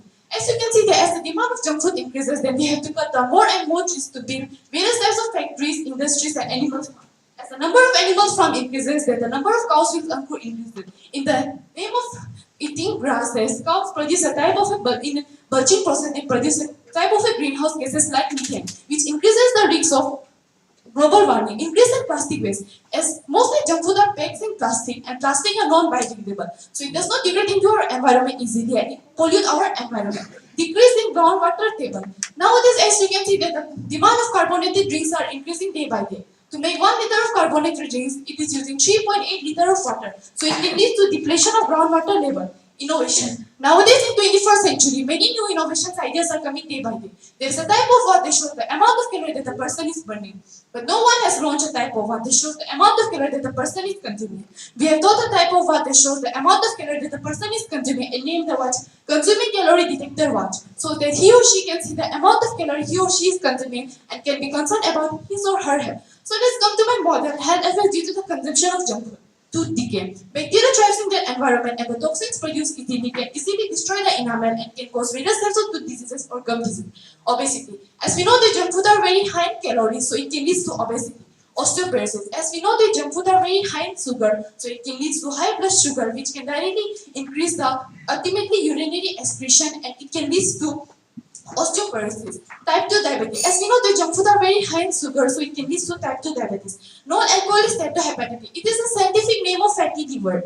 Insomnia, depression, atherosclerosis means improper functioning of blood vessels in the arteries. Loss of appetite. One of the bad effects of junk food is the overeat, so it leads to loss of appetite. Peptic ulcer and cancer. So we have come across so much of our junk food that it is totally unhealthy for our health. It is also impacting on our environment. So let's hold our hands together and avoid junk food as much as possible. Thank you and have a glorious day ahead.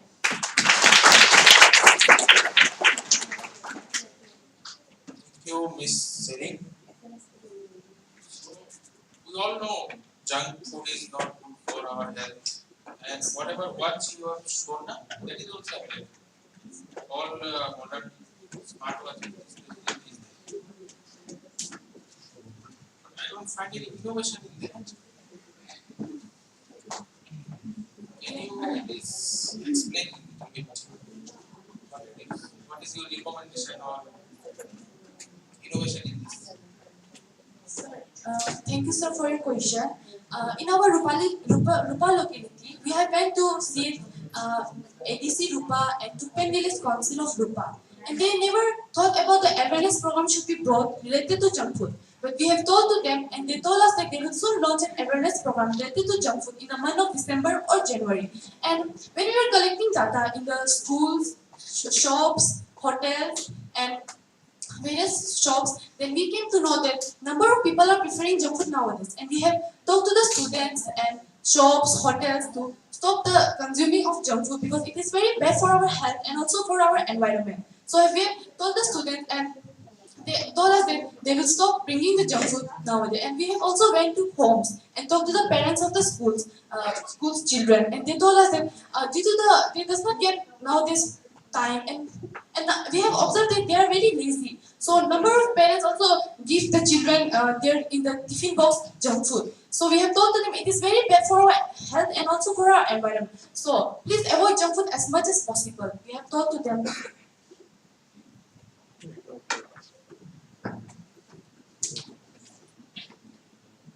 Sharing DK, nice presentation. Please, next time slow down a bit. Okay?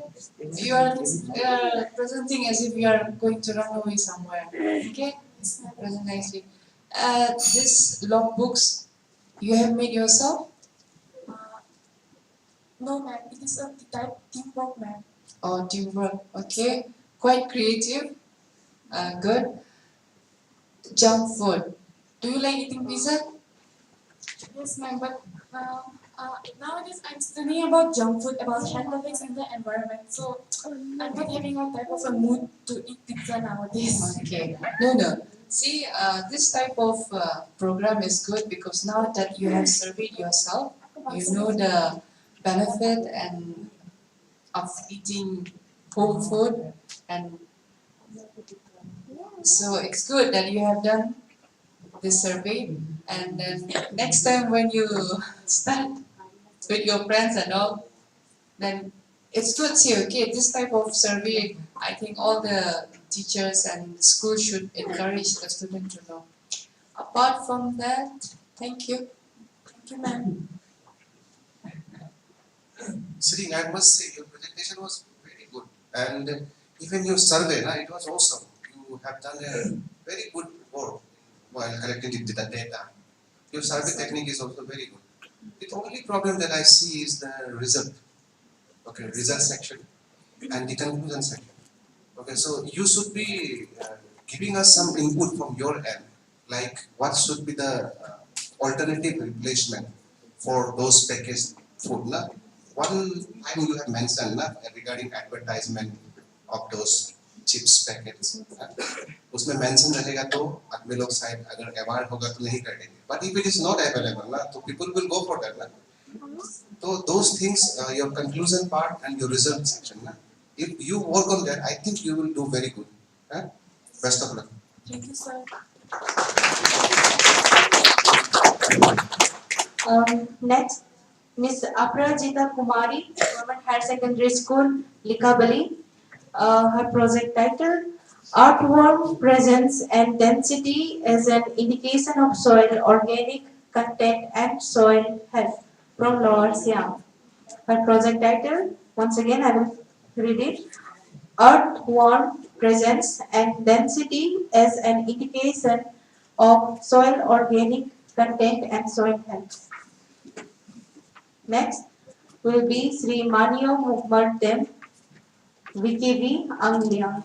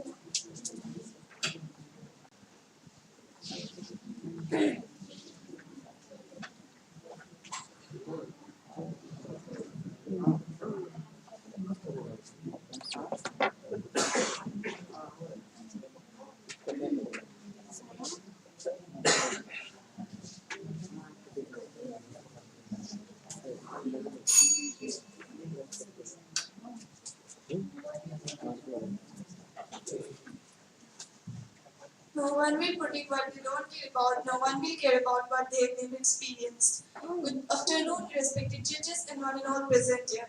I am Prashita Kumari, representing Lower Assam District Teachers Livelihoods.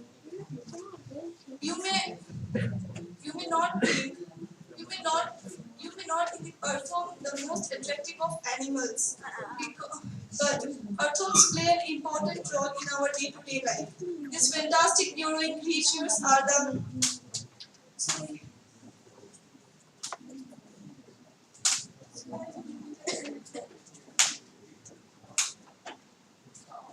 So my name is so I'm Prashna from representing the Assam District Teachers Livelihoods, and my focus is about my subject is about marine ecosystem. My title is earthworm presence and density as an indicator of soil organic content and soil.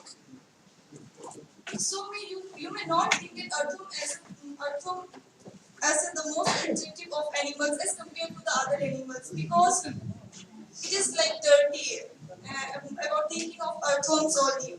So, but earthworms play a vital role in our day life. These fantastic burrowing creatures are the living, breathing under engineers of the underworld. Engineers of the underworld, recycling organic matter. So my team and I conclude that if when earthworm is not present in the soil, then the soil will become densely poorly eroded and won't absorb enough water. Then it will keep our soil unhealthy and it will affect the crop health and their productivity also.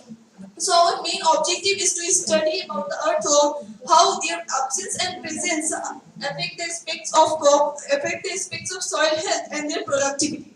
So next, moving on to the next, that is methodology. A special question arises: why do I choose the topic as earthworm only, and how earthworm affect the affect the health of the soil? We because we can use pesticides also, but pesticides are not more useful because are not so. For these questions, I will agree without earthworm life could vanish pretty quickly. No matter how cute a panda looks, it is darkening slowly. Earthworms that are going dirty but are pushing work in the soil below. So the type of research that we have done is a qualitative research based on observation and experiments.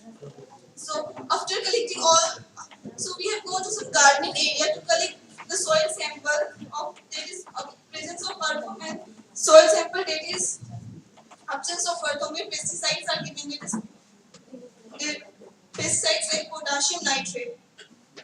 Potassium nitrate. So for observation, in the presence of earthworm, I will show you. So first we will do the experiment in the presence of earthworm.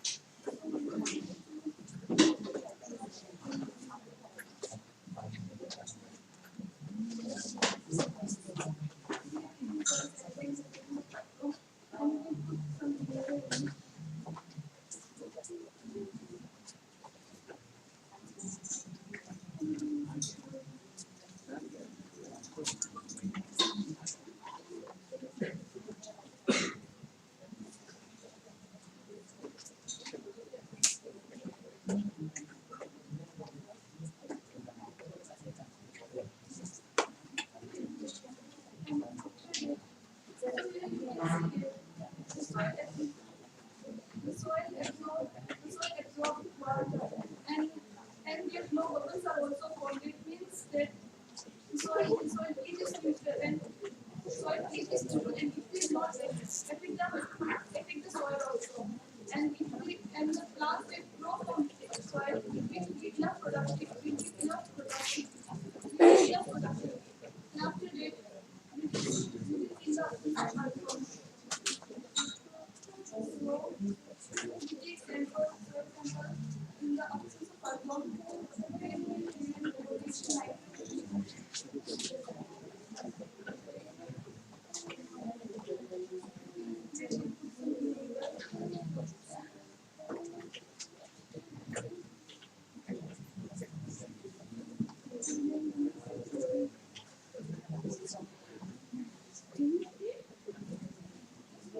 Yes, you can see that bubbles are formed.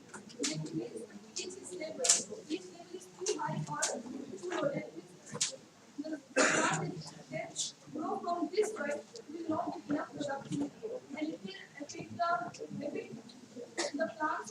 it asks also, because if we eat that plant, it will not give much less nutrition. So by checking from baking soda also, it will give same result and from and in the process of farming, it will also give the same result. So as a conclusion,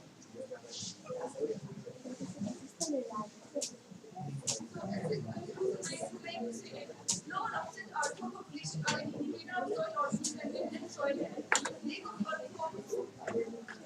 of earthworms may reduce nutrient cycling, and it is study actually negative stability and changes. Soil without earthworms may be 90% less effective sorting of water. This makes this water runoff. This this makes water runoff increases, which can lead to erosion and in some cases flooding. So as a solution, I would like to suggest soil-based agriculture, reduce the use of fertilizers, and increase as much as possible if the soil, the organic matter, and earthworm also. Because nowadays people are not much focusing on the organic matter, not focusing on the earthworm. They only give the pesticide because it is because it because it because if we go to the soil, it will get the directly we will get the directly pesticides, but it will affect our soil.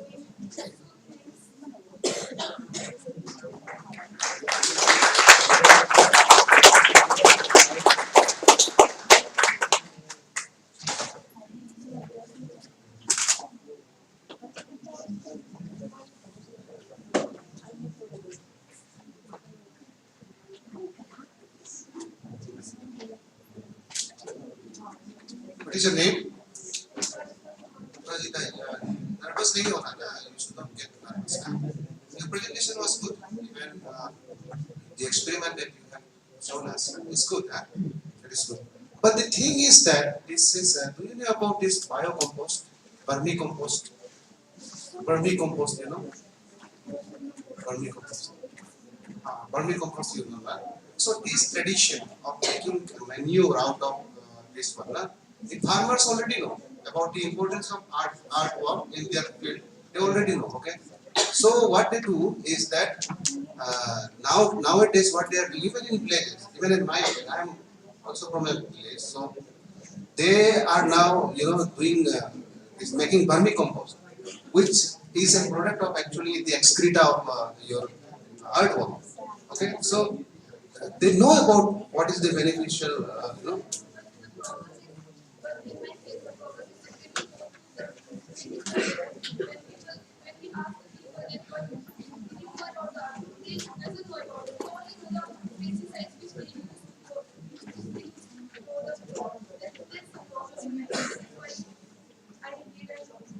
So what is your point here? What you want to prove? And what is your input and your idea?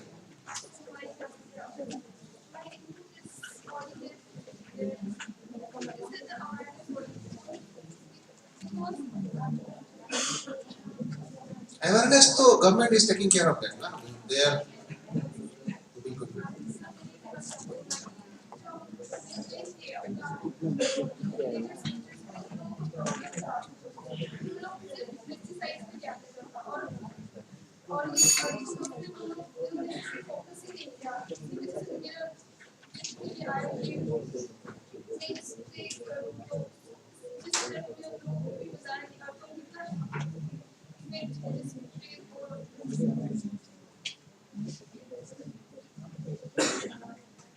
Thank you.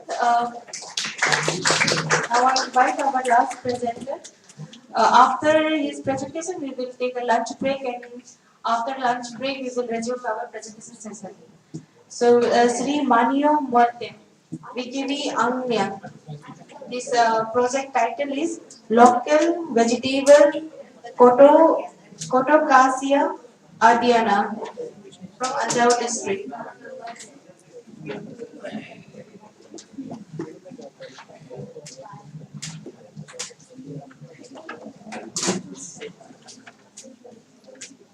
Serial ma'am 58 Sri Manio Murtem. MANIYO Manio Mountain. BKB Anglia. Project title Local Vegetable Cotocasia Adiana.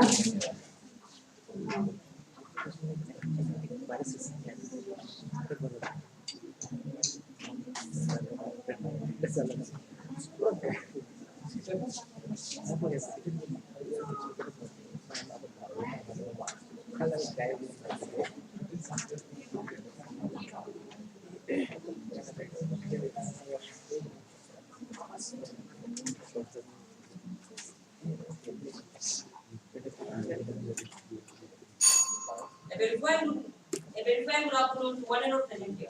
Most respected our judges, teaching staffs, and my dear brothers and sisters. Today, myself, Kumar Mani, student of class 9, is standing over here to represent our school, Vivekananda Kendra Vidyalaya Amliam, on the state level National Children's Science Congress 2022-23, with our given objective understanding ecosystem for health and well-being.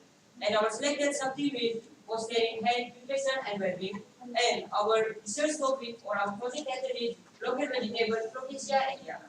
So first of all, Protesia adiana is a genus of flowering plant. It is native to Southwestern Asia as well as in our Indian subcontinent. Some species of Protesia adiana is widely cultivated or utilized depending on the tropical and subtropical region. Protesia adiana is a perennial plant and it is also known as taro. The leaves of Protesia adiana is shaped like an elephant. The Protesia adiana contains 92.4% of water vapor. The Protesia adiana is the amount of oxidants present in Protesia adiana is very high when we consume it in raw. Protesia adiana. So as you know, our new generation is highly consumed in junk food, and junk foods are very harmful for our body. But the amount of nutrients and minerals present in Protesia adiana will fight against such diseases. So keeping all these importance in our mind, we have selected our topic as local vegetable Protesia adiana. So now I would like to show you the aims and objectives of our project. So our research has been carried out to achieve the following aims and objectives.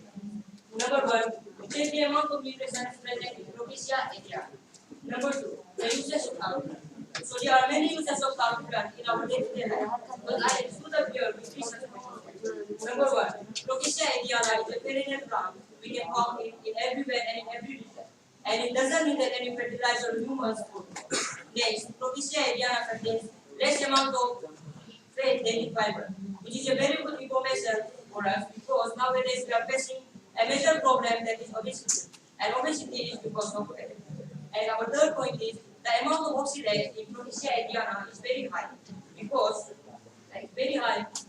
because it contains high amount of oxidant, which is both beneficial as well as harmful for us. It is beneficial because the amount of oxidant will burn as an anti-cancer chemical in our body. And it is very harmful because when we will not consume Protesia adiana when we eat well, then we will have some itching problems in our lung, mouth, throat, and etc. And our last point is we study on the benefits of Protesia adiana. So there are many benefits of Protesia adiana as I mentioned earlier. So like the Protesia adiana is rich in many nutrients and minerals which help our body to fight against many harmful diseases. And also it contains oxidants which work as an anti-cancer chemical. So with this, I would like to show you the result of our action. So number one, first let's focus on these two data.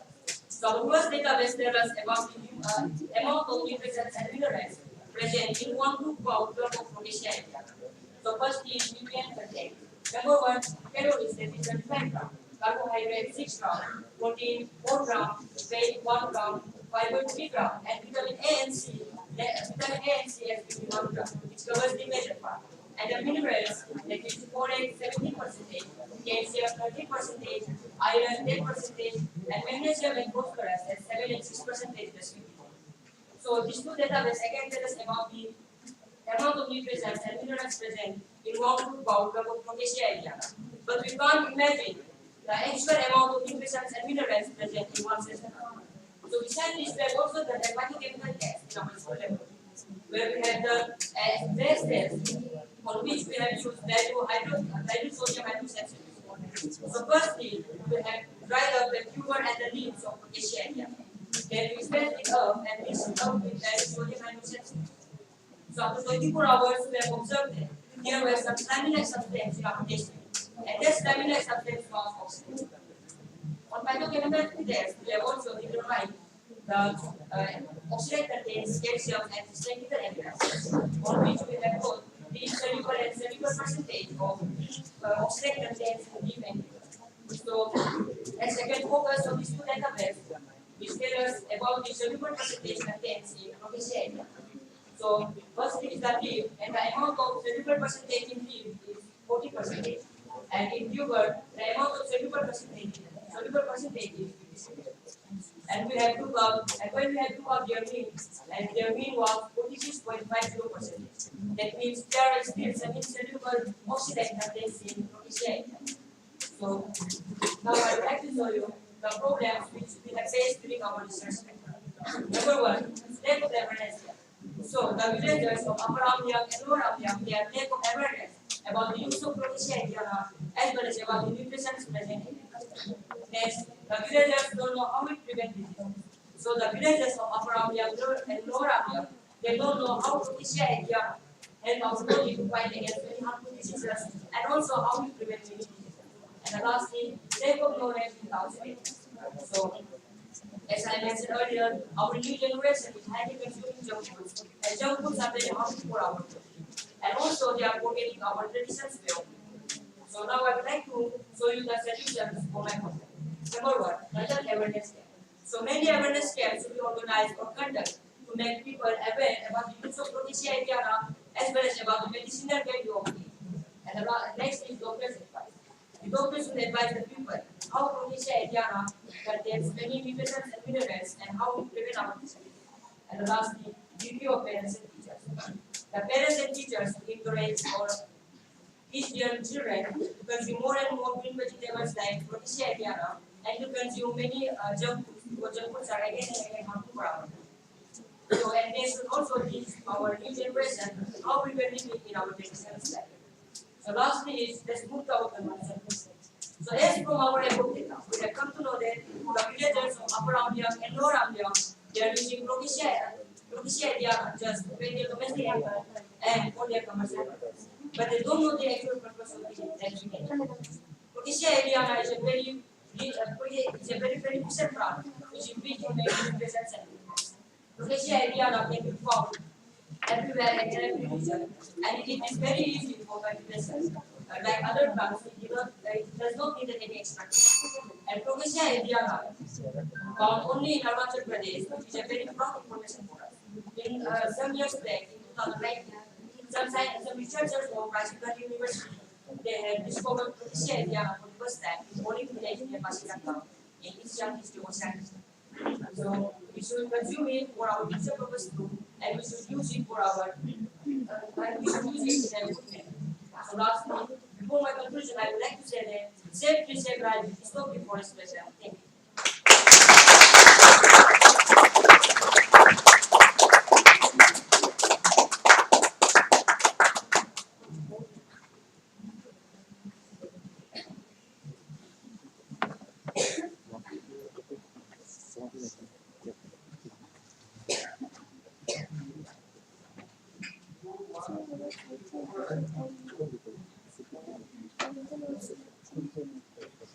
You want this plant to be popularized? Yes, sir. What is including? Sir, when we had both, sir, sir, I discussed and spoke with our guide teacher. So we have to some information from not information, impressions from one journal. The journal's name is the New Species of Proteaceae score. So in which we have found the nutrients and information about Proteaceae, but in which there was no mention about the oxidant percentage. And because of oxidant, the people are thinking that because of eating oxidant, we are facing cancer. But it is wrong. After our phytochemical analysis, we have come to know that the oxidant can be reduced and can be used as our anti-cancer chemical. Yes, sir. We should cook it for 40 to 30 minutes.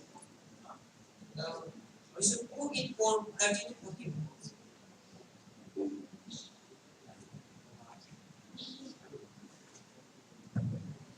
This topic is suggested by you or your teacher guide? Me. What about this herbarium sheet that you have? We have made it 1 month or 2 months earlier, but it was not. Then, They have made it. do you know that herbarium sheet should be 11.5 inches by 16.5 inches? And then the labeling should be 7 centimeters to 11. I've written here, okay? This is not the proper way of making herbarium sheet. You have visited Rajiv Gandhi University, as you have mentioned here. Yes. Yes, you have visited. So you have seen herbarium sheet there? No. So I think you are using Google to Google it, okay? And then when you make herbarium sheet, there should be some inflorescence, just giving leaves. It's not proper. Ask your science teacher, he or she will tell you properly. And then, like you said, collocation idea. Have you tried to make something out of this? Because I think you have, I don't know, it's true or false. It's like you have Googled some papers and then taken the what is good and bad of that collocation idea and then you have just written here. It's wrong.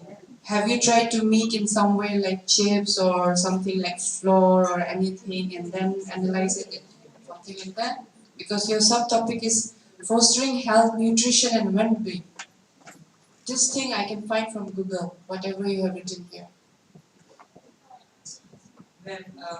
We have not tried to make it, but we have tested the oxalate present. See, I know. Here you have written all these are there in papers that have been published. What about you? Yes, yes. I have seen here. You have done. Have you tried making into something else? Yes, ma'am. We have tried to cook and then we have consumed it too, ma'am. And then within 3 months you have known the difference? No. Because this survey has been done within 3 months? Or how many months? More than 3 months. More than 3 months. And then within, more than 3 months you can make out the difference in the health, well-being? Yes, ma'am, because there is an KBK in our job district. From which we have got some information. Okay, thank you.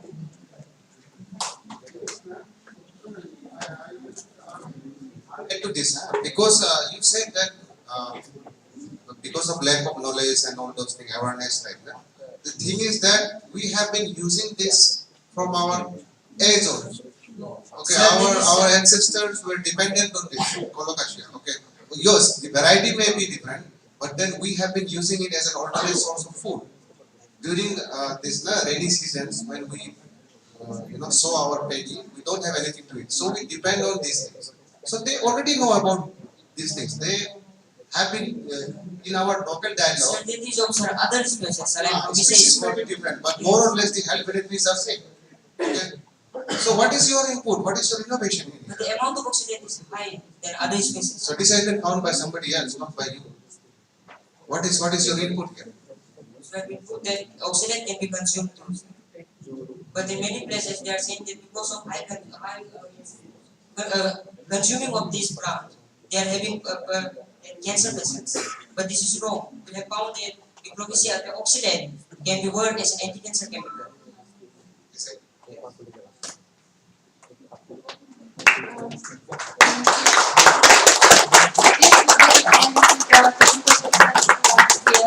will proceed for lunch.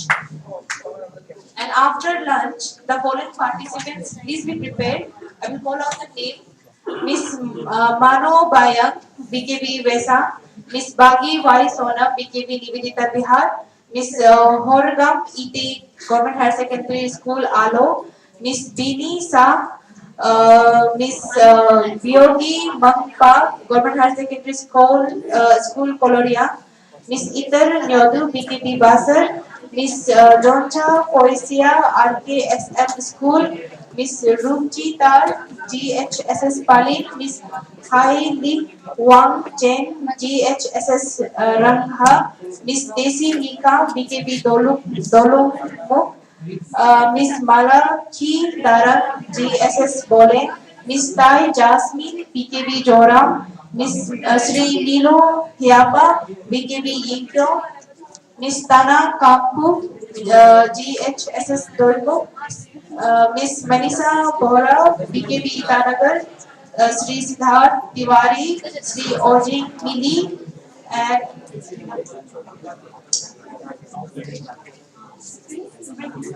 Miss Tumno Mosa from Changlang district. So everyone, we will resume sir at 2:15 p.m.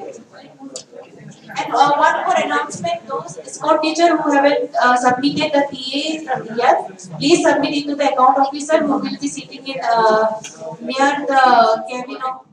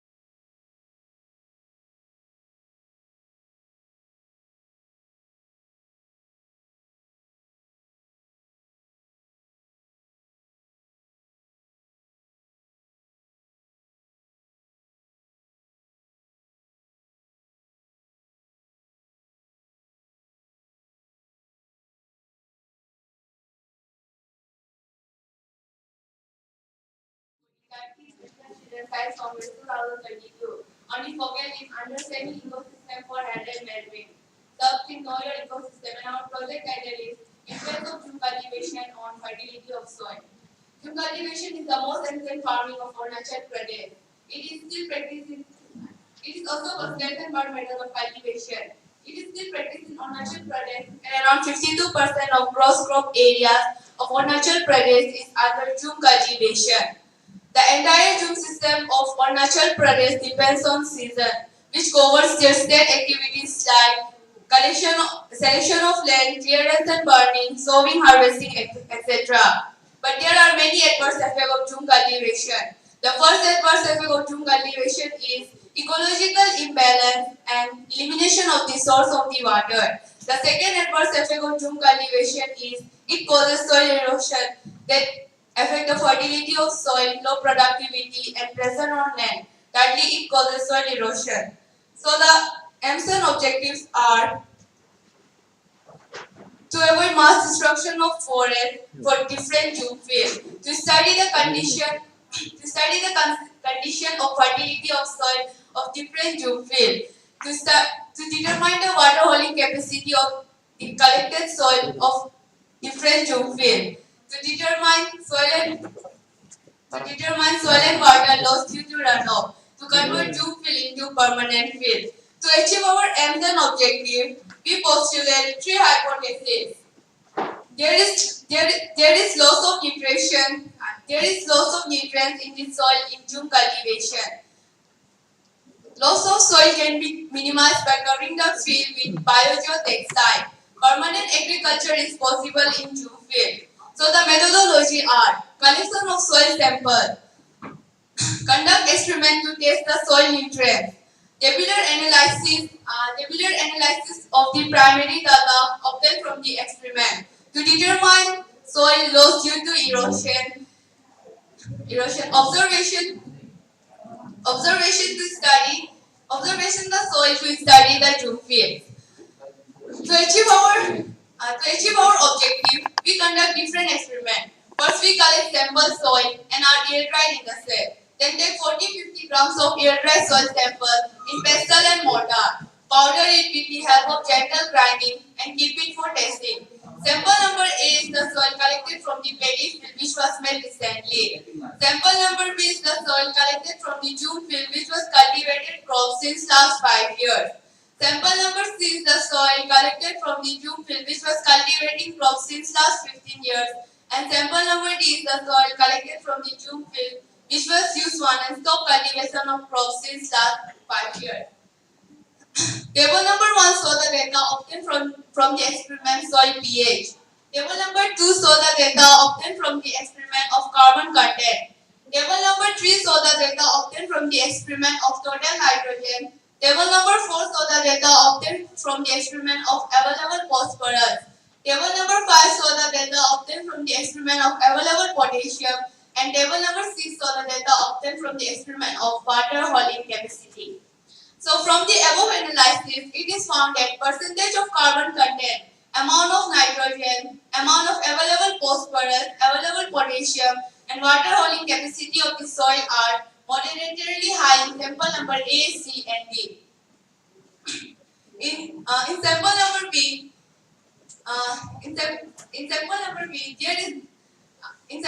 available of phosphorus and potassium are very low. The pH of soil in all the fields are slightly acidic, which need reclamation by adding lime. There is decrease in carbon content and amount of nitrogen, which is continuously used for cultivation. And the amount of phosphorus and potassium are also decreased in the field, which is continuously used for cultivation without any agronomic practices. But the fertility of soil can be maintained by covering the field with vegetation throughout the year as found in sample number C. Thus, the hypothesis there is loss of nutrients in the soil in June cultivation is accepted.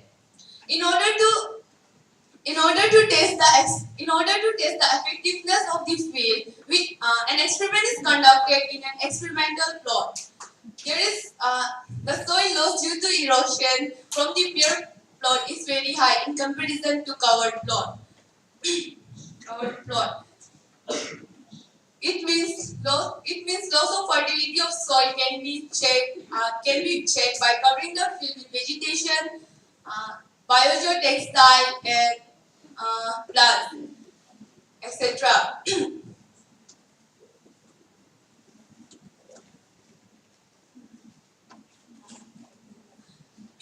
Covering field with biogeotextile is the most effective method of controlling soil erosion. On the other hand, the soil is acidic in nature. This may be some reason for the poor performance of crops. Reclamation of acidic soil is necessary for good yield. Another major problems relating to Jumketis are fencing of the field.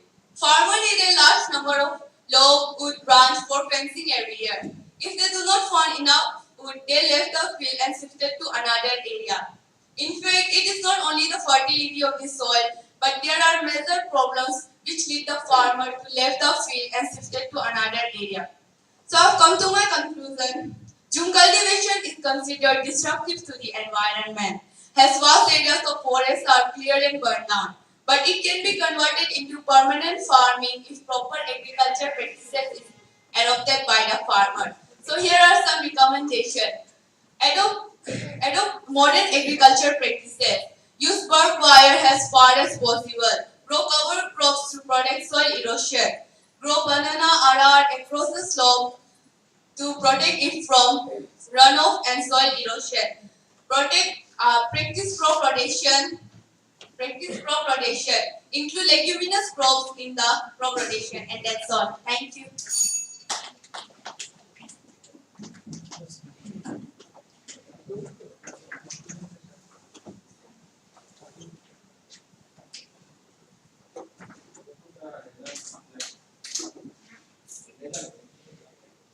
Results like representation is something you should have known in plot rather than tabular form.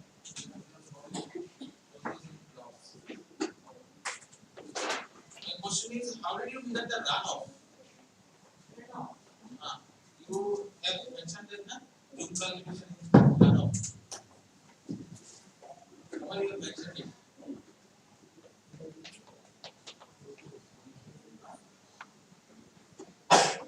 Runoff.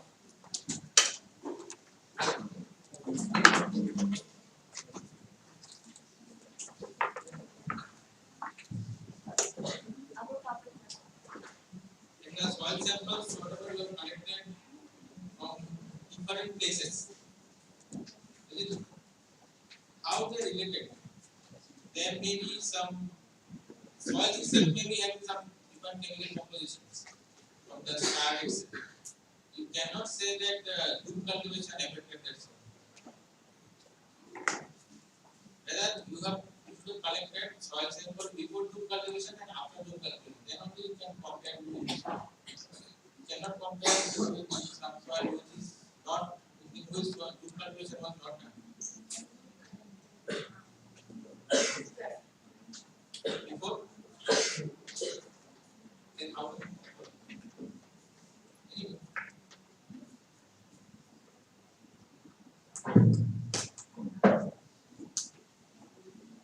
So you were saying that Zoom cultivation can be converted into permanent agriculture. Then, but because of this hilly terrain, this runoff, it is very difficult to control because we belongs to the northeastern region of India where there is lots of rainfall, and most of the soil in the top there, they get washed away. Okay, because of that, what happens is that the fertility of the soil decreases year by year. Okay, so what preventive measure you are suggesting to us to convert it into a permanent? I using biogeotextile. Biogeotextile. Biogeotextile is a process in which texts are used to cover, protect soil.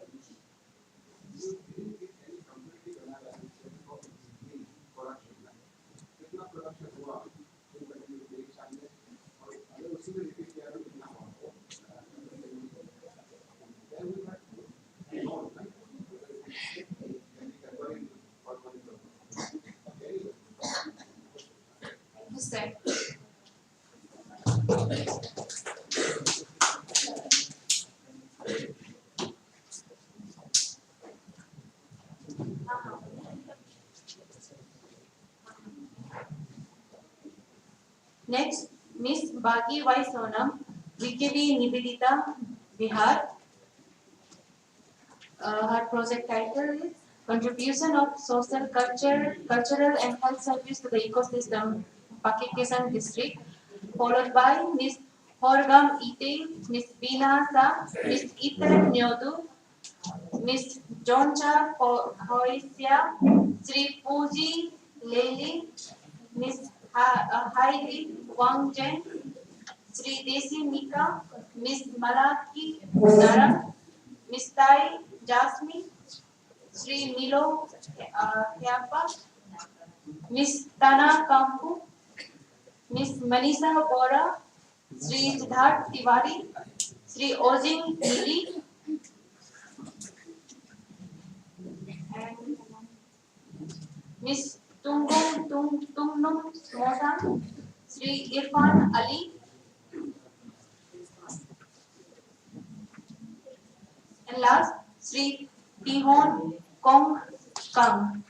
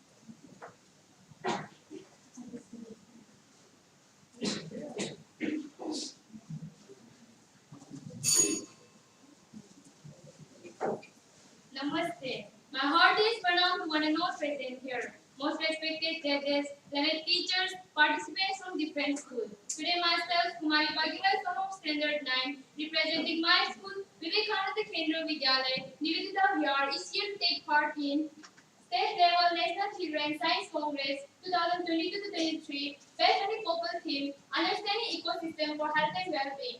Sub-theme, Social and Culture Practices for Ecosystem and Health. Project title, Contribution of Social Culture and Health Services to the Ecosystem. So let us know a brief information about ecosystem. Ecosystem is a chain of interaction between living organisms and their surrounding environment. Function of ecosystem are as follows. It regulates the essential ecology process, support life systems and render stability. As ecosystem includes lithosphere, hydrosphere, atmosphere, food cycling, and so on, which makes the living beings health and well-being healthy. So if these sources are not functioning in a balanced manner, then we sure will face crisis in the nearby future. So to minimize it, we must understand ecosystem that preserve the health and well-being. Now, I would like to focus on the sub-theme I've chosen, social and cultural practices for ecosystem and health. Every society has its own traditional beliefs and practices related to ecosystem and health. Culture refers to value, beliefs, practices that are set among by members of a society. Even the smallest decisions taken by person's everyday life are influenced by culture. So, social and cultural practices have so much power to influence people towards it to adopt practices that preserve the ecosystem and health. Now, I would like to significance of social and cultural practices. First, eco-friendly practices to be promoted actively and everyone to spread awareness about the value of adopting eco-friendly lifestyle. Second, environmental education should be provided and everyone should have the access to this education so that they can understand their negative impact on the planet Earth. Now, I would like to focus on the project that I have chosen, contribution of social culture and health services to the ecosystem. And here are the aims and objectives. To estimate the impact of human disturbance on healthy ecosystem. To estimate the throwing and wasting of biodegradable kitchen waste and plastic waste. To record the number of people and households following the various social and cultural practices. To create awareness about the human activities on various social and cultural practices. And here are the methodologies. To perform this project, we accomplished keen observation and survey from interview methodology. We selected themes on which the project was to be carried out. We selected different places to be visited by during our project. And then we analyzed and then we collected information about local systems and social and cultural practices carried out by the local people. And lastly, we analyzed the problem and found out the measures for the solution. In here are the data collection. Data collection from Goloso village of Sarasa Circle. In the year 2019, total number of habitants following the social and cultural practices was 15. In 2020, 20. In 2021, 23. And above are the data collection of Etu village and Niti Darong village.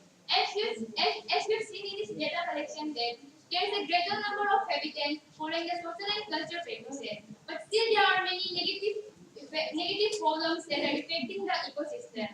And here are the data analysis. After our field visit, we collected information about various social and cultural practices carried out by the local people. Most of the people are unaware about the healthy ecosystem. Most of the young youth are not aware about the value of preserving social and cultural practices. Many methods of making organic fertilizer are created, but due to modern civilization, people tend to forget to follow those methods. And here are the results. Degradation of nature resources, such as forest, river, atmosphere, forgetting about the old custom followed by our ancestors. Various health hazards due to pollutants such as chemical fertilizer, mixing of sewage, and so on. People forgetting about the natural disinfectants such as cow dung, organic fertilizer, and so on. And here are the problems that we are facing right now, and which can be a big problem in the nearby future. First, modern civilization forced the people to forget about the social and cultural practices. Second, increasing population forced the people to adopt the modern method of agriculture that causes health hazards. Third, busy life makes the people do not follow the way of decomposing organic waste by various methods. Fourth, improper disposal of plastic waste that reduce the quality of soil. Fifth, people tend to follow the path of laziness due to the influences of modern devices. And here are the solutions for the problems. First, using of modern device must be minimized. Instead, we can invest our time in making organic fertilizer.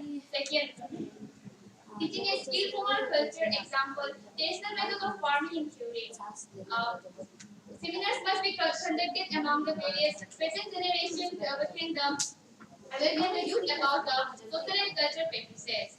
Fourth, writing articles and giving speeches on various social and cultural practices must be done. Fifth, making an eco-brick can be a big solution for the minimization of plastic waste. Here me and my partner Yamunatu have created a model. So this model I want to show that how we can collect the waste and convert it and recycle it and earn and save our ecosystem and earn some income. So this model I want to show that how we can collect the kitchen waste, plastic waste, and after collecting it, we can convert it into we can convert the kitchen waste into or manure and plastic waste into eco-brick. So firstly, I request the government to make a scheme where a community must weekly visit to places like hotels, apartments, restaurants, homes, schools, and so on, from where all the waste are being generated. And then they can collect the waste and convert the kitchen waste into manure and plastic waste into eco-brick. Then by collecting it and by making the manure and making the eco-brick, they can sell it and earn some income from it. And for making an eco-brick, we only need is the plastic wrappers that we are throwing. After cleaning it, we can dry it and take a plastic bottle that we are wasting, and then we can put the plastic wrapper under the in the bottle, and then by filling it till the plastic bottle become full, and after filling it, then our eco brick is ready. And from eco brick we can make many things like flower pots, dog shelters, and also many things. So, lastly, as a citizen, it is our responsibility to save our ecosystem. If we implement this model, then we will be able to save ecosystem and earn some income, reduce the pollution, and can live in a pollution-free state. And lastly, to conclude my speech, I would like to say that environment and ecosystem are our habitat. But due to modern civilization, people tend to preserve the ecosystem. So lastly, to conclude my speech, I would like to conclude my speech by saying a Hindi proverb, Jal se an se one se jeevan. Thank you and Jai Hind.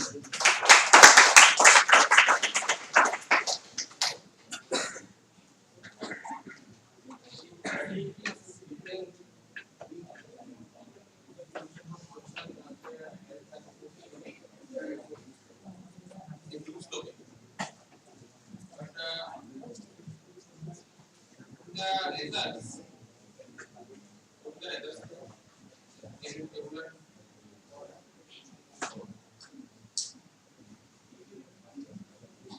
data collection from total number of millets in the village is only 15. As per the information I have taken from the forest department, therefore, data collection and also What is this 15 is what? Total number there are 15 villages in the village. total number of applicants, following the social and cultural. We are following the practice.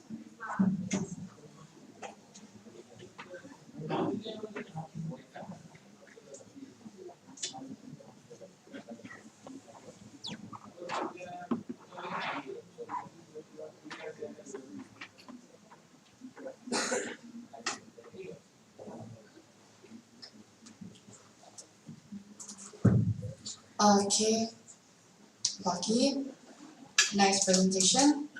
In your questionnaires, you have written because topic. How do you perform the culture practice to the natural resource in the ecosystem?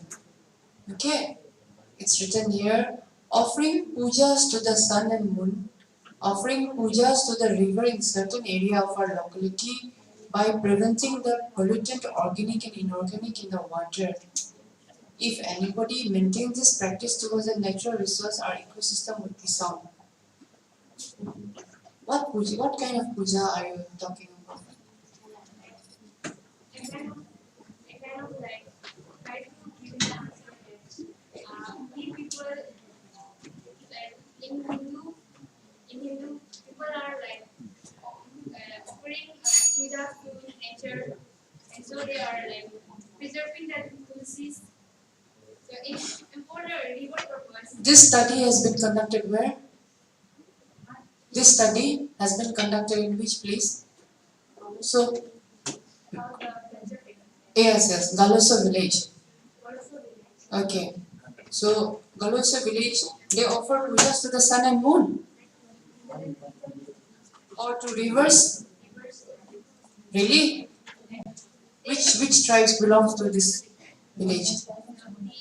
Forest department. Okay. We get information that they kind of offer pujas to rivers, and they Which tribe stays in this village? Your study site is this one? You are conducting your topic in this site, this village? from the previous Which is your study site? Study site कहाँ है? कहाँ पे आप study site किया? मतलब जो आपका topic है आप कहाँ पर? सजेसा.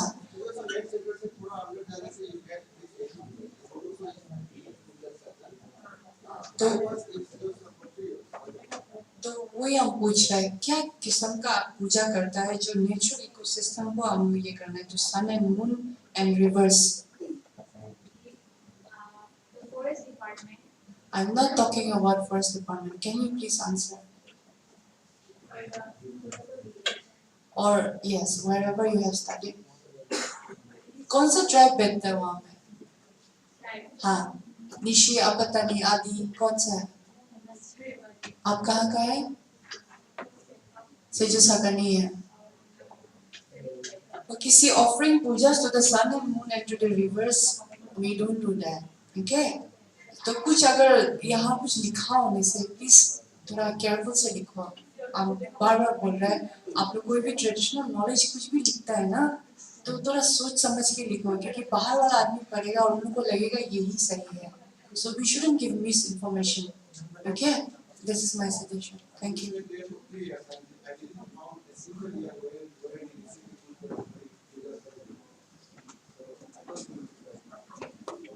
And we don't really worship sun and moon. It's a symbol. Okay? Please be careful about this thing.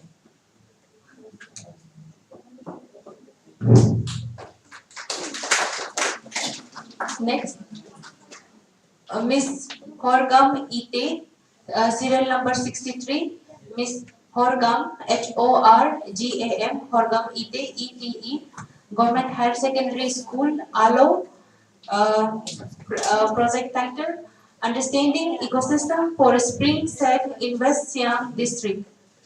And I request the escort teacher of Changlan district to please kindly visit account officer who is sitting in the curator's office.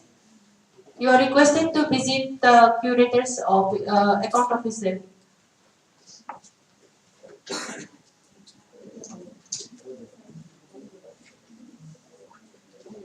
After Miss Horgam's presentation, Miss Bina Sa, please be prepared, followed by Miss Bengya Mangpa and Miss Itar Nyodu.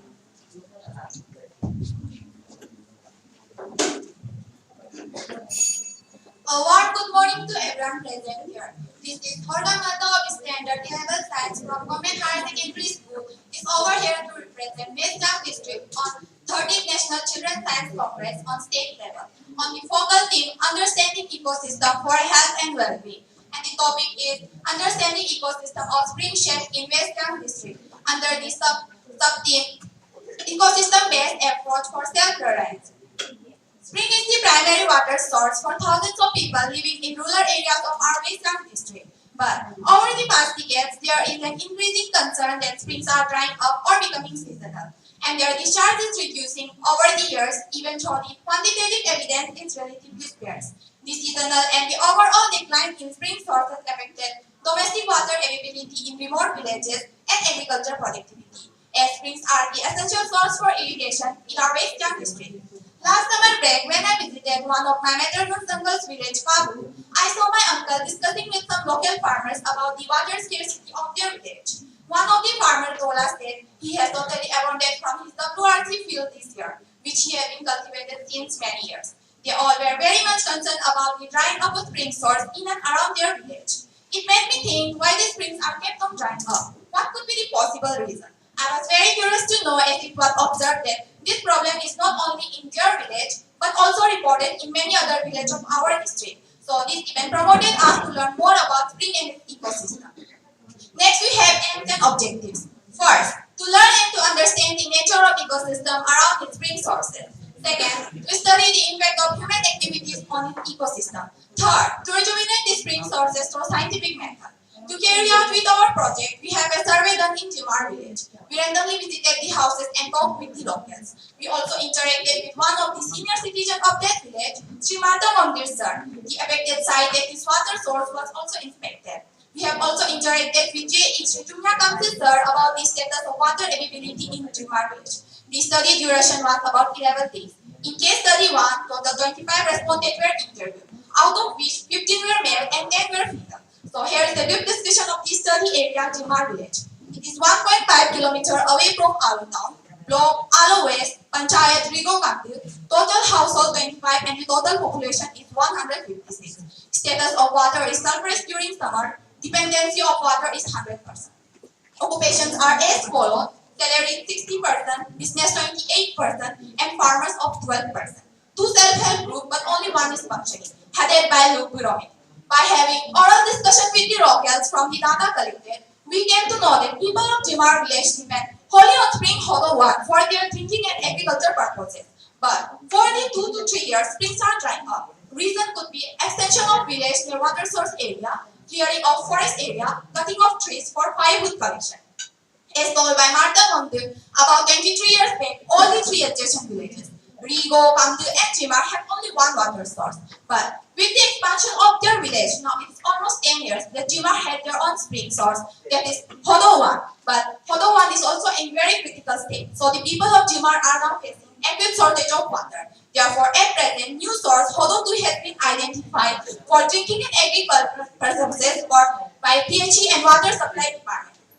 So, at last conclusion, despite the key role that they play, spring have not received their due attention and are now facing with the threat of drying up. Therefore, proper steps should be taken to restore, revive, and to sustain the spring in our ecosystem. Therefore, the best solution to this problem is spring shed management. So, let us first know what is spring shed. Spring shed is the area of land that contributes groundwater to a spring. Springs are the groundwater discharge point in the mountains where the water-bearing layers intersect with the ground and water seeps out of the rock forts, fissures, fractures, or depression. As spring-shed management is an approach to natural resource management which aims to sustain both the ecological and human needs in the future. One of the eco-friendly and most effective approaches to the conservation of groundwater are to plant trees. There are many other native trees that are found in the forest of West Yang district like Khusur, Khulum, Balam, etc. They can be planted and grown near the spring-shed area for groundwater augmentation, and it also helps to sustain the forest ecosystem. So, bamboo's extraordinary ability is to hold and capture large amount of water only, which makes it a plant which helps to reduce the soil desertification.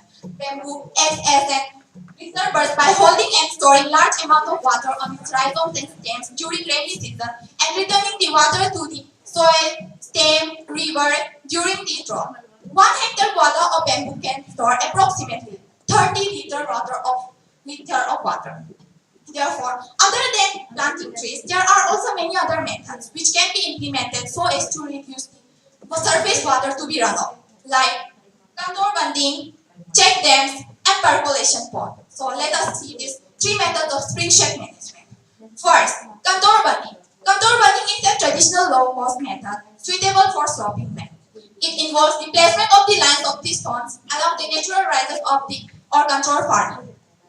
This technique helps to hold the rainwater before it becomes runoff. Next is check dams. Check dams is small and sometimes temporary.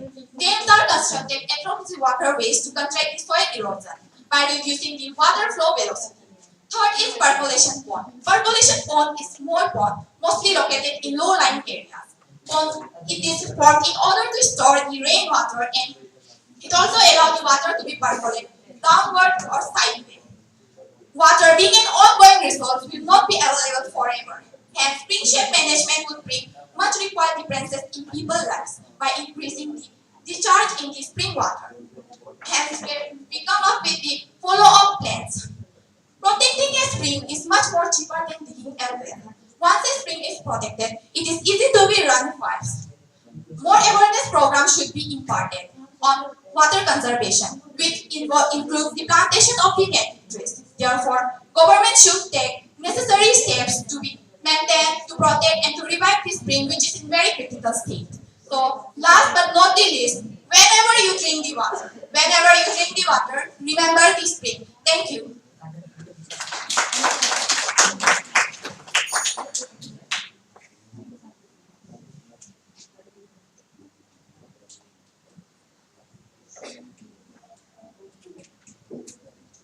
Thank you for the presentation.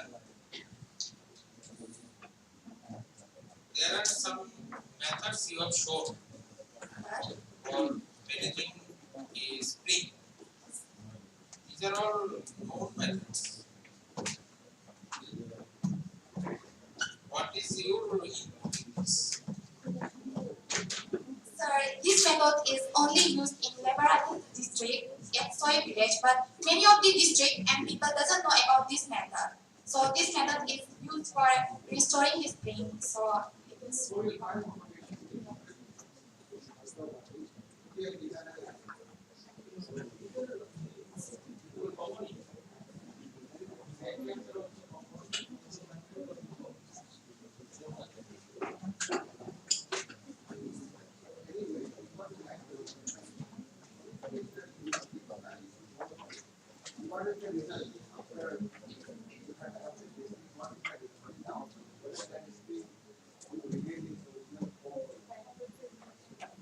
The discharge of these springs increases after these methods.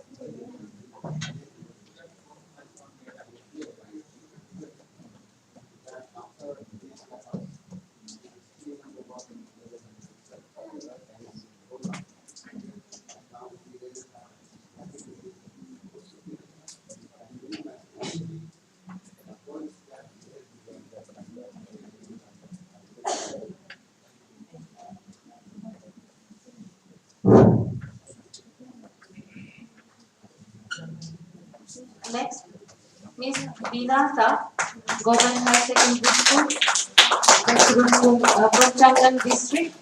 Project title Adaptation for Sustainable Development.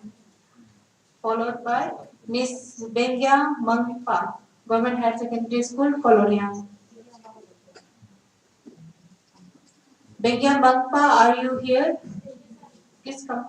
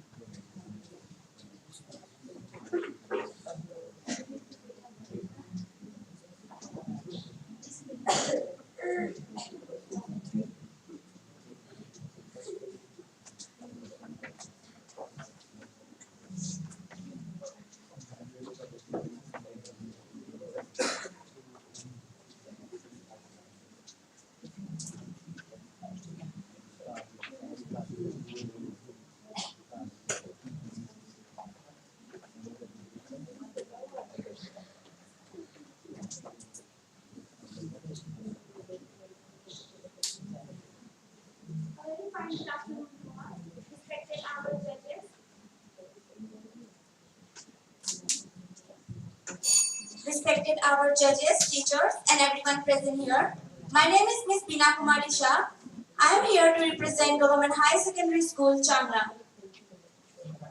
My focal theme is Understanding Ecosystem for Health and Well-being, sub-theme Ecosystem-Based Approach for Self-Reliance, and topic Adapting Sustainable Development.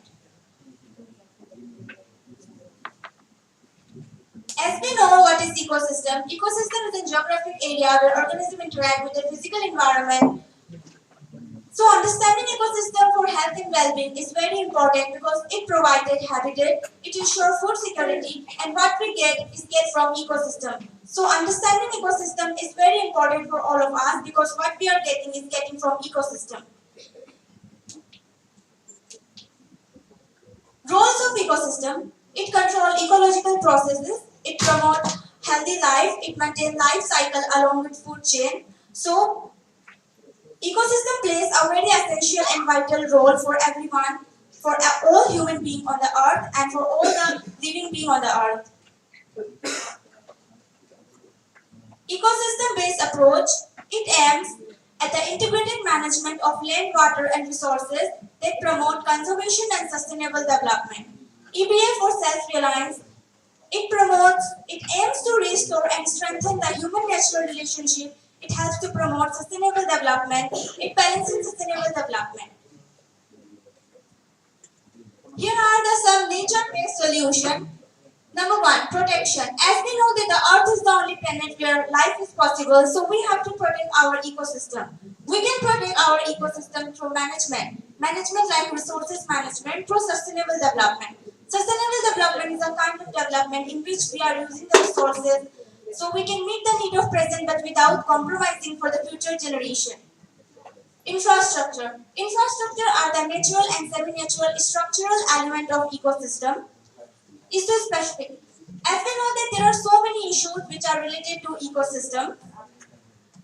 So it's very important for us to restore our ecosystem. We can restore our ecosystem through afforestation, reforestation, and by also spreading awareness about the importance of ecosystem. If we will do so, then the climatic condition will automatically get in control and we will get fresh air. As we know that fresh air is very much important for a healthy life because most of the people in polluted area where the air is not clean, they are suffering from many diseases. So it's very important to get a fresh air. For example, in Delhi NCR, most of the people are suffering from respiratory problem due to polluted air. So it's very important to get a fresh air. Fresh water is also very important because our 60%, up to 60% of our body is made up of water. So water is very important for our health. If we will do so, then the climatic condition of Earth will automatically get in control and we will definitely get biodiversity benefits and human well-being.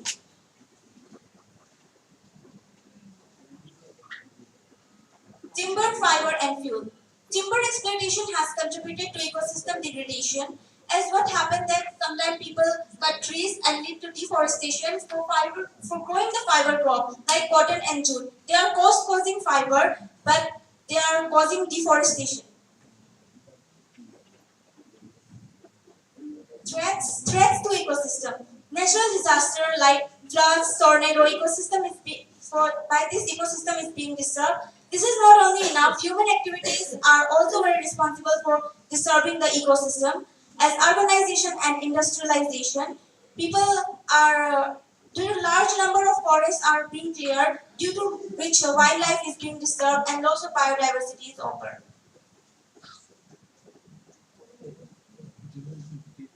Industrialization. Due to industrialization, the smoke releases from industries in air. The waste disposes in a river, causing water pollution. And when the smoke releases from the factories, they accumulate it with clouds and causes acid rain. And it also harms many monuments and animals and forests. So, I have done observation on local farming, and as our Changlang district is surrounded by small villages, and the people of this area are fully dependent on farming for their food. So they burn a forest for cultivation, and they also use excessive fertilizers, which lead to soil pollution also. So it's important for us to reduce the fertilizers, or in place of fertilizers, we can use manure. So this can lead to this will enhance the excessive. This will reduce excessive use of fertilizer and also reduces soil pollution. Shifting cultivation has both advantage and disadvantage as it impacts people moving from one place to another for cultivation. It will cause deforestation because they move one place from another because there are some losses in fertility of the soil. So there are problems related to ecosystem. In our area, most of the people are not following the rules and throwing garbages in river, and due to lack awareness, we have to protect our ecosystem. Ways to reduce ecosystem. As we know that our government has introduced some scheme like Swachh Bharat Abhiyan for cleanliness and well-being of our country and the health of citizens. So it's very important for us to contribute with government and cooperate with government because what government is doing for the well-being and for the wellness of society. So it's very important for us to cooperate with government. Thank you.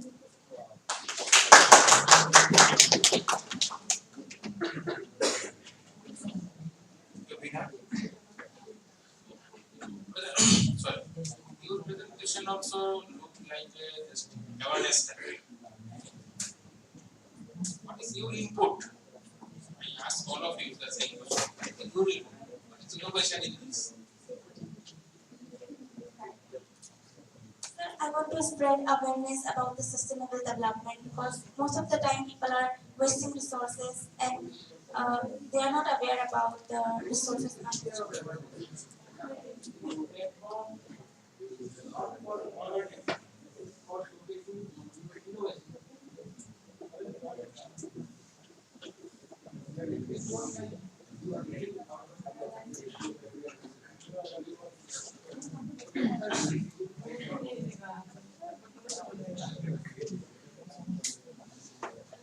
Minisa.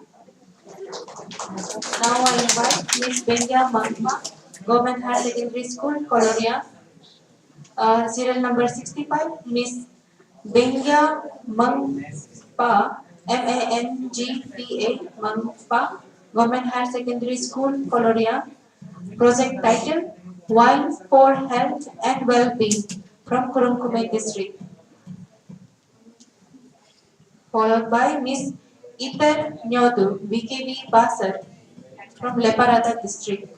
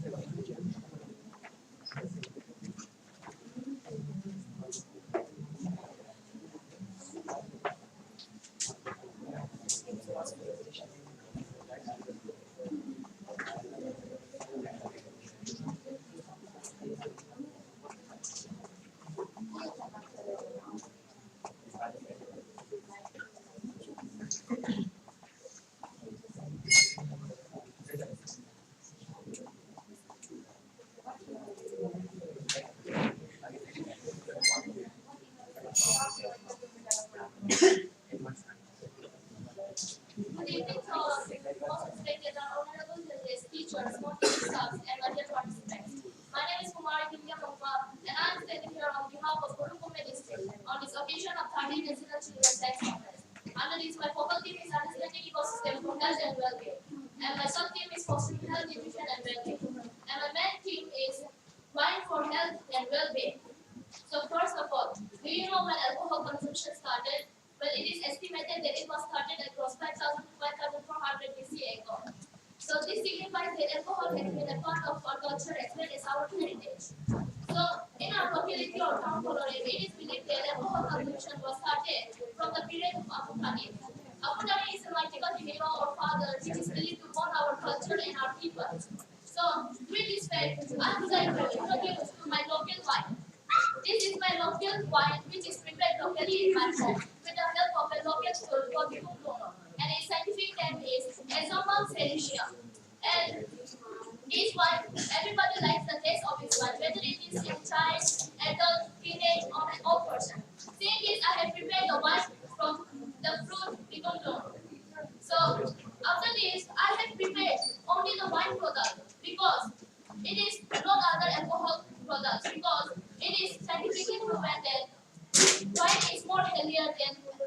alcohol because it contains antioxidants called polyphenols, which work as a protective shield against developing of cancers and diabetes.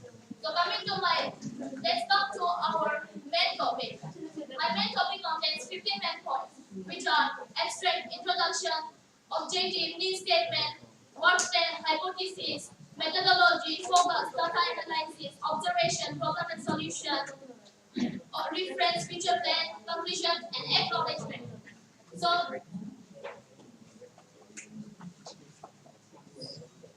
So, number one comes, out of all these 15 points, I have chosen some most important points to explain. So, number one comes abstract. Abstract is a total summary of my work, idea, and project. In abstract, I have stated that my project mainly focuses on the welfare and well-being of the society, youth, and future generation. My project doesn't only meet the nutrition and well-being of a person, but also meets the economic stability of backward and poor family as well as our society. So, comes number two, introduction. We all know about alcohol and what is its effect and how it affects our body. But we have always seen the bad side of alcohol. Today, I'm showing the good and both bad side of alcohol. So, while wine is also an alcohol product, it also comes in an alcohol product. But wine is different because it is made from fruit. So, introduction, we all know about alcohol. Alcohol is present everywhere, whether it is in rural or urban area. So, alcohol also plays an important role in our culture because, like our festival long and long day. Without alcohol, the festival is alone, and this festival is not festival cannot be same festival. And alcohol also plays an important role because every culture has its specific way of making wine or alcohol. Like in our BC tribe, we make alcohol from millets and our local rice that we cultivate. So number three comes objective. My objective to make on my idea is to utilize our natural resource that we get from our area and make the sustainable as well as sustainable use of it. So that it may also meet the needs of present generation as well as future generations. So number and to spread awareness among peoples and youths of our area that how we can utilize the forest product to a valuable product. So after comes my acknowledgement.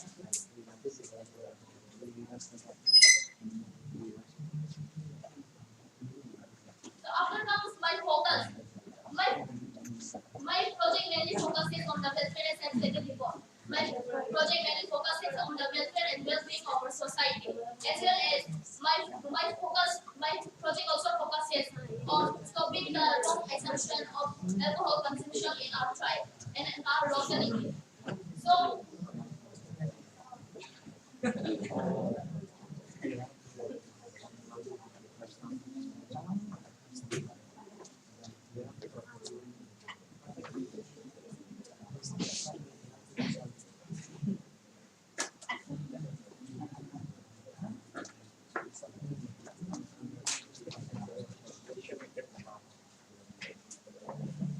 and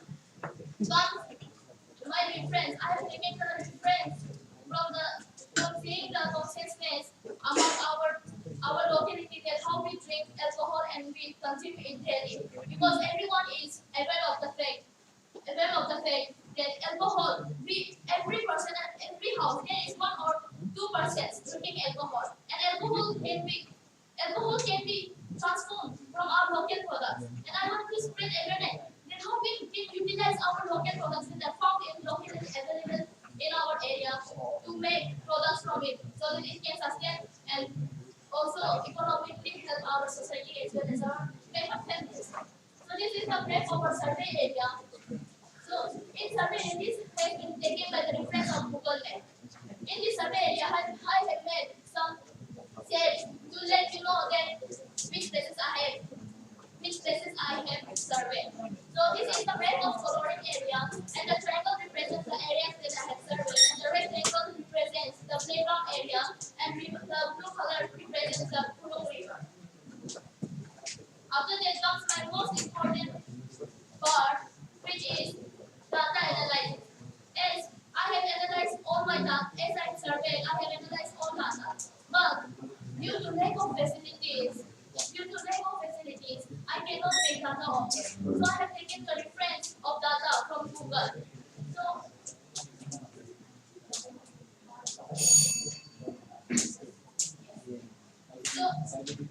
this is the data I have prepared. So in data I have mainly focused on the most and least drinking alcohol products in India, alcohol consuming state in India. So here it is clearly you can see that Arunachal Pradesh is the highest alcohol consuming state in India with a percentage of 52.6%, and Chhattisgarh comes in the least alcohol consuming state in India with a percentage of 34.7%. So, with this, I would like to conclude my presentation by saying this: to make one from our local product, which can be more valuable as well as value our health and well-being, because if we consume the other alcohol products which are manufactured in many private companies are unhygienic as well as cause you to illness as well as lead you to death. So with this, I would like to acknowledge all my teachers, principals, and persons who have supported me while my survey, and special thanks to NCIC for supporting children like me to present here and explore myself and close it. Thank you and Jai Hind.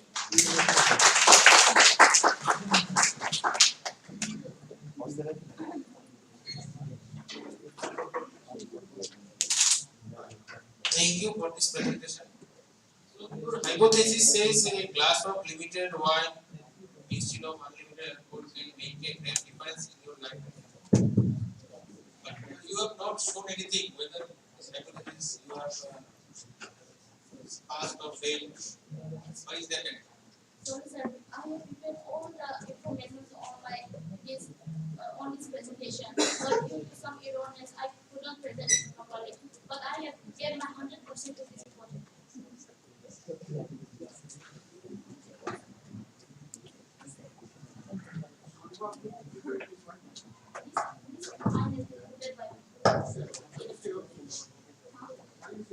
Yes.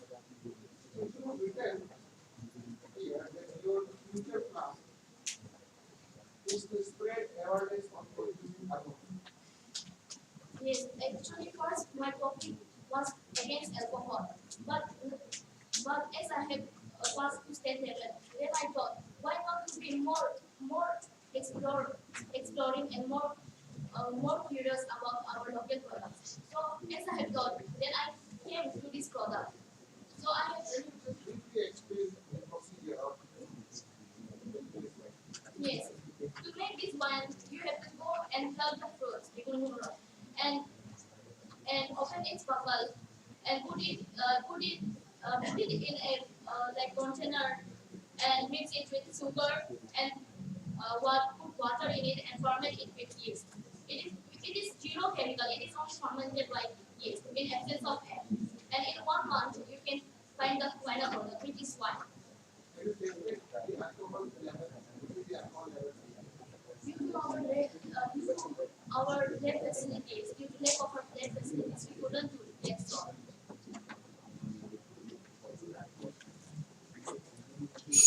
Mama, why did you choose this fruit, become dumro, out of all the plants? Out of all the plants, I have also seen many plants and fruits, but they were not exactly more like I took a reference from TV. So I struck in my mind that this fruit also seems like kiwi, and as well as it is also sweet and sour like kiwi. So why not I make from this? And I tried and tried. I failed there many times, but I tried many times. Then finally I got it. This is a wild fruit or cultivated? No, it is not cultivated. It's wild fruit and available in our area. Okay, Mangpa, your presentation is good, but the way you are going about is all haphazard. Okay, you could have, see, your topic is what? It's subtopic is fostering health, nutrition, and well-being, isn't it? You could have said that this is a very unpopular wild edible plants, which I am using it to manufacture wine, which will be beneficial in this way, that way. You could have gone about it, but you have instead made alcohol the main topic. You could have made this plant, okay, the name, and then go, okay.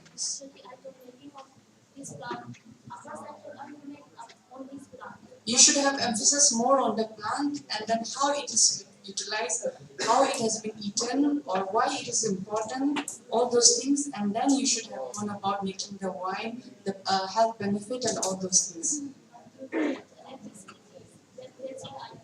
No, no, I'm not talking about the lab facilities, I'm talking about how you are presenting.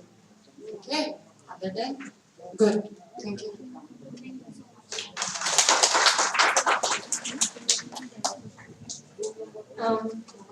Next, Miss Itar Nyodu, BKB Basar, serial number 66. Her project title is Cultural Practice of Garo Tribe and its Impact on Ecosystem and Health from Leparada. Miss Itar Nyodu. After her, Miss Joncha Koisia from RKSM School, Tira.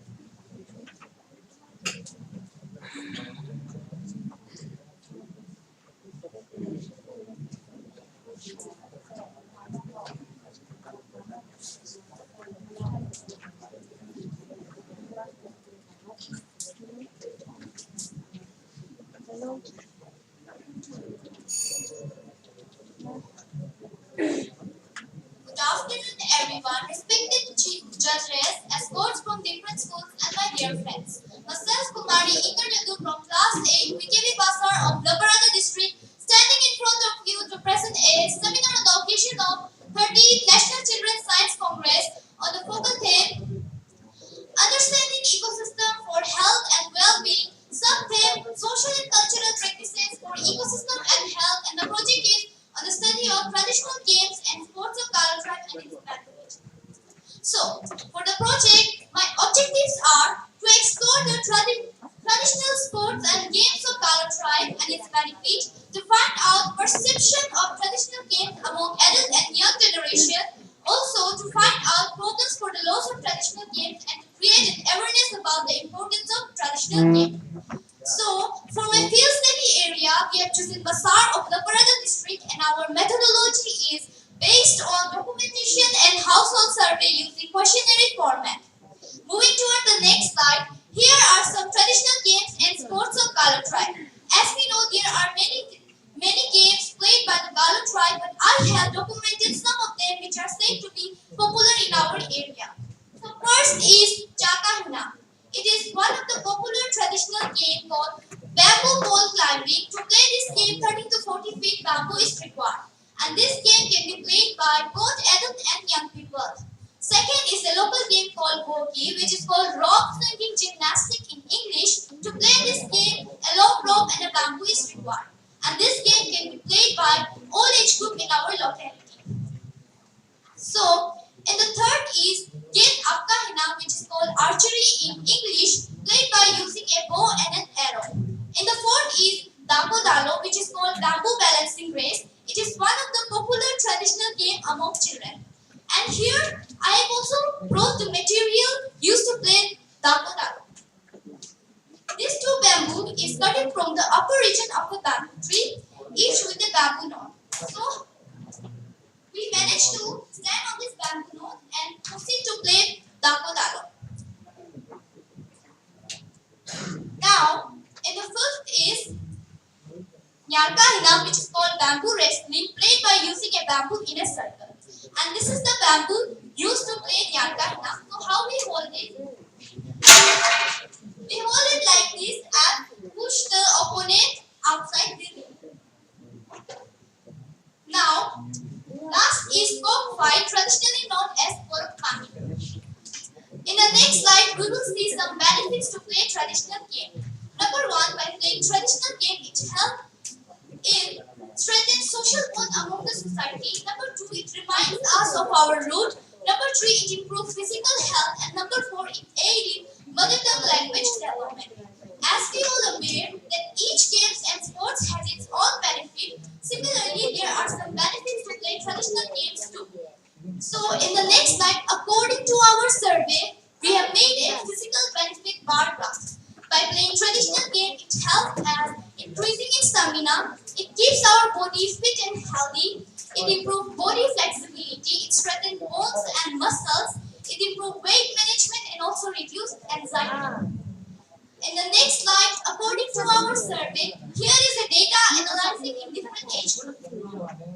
As you can see, 10% under 18 years, 30% under 18 to 35 years, and 60% above 40 years of people know about our traditional games. So, now the question arises, what is the reason behind the loss of knowledge of traditional games among adult and young generation? As you can see, nowadays children do not have enough time to play both indoor and outdoor as well as playing traditional games. The problems may be, number one, due to lack of playing areas, number two, they don't know how to play some of these games, and number three, the knowledge or information about these games are still lacking, and number four, due to maximum use of mobile phones and video games. And as per the survey, we have found that the fourth reason is the major cause for the loss of knowledge of traditional games in our area. As you can see, in 2011, the percentage of people ever used mobile phone was 38, but in 2021, it increased to 72%, which is due to corona pandemic, we can also say. So, how can we implement traditional game and what can be done? And the solution is awareness. Every community has a precious heritage and the indigenous knowledge can be transferred to next generation, which is the responsibility of the society. Each student in classes must involve in any of the games activity as part of the development. This will help in developing young children into sensitive, progressive, and responsible citizens of the society. All schools need to take this message forward by involving students, teachers, and community in this drive.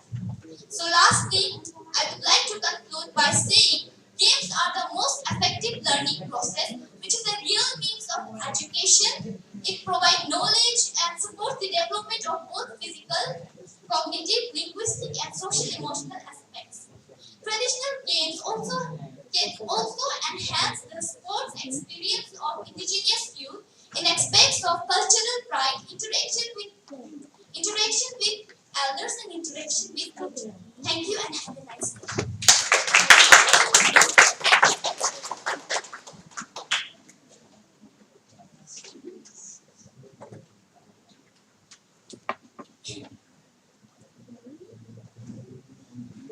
Again, your presentation looks like awareness kind of. Can you give us some inputs? So my presentation is as per the survey that I have made, that is in Masar. So my input is that I have learned many traditional things which I haven't known because it is extinct, like literally extinct in our state. So my input is that we should continue to practice traditional games so that we can conserve our culture. It is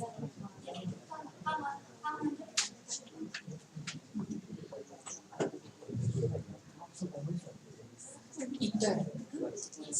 Very nice presentation. You have done your survey also very nicely. So now you got to know about the traditional games. Have you played any one of them?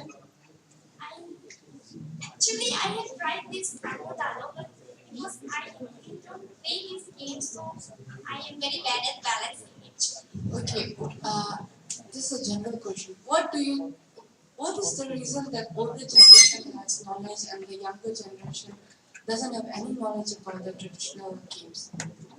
Any idea? Okay, what do you think is the reason behind that older generation have this knowledge and younger generation they do? Yes, like you said, you didn't know about these games. Yes, that is because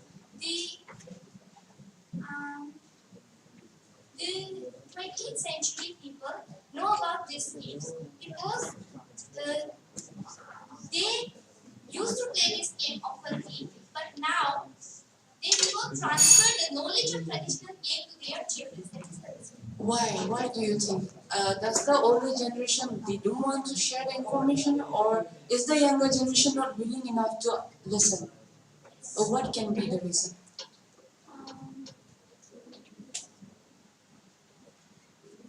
First, can we Just take your own example. Just take your own example, and then you can reply. Why do you not know about this traditional sports?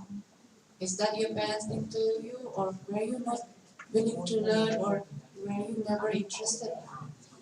as I said, my parents didn't tell, and even though other parents might have not tell about traditional games, but and I mean you are asking the reason. So the reason is because of the technology nowadays, and parents are also busy. They don't have time to play these games and give knowledge to their children.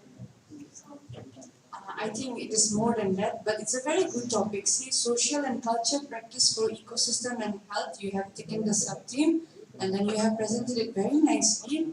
And this is also a request to all of the younger generation. Kindly know your traditional games, and there are so many things that we see. Sometimes we can't just blame the parents, and we can also blame the younger generation. It's like all of us we are at fault. It's good that because of this thing you have got to learn your own thing. Okay, very good presentation. Thank you.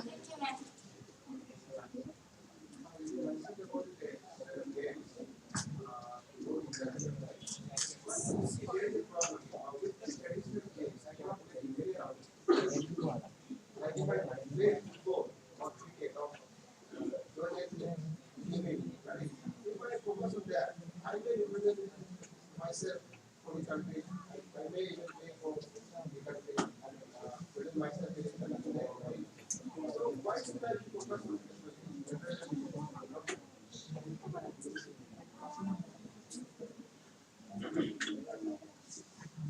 so why I am presenting this seminar? Yes. Why I am presenting this seminar? That is because I want to tell the people to conserve our cultural tradition. That is cultural and this traditional sports.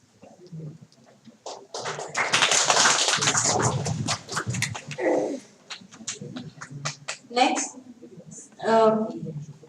Sri Puji Lali, Government Higher Secondary School, Bali, from Pradadi district, followed by Miss Haili Wang Chen, Government Higher Secondary School, Rangha, Longding district.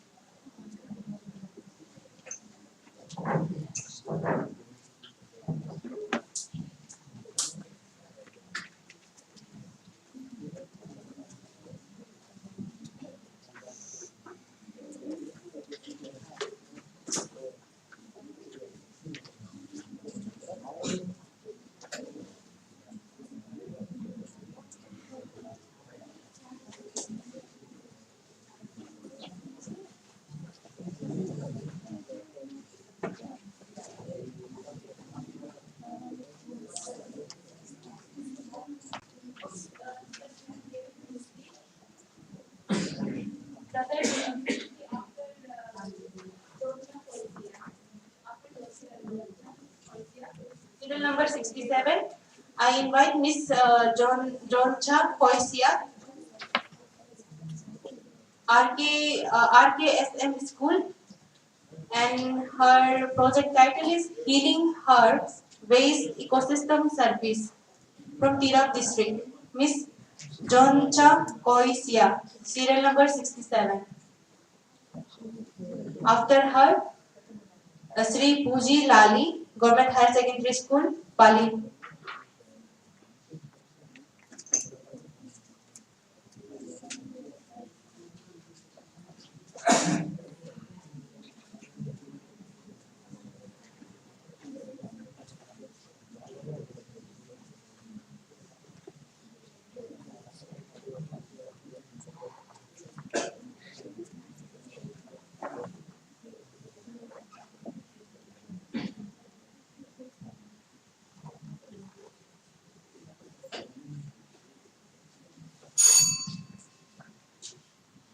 Namaste. Namaste. Myself, Ms. Joncha Krisia, and my team member, Ms. Deepa Hassan. We belong to Ramakrishna Sharda Mission Girls School Konsa.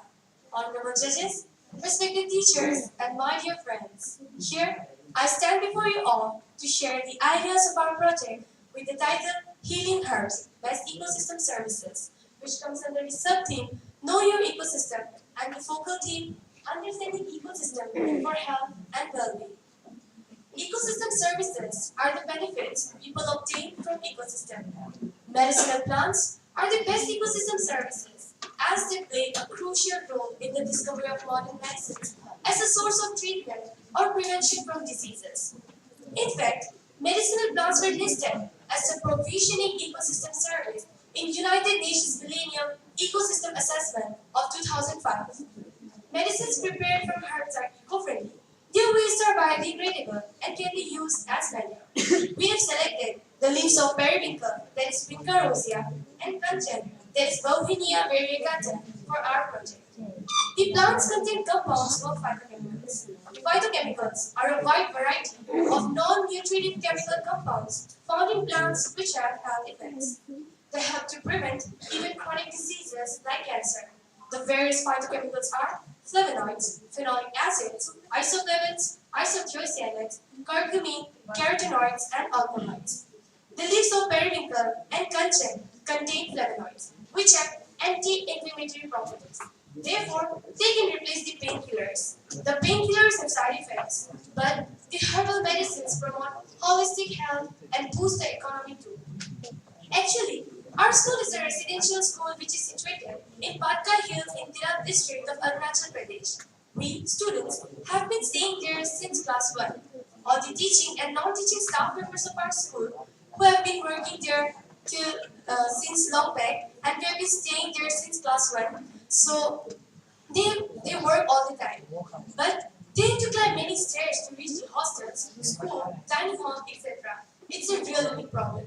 And as they're becoming aged now, most of them are suffering from joint pain and have to therefore depend on painkiller tablets or analgesic drinks, which in turn requires spending a lot of money every day and inviting stomach and other health problems. Therefore, we try to find a solution for this problem so that they could be benefited, as it is not only about our staffs, but it is a condition faced by all the people around us.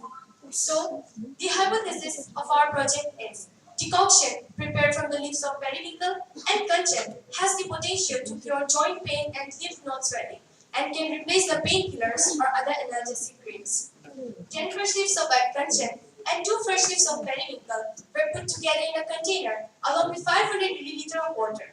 The mixture was then allowed to boil, and the boiling was continued till it became 1/4 of the original quantity, that is 125 milliliter. The solution was then allowed to cool, and it was filtered.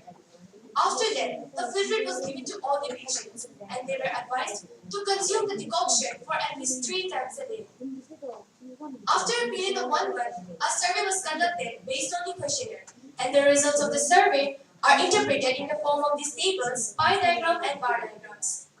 These tables, pie diagram, and bar diagram give us the information of improvement in patients who consumed the decoction for 45 days, and the result was wonderful. Much reduction in pain was also observed. The next tables Eye diagram and bar diagram give us the information of improvement in patients who consumed the decoction for 30 days. Another survey was also conducted after that, and the patients were asked several questions like, was there any reduction in pain after consuming the decoction for these many days? Were they still containing the painkillers? How did they find the kashayam? And the answers are given here. From the interpreted data, we can infer that the decoction is really effective for all, irrespective of age. The patients were really benefited, and most of them, in fact, stopped taking other medicines or painkillers. They now feel confident that they can overcome the pain using this medicine alone. From our survey, we conclude that the decoction is really effective for curing joint pain and lymph node swelling. Most of the students did not have any idea about the wonderful healing effects of these plants. Our survey actually created an awareness it is also required to boil the leaves. Therefore, we feel that the same proportion of leaves can be tried in the form of globules, mixing the powder of dried leaves of periwinkle and content along with gur and gugulo. From our studies, we also came to understand that the flower extract can treat diabetes as well. We will also experiment it in future under a medical guide. The anti-cancerous medicines like vinblastine and vincristine are prepared from the periwinkle plant. As Arunachal Pradesh is considered as the cancer capital of India, cultivating these plants more and more can meet the future demands of the herbal medicines. The mountain ebony is also good to treat thyroid-related problems. We will urge our villagers to cultivate these plants more and more. We will also try to create an awareness for promoting herbal medicines globally as much as possible in the place of other medicines as the plants are eco-friendly, locally found, and easily accessible. The content gugulo is also good to treat thyroid disease and varicose veins. We will also experiment it in future and to prepare the decoction from the flowers of periwinkle and content to treat blood pressure and diabetes. And finally, we hope that India will be a happy and healthy country in the coming years, utilizing the ecosystem services for the good health and well-being. Sarve Bhavantu Sukhinaha, Sarve Santu Niramaya. Let all things be happy and be free from disease. Thank you. That was a nice presentation, Joncha. Yeah, I have a question for you. Yeah. In this table, you have given the name of patient, age, and percentage reduction of pain. These are some numbers like 19, 15, 27, 3%. How did you come to this number? How did you come to this number? We cannot say that because, sir, as they were given the deduction for something like 45 days, and from that, they just answered us that from very early, for many years they were having this pain, and now it has been reduced like much than that. So we just, as you know, Say that the pain has reduced to 90%. One may say 20%, fine. 20% better. Who says like this? My pain reduced to 90%. no, we don't like this. We just issue that's like approximately. Or pain actually there is a 10 point scale, 1 to 10. 10 is the highest. You are not here. Lowest you are here. Usually 10 scale. Yes, sir. Yes, sir.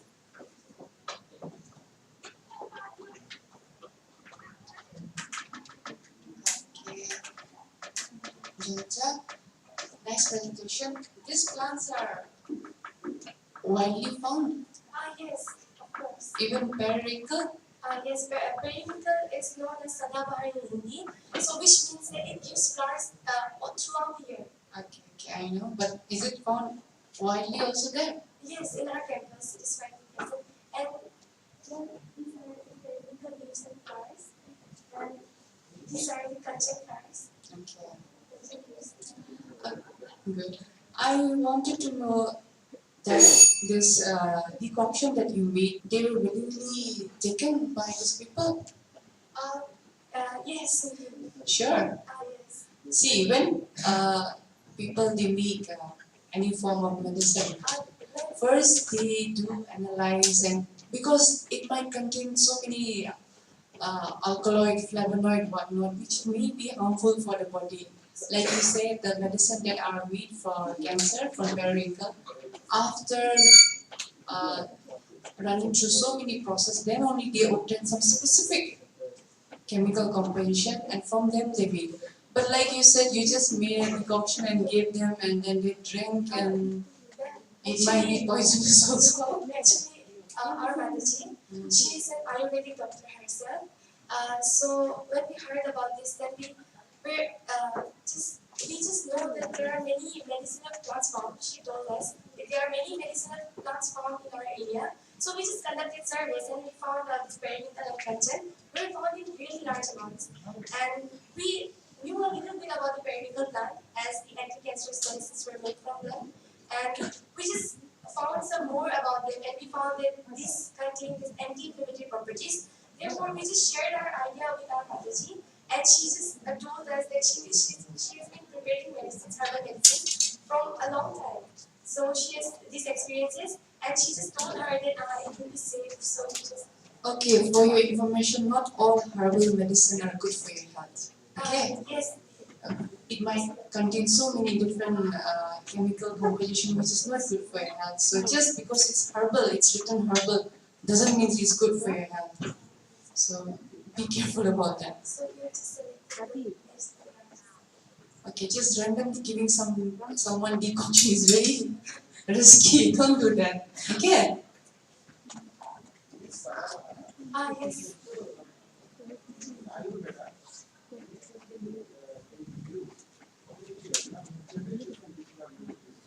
Yes. Diabetes. We are just trying to prepare the medicine for joint pain. Skin leaves.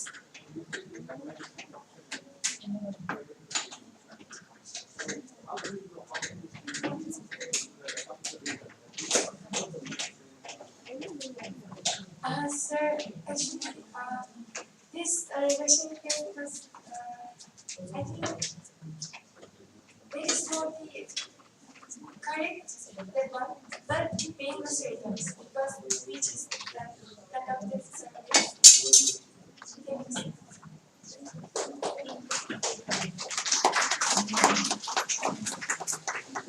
Next presenter, Sri Puji Lalai, serial number 58 from Government High Secondary School, Pali. After that, Halai Bangzen, followed by Sri Desi Neta.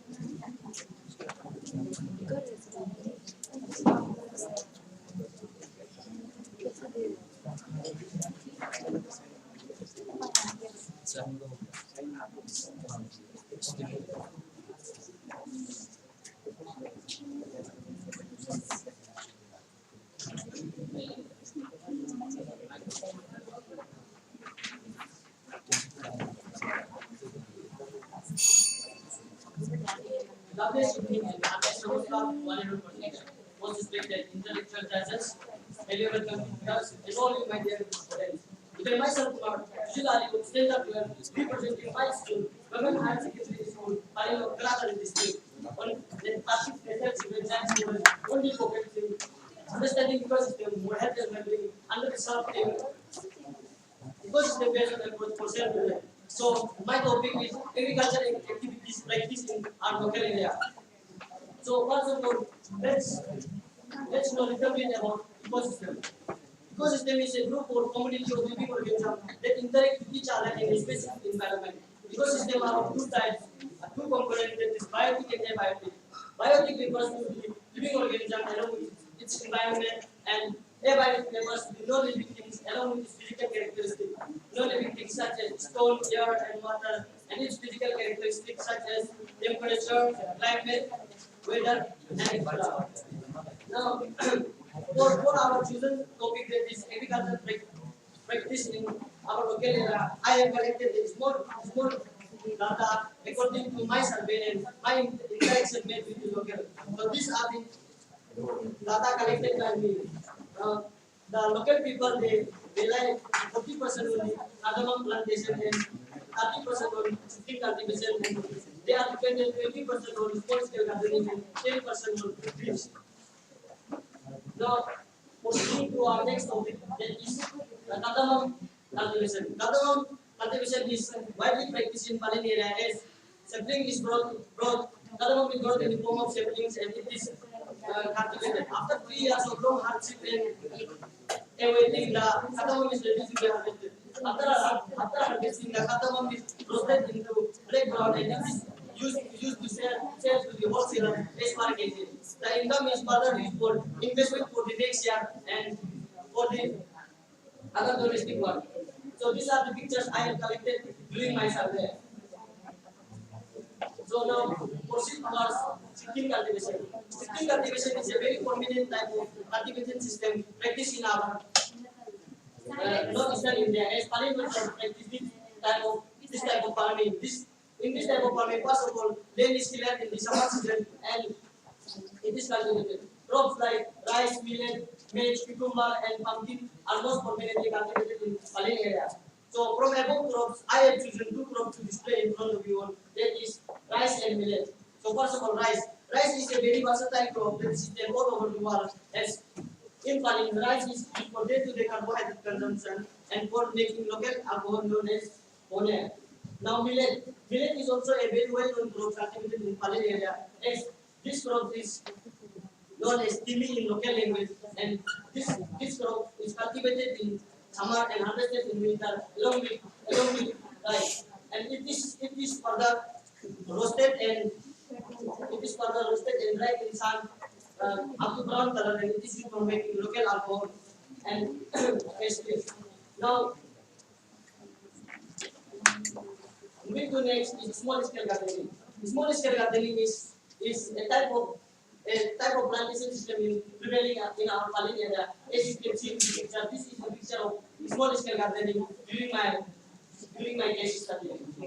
In small scale gardening, a small land is cleared near the house and crop and edible vegetables such as local tomato, chayote, and chilies and ginger, and the leafy vegetables such as pumpkin leaves and mustard are cultivated. These are further used for day-to-day kitchen consumption or for selling in the local markets.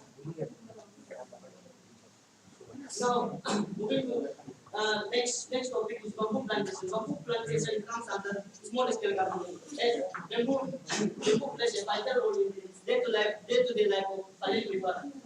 These bamboos are used for making fencing of the gardens and for the building of the houses. So bamboo cultivated in Palin areas are of 2 types. That is tall and broad bamboos and short and thin bamboos.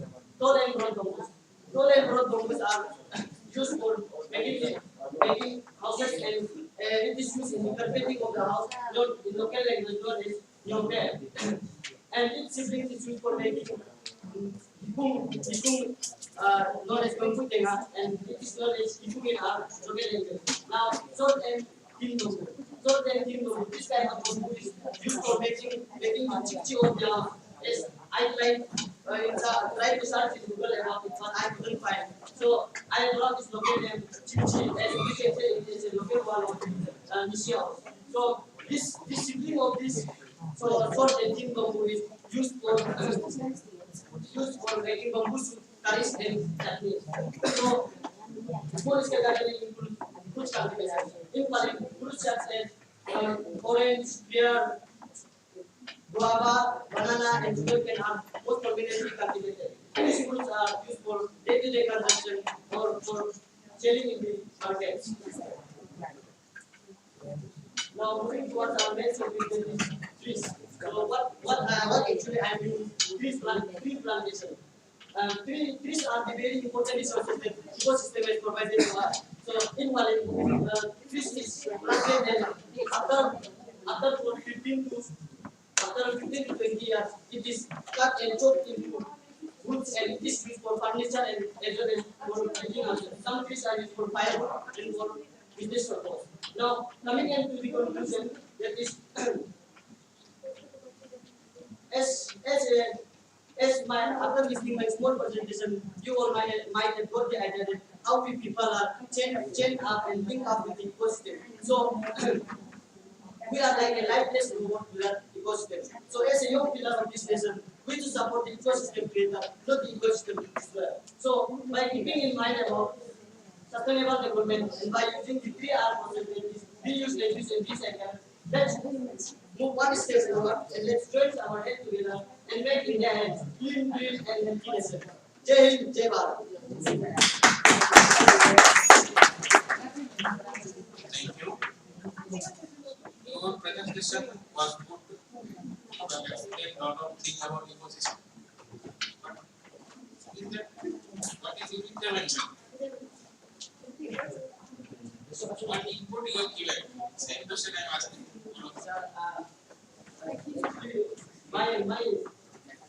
My input is I can say oh okay I learned I belong from a farmer.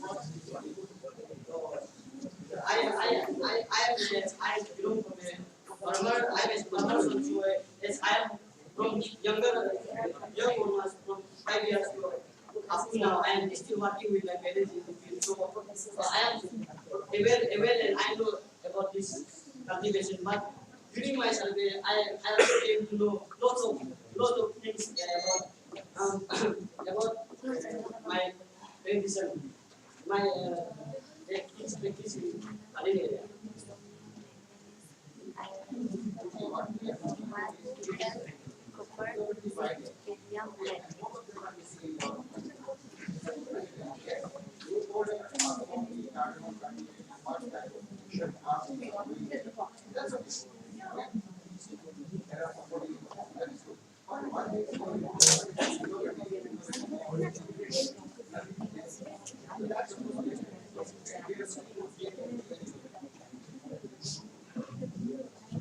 Lalit, I appreciate that you have given nicely your presentation and you have also understand your subtopic ecosystem based on approach for self-reliance. That's why you have given us about the cardamom plantation, uh, gardening, shifting cultivation. These are all small ecosystem. What about the tree one? Yes, tree plantation. Wrong planting in this. After planting, then I was actually it's very long story. From our talents, information was provided my ma'am told me that you make one you choose one topic and make one thing. So I was the best in I understood the topic myself and I created the content myself. So Yes, I appreciate that you did understand and you have presented after understanding. But like one of the sirs said, your input as per se, because see, cardamom cultivation, small scale gardening, shifting cultivation, we all know, isn't it? I know you have understood the topic, that's why you have presented, but where is your input? So next time, okay, think and then present. Thank you.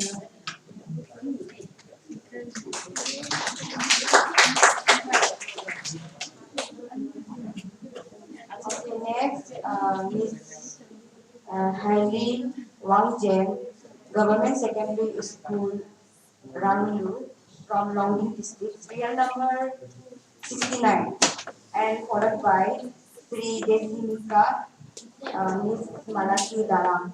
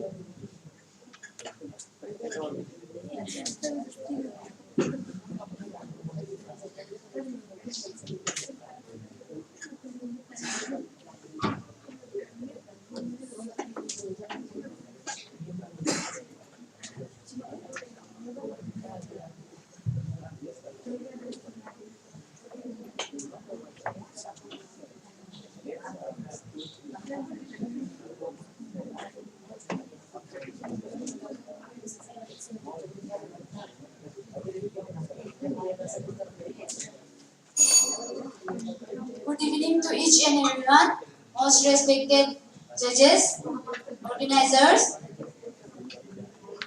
teachers, and everyone present here. I'm Miss Haili Wangjan of class 10. I'm representing Government Secondary School Rangla, District Longding, on today's 30th National Children Science Congress 2022.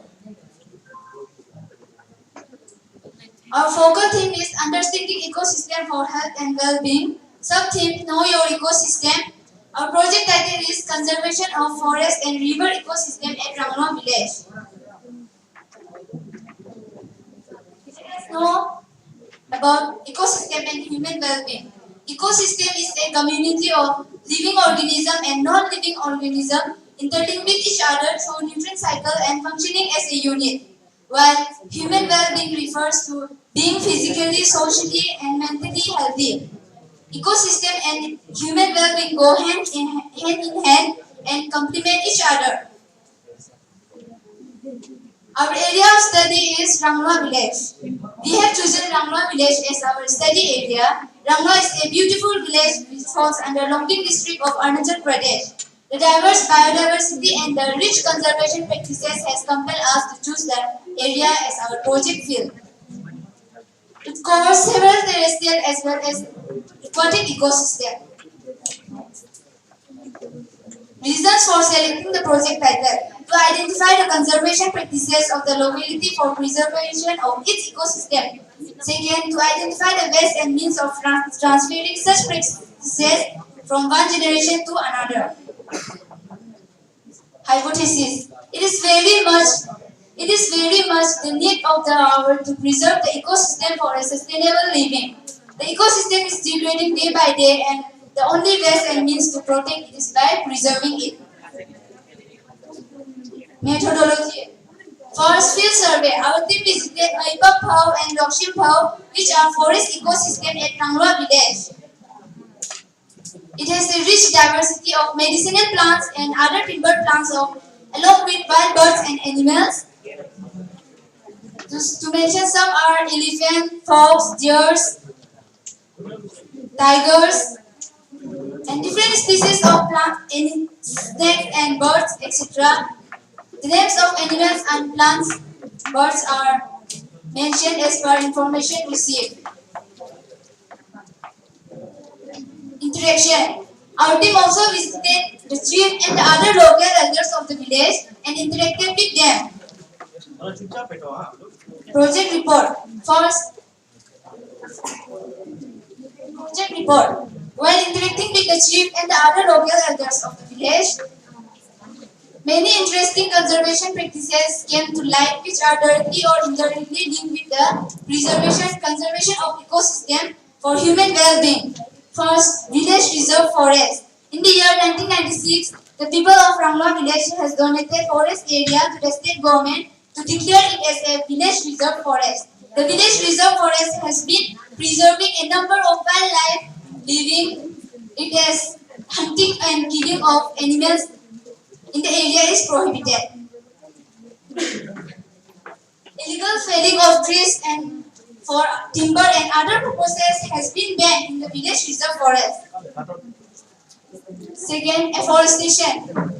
The youth and the elders of the village take initiatives to plant as many new trees as possible on World Environment Day every year to enrich the ecosystem of the place. Illegal fishing. The village council of Rangla village has prohibited the use of chemicals, bomb blasting, use of converters, batteries for etc. for fishing purpose.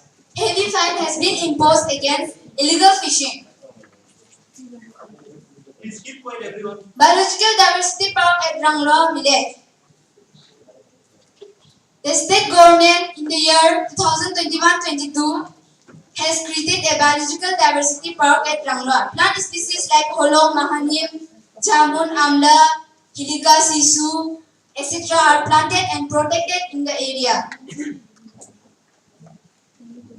Transferring conservation practices to younger generations. Awareness programs are often promote organized conservation of ecosystem of the place,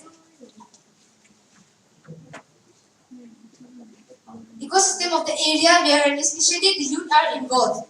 Importance of ecosystem for human existence is passed on to the younger generations through plantation programs, especially on World Environment Day every year. Ecosystem services for human well-being. The earth is home of million species. Every organism depends on one another for energy, survival, and other life processes. As part of an ecosystem, human derives lots of benefits from. These benefits are collectively termed as ecosystem services. Few are mentioned here. First, provisioning services. Ecosystem are source of food, water, medicines, wood, and many more. Second, regulating services. Ecosystem regulates air quality, prevents soil erosion, controls greenhouse gases, regulates climate, etc. Third, habitat and supporting services. Ecosystem provides living space for both plants and animals. It also maintains ecological balance, nutrient cycling through food chains, etc.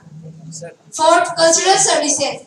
Ecosystem services include non-material benefits people obtain from ecosystem like ethical values, recreation, ecotourism, etc. Conclusion. As the famous saying by Jim Fowler goes, our challenge for the future is that we realize we are very much a part of the earth ecosystem. We should learn to respect and live according to the basic biological laws of nature. We must all realize that if we destroy our ecosystem, we destroy ourselves. We should therefore learn to live in harmony with the nature and preserve our ecosystem. Live and let live, and we will surely have a great ecosystem. Thank you.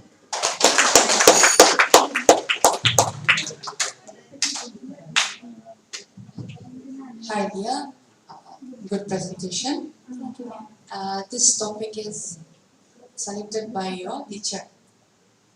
Me, myself. Yourself? Yes. Okay. So after survey, just tell us what you have learned from this. Many interesting conservation practices has came to light which are directly or indirectly linked the preservation of ecosystem and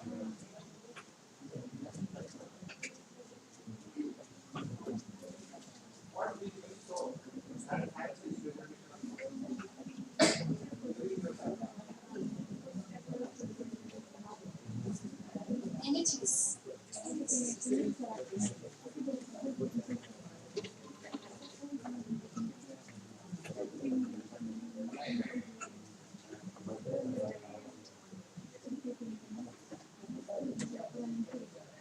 You have given two hypotheses.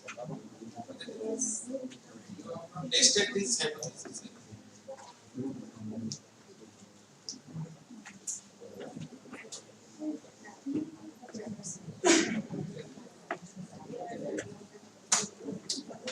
Have you tested the hypothesis? Yes. Where? I can't find it.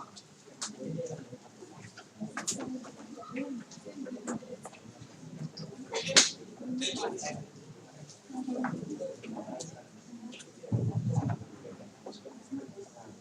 Next part, actually, this theme is the BAB Doluk Move from Kamle district. After that, serial number 71, Miss Malaki Darang, followed by Miss Tai Jaspreet.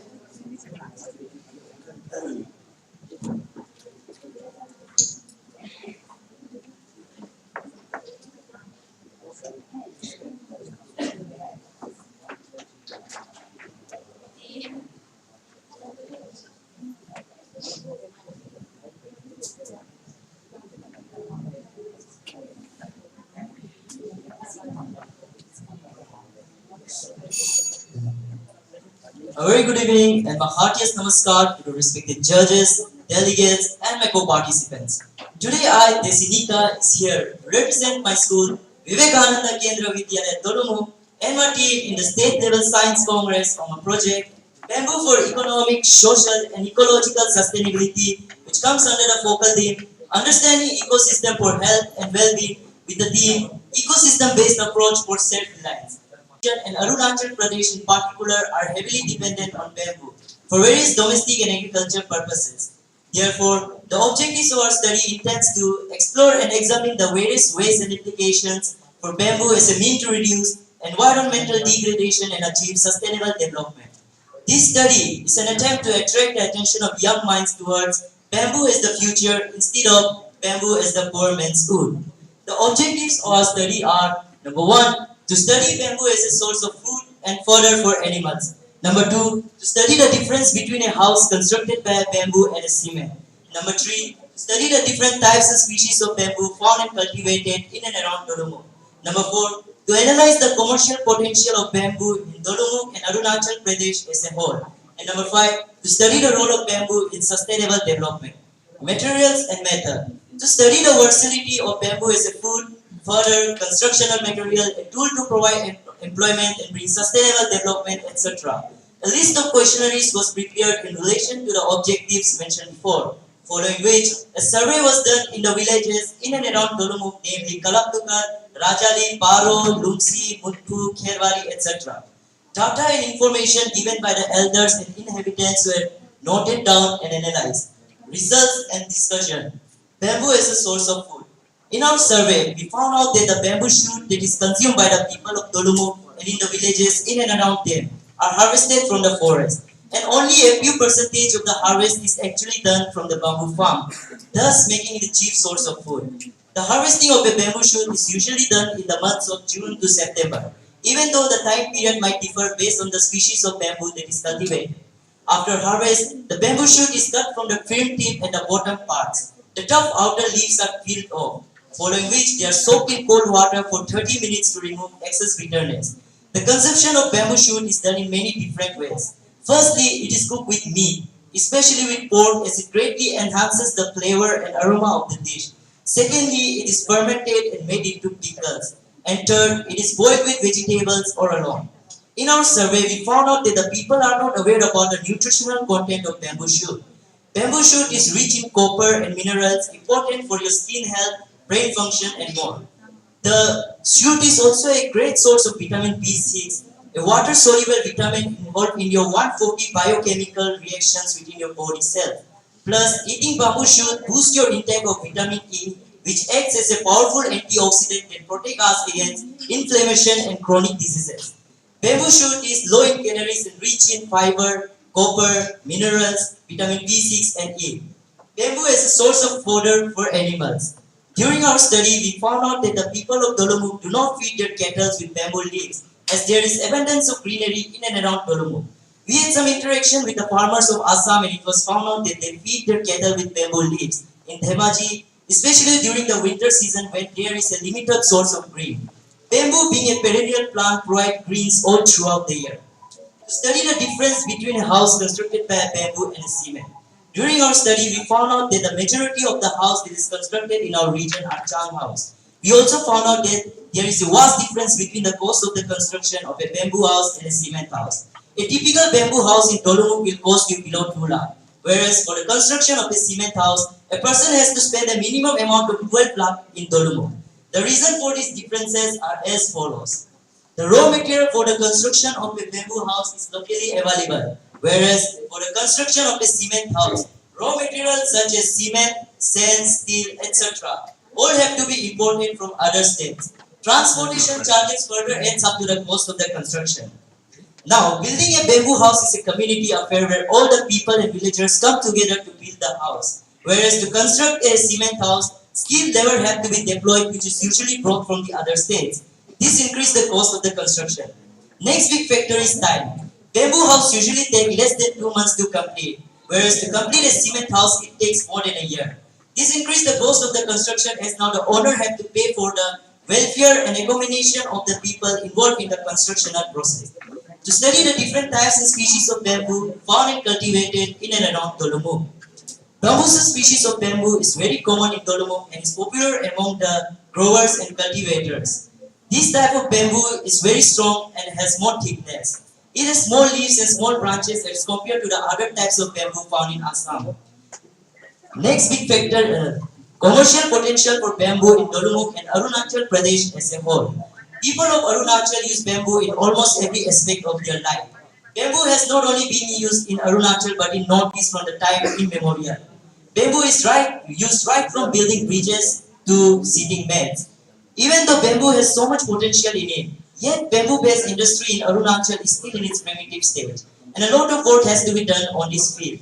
A roadmap has to be developed on how to utilize this vast resource of bamboo for the economic benefit of the people and the future generation. Our state has the capacity for a bamboo-based industrial state. Coming back to Dolomuk, some basic bamboo products are made by the locals, but they are for personal uses. Dolomuk lacks and has no bamboo-based industry. Role of bamboo in sustainable development.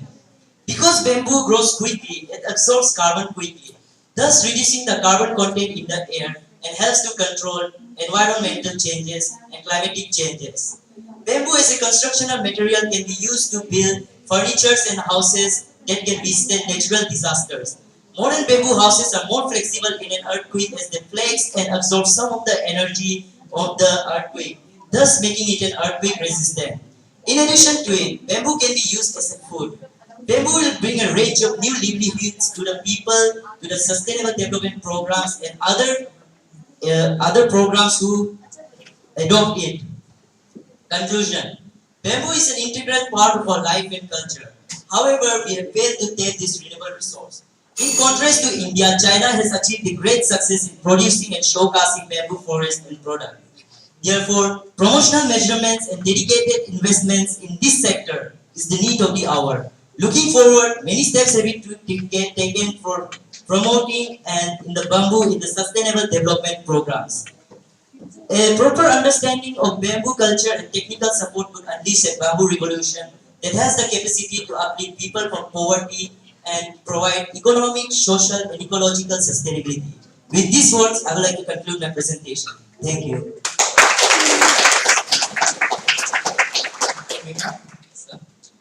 Nice presentation. Thank you, sir.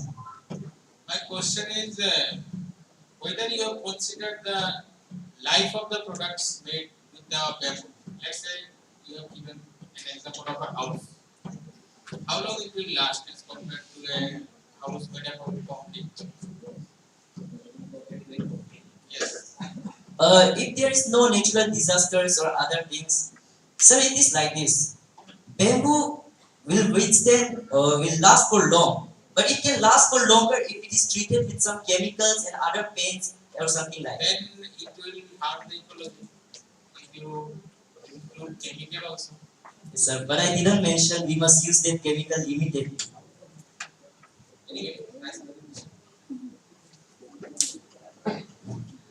Team ecosystem-based approach for self-reliance, isn't it? This is your. So you have shown some bamboo products which are high in demand as follows. You have just drawn it in your chart. You mean this one? Is there no picture from your locality? Was there no picture from your locality like mud, comb, chair? Yes. You should have shown that it would have been better because you are focusing on self-reliance, is it not?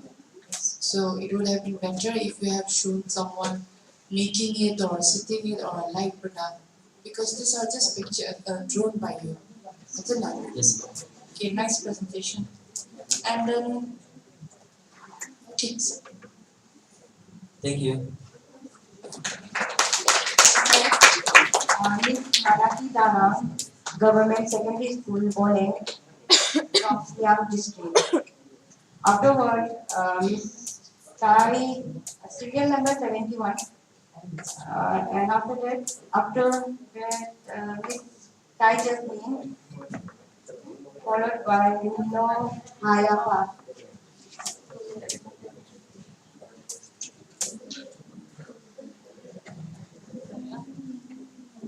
Hello, one announcement. Team Lower Subansiri, Team Changlan and Team Longding can go for your TA approval.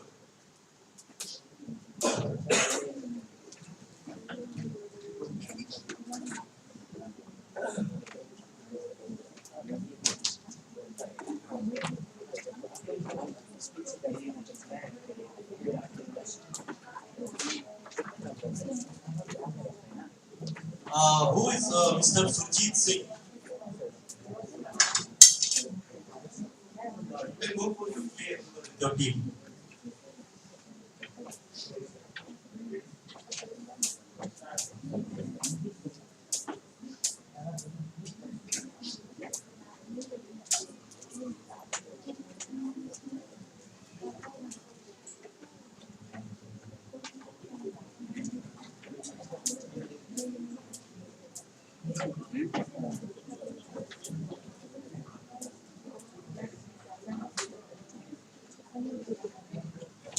Forestry and nutrition and well-being. Medicinal plants.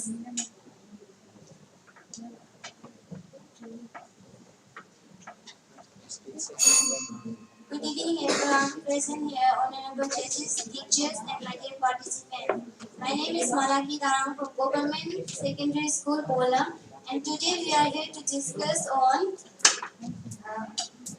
understanding ecosystem for health and well-being. I myself thinking about fostering health, nutrition and well-being. Under fostering health, nutrition and well-being, my topic is about medicinal plants. Introduction. Plants are very important for ecosystem and environment. Ecosystem consists of biotic and abiotic factors which include plants and animals. Plants cure diseases, give nutrition, and without plant, we human and animal cannot survive. Plants' values are like precious treasure. If it get extinct, we may also get extinct. Objective. I want to tell the importance and availability of medicinal plants and which may even cure massive diseases. I want to tell the importance of plants whom we think that has no value for our health. I also want to tell the importance of homeopathic medicines. There are many rare plants and medicinal plants which are not given important and attention. They grow at roadside, drainage and other places. And some of the plants are not even identified due to lack of survey.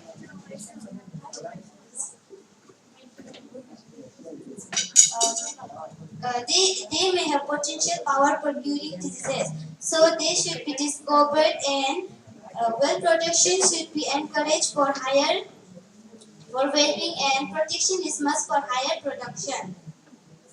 Observation. I have observed that there were many rare plants and edible plants which have medicinal value. They are given protection and some are not identified. I have also observed many other plants which have I was not expecting to be find their examples. Anathacelia citrusus. The species of these plants were very least in compared with others. I have also seen people curing themselves from medicinal plants and their immunity level were very strong. Whereas people who were curing themselves from allopathic medicines, their immunity level were very weak. There were many unidentified plants and medicinal plants. Most of the plants discovered were unidentified and unknown. That is, rare mushrooms, herbs, shrubs, etc. were unidentified. Survey report. I have surveyed the area of Bolan Town and Siam district, where we have found many valuable medicinal plants. Number 1. Gingiberaceae siamkinisis. Locally known as kefir, it is a rare species of ginger found in particular area, traditionally used as spices in food. It is very rich in vitamin C. It helps in digest impurities and relieve cough, reduce muscle pain and reduce natural menstruation cramps. Data chart for Gingiberessa siamkinisis. Part used were rhizomes and number of people cured 54. 24 people were cured from cough by the method of 2 cups of ginger every day. If 17 people were cured from cramps and vomiting after the administering of mixed with ginger with warm water. Part used flour. Number of people cured were 9 from nausea. Method steaming ginger with boiled water. Number 2. Purerai montana par lobata, locally known as chitin. It is prepared plant found in Siam district in very large quantity. It has a coating of blood and it disinfects wound and it can be used instead of disinfecting cream and can be a commercial plant in the future. Data chart for Purerai montana par lobata. Part used steam. 103 people use it for cutting, bleeding and infection. Method: field branches are dried in sunlight and then it is used in wound. Number 3. Ploscopa escandent, locally known as Dorki Dorka in surveyed area. It is rarely found in Siam district. It helps in treating broken bone.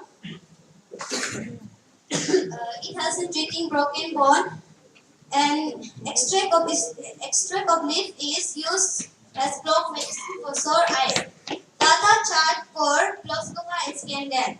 Part used. Leaves and flowers are used for treating bone fracture. Number of people cured. 5 people were cured after the administering of Ploscopa escandent. Method: leaf extract of plants and plants of this plant is mixed with 2 other plants and then it is used. Number 4. Polsosia hirta, locally known as oil. It is edible plant as vegetable. It is highly rich in vitamin A and B. It has in indigestion and highly rich in roughage. It also helps in constipation in people and people use it in other stomach problems. Data chart for Polsosia hirta. Part used leaves. Number of people cured were 54. They were cured from indigestion and constipation. Method used: it has vegetable.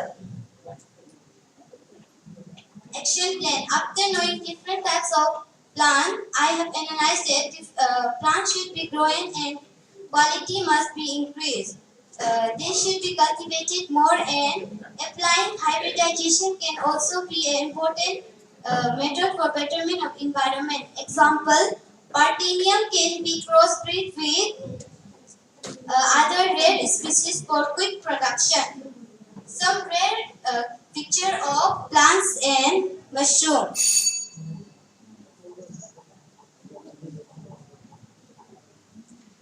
At last, I would like to conclude my speech requesting that government, people and other communities should progress in cultivating more medicinal plants and improve the quality types of medicine. Rare plants should be cultivated more and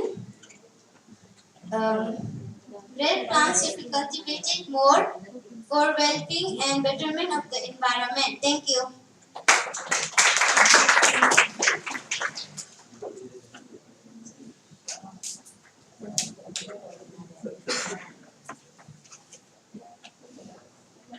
Malaki. Okay, good presentation. These are all your unidentified plants. Your teacher didn't help you. Your teacher didn't help you. I'm fine. This has nothing to do with your medicinal plants. No. Only this the one you have shown us here. Only this much. Then how many plants do you have? For you, how many you collected and shown us? 4. Okay. What about these images? Nothing is written there. Okay, these are unidentified. So I don't think so you should have put it here. Yeah? Only the identified one. Okay, this topic is given by your teacher or you selected? You selected? Okay. What do you have learned from this topic? From this research? I have learned that every plant is important and no plant is not important. So every plant should be important. Thank you. How many plants you have? Except for 4. because there were many plants and some were unidentified, so I could not.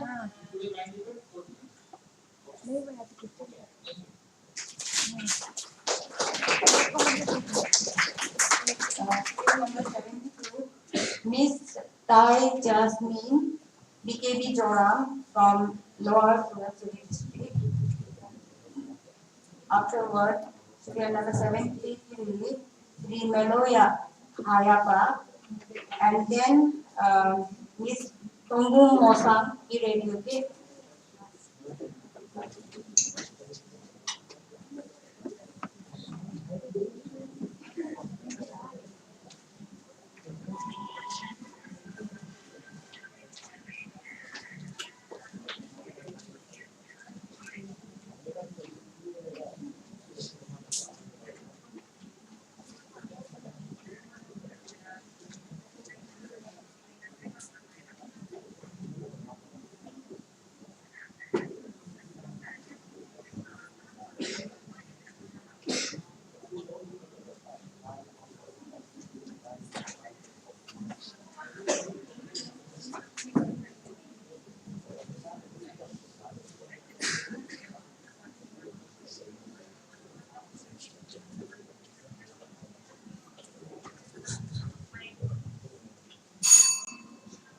My heartiest pranam to everyone, honorable judges, respected teachers, and my dear sisters and brothers. I am Kumari Tejasan of class 7 representing BKB Joram, standing in front of you to present our project in the state level National and Science Conversion Focal Team, Understanding Ecosystem for Health and Well-being, and our sub-team is Social and Cultural Practice for Ecosystem and Health, under which basically we have worked on the project traditional indigenous method to convert waste to this to produce chola among the nations.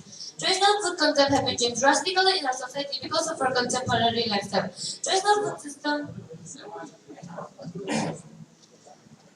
food content have been changed drastically in our society because of our contemporary lifestyle. Traditional food system plays a significant role in maintaining the well-being and health of indigenous people. Yet evident upon showing that the traditional food based and knowledge of indigenous people are being eroded.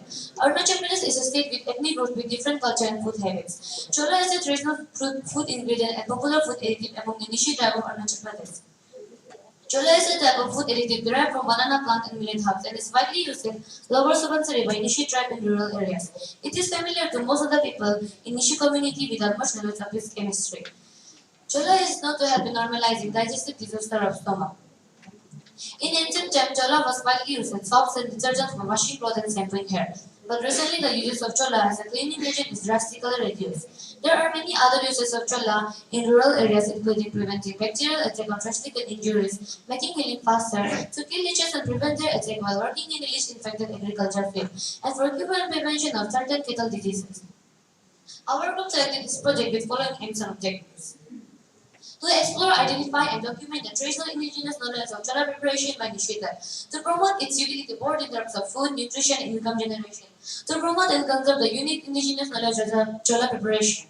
The present investigation was carried out in Joram area of Lower Subansiri district of Arunachal Pradesh. A survey were conducted in different villages which were Joram, Yoglu, Talo, New Panyan, Alpanya, Jara, Tityachuli, inhabited by Nishi where Chola is prepared.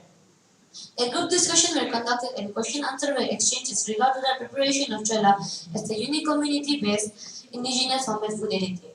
Most of the field visits were synchronized by the timing of chola preparation.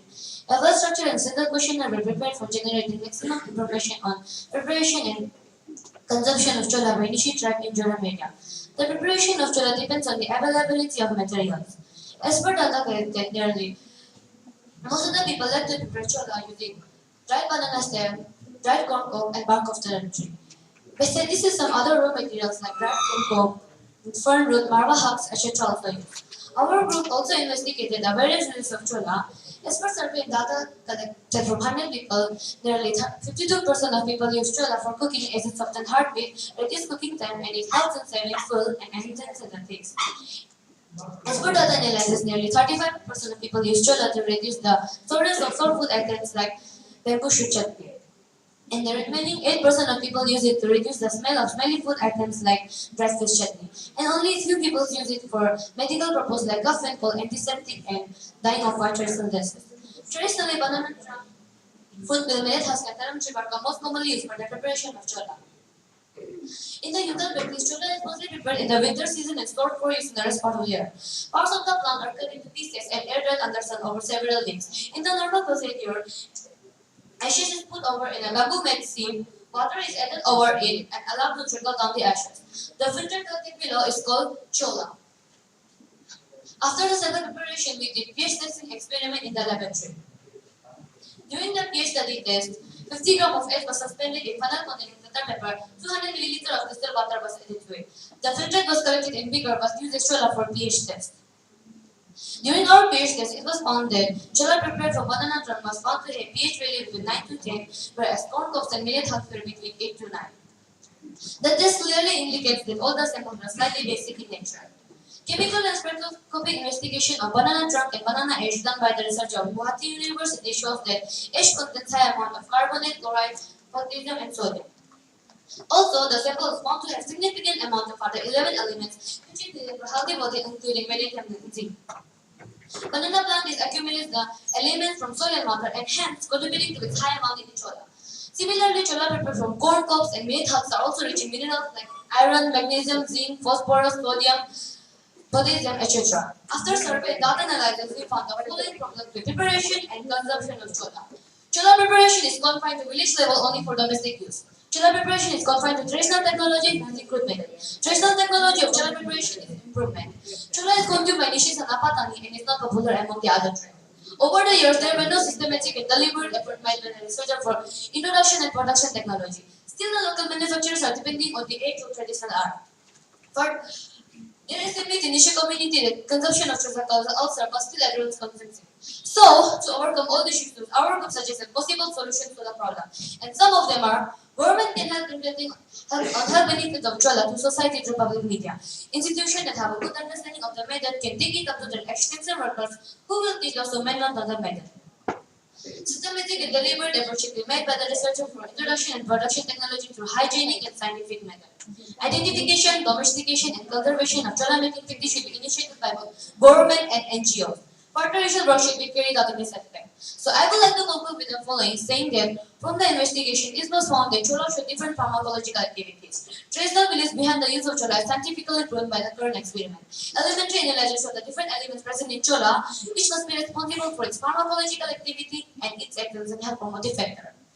Chola, a traditionally known antacid and popular food additive among the Nishi tribe of Arunachal Pradesh, is quite resistant for potassium carbonate and therefore can be commercially exported as a cheap and renewable source of potassium carbonate.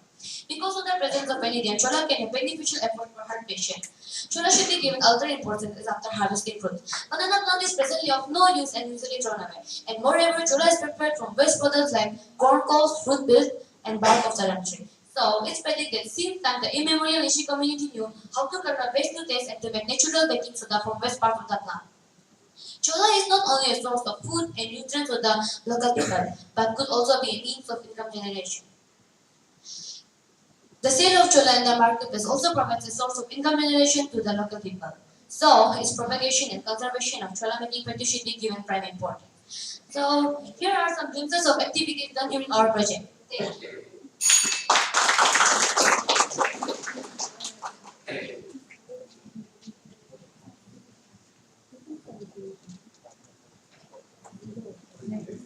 My name is Tejas.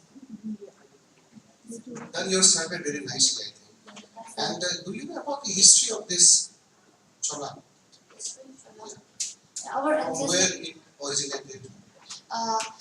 It is known that the ancestors of Apatani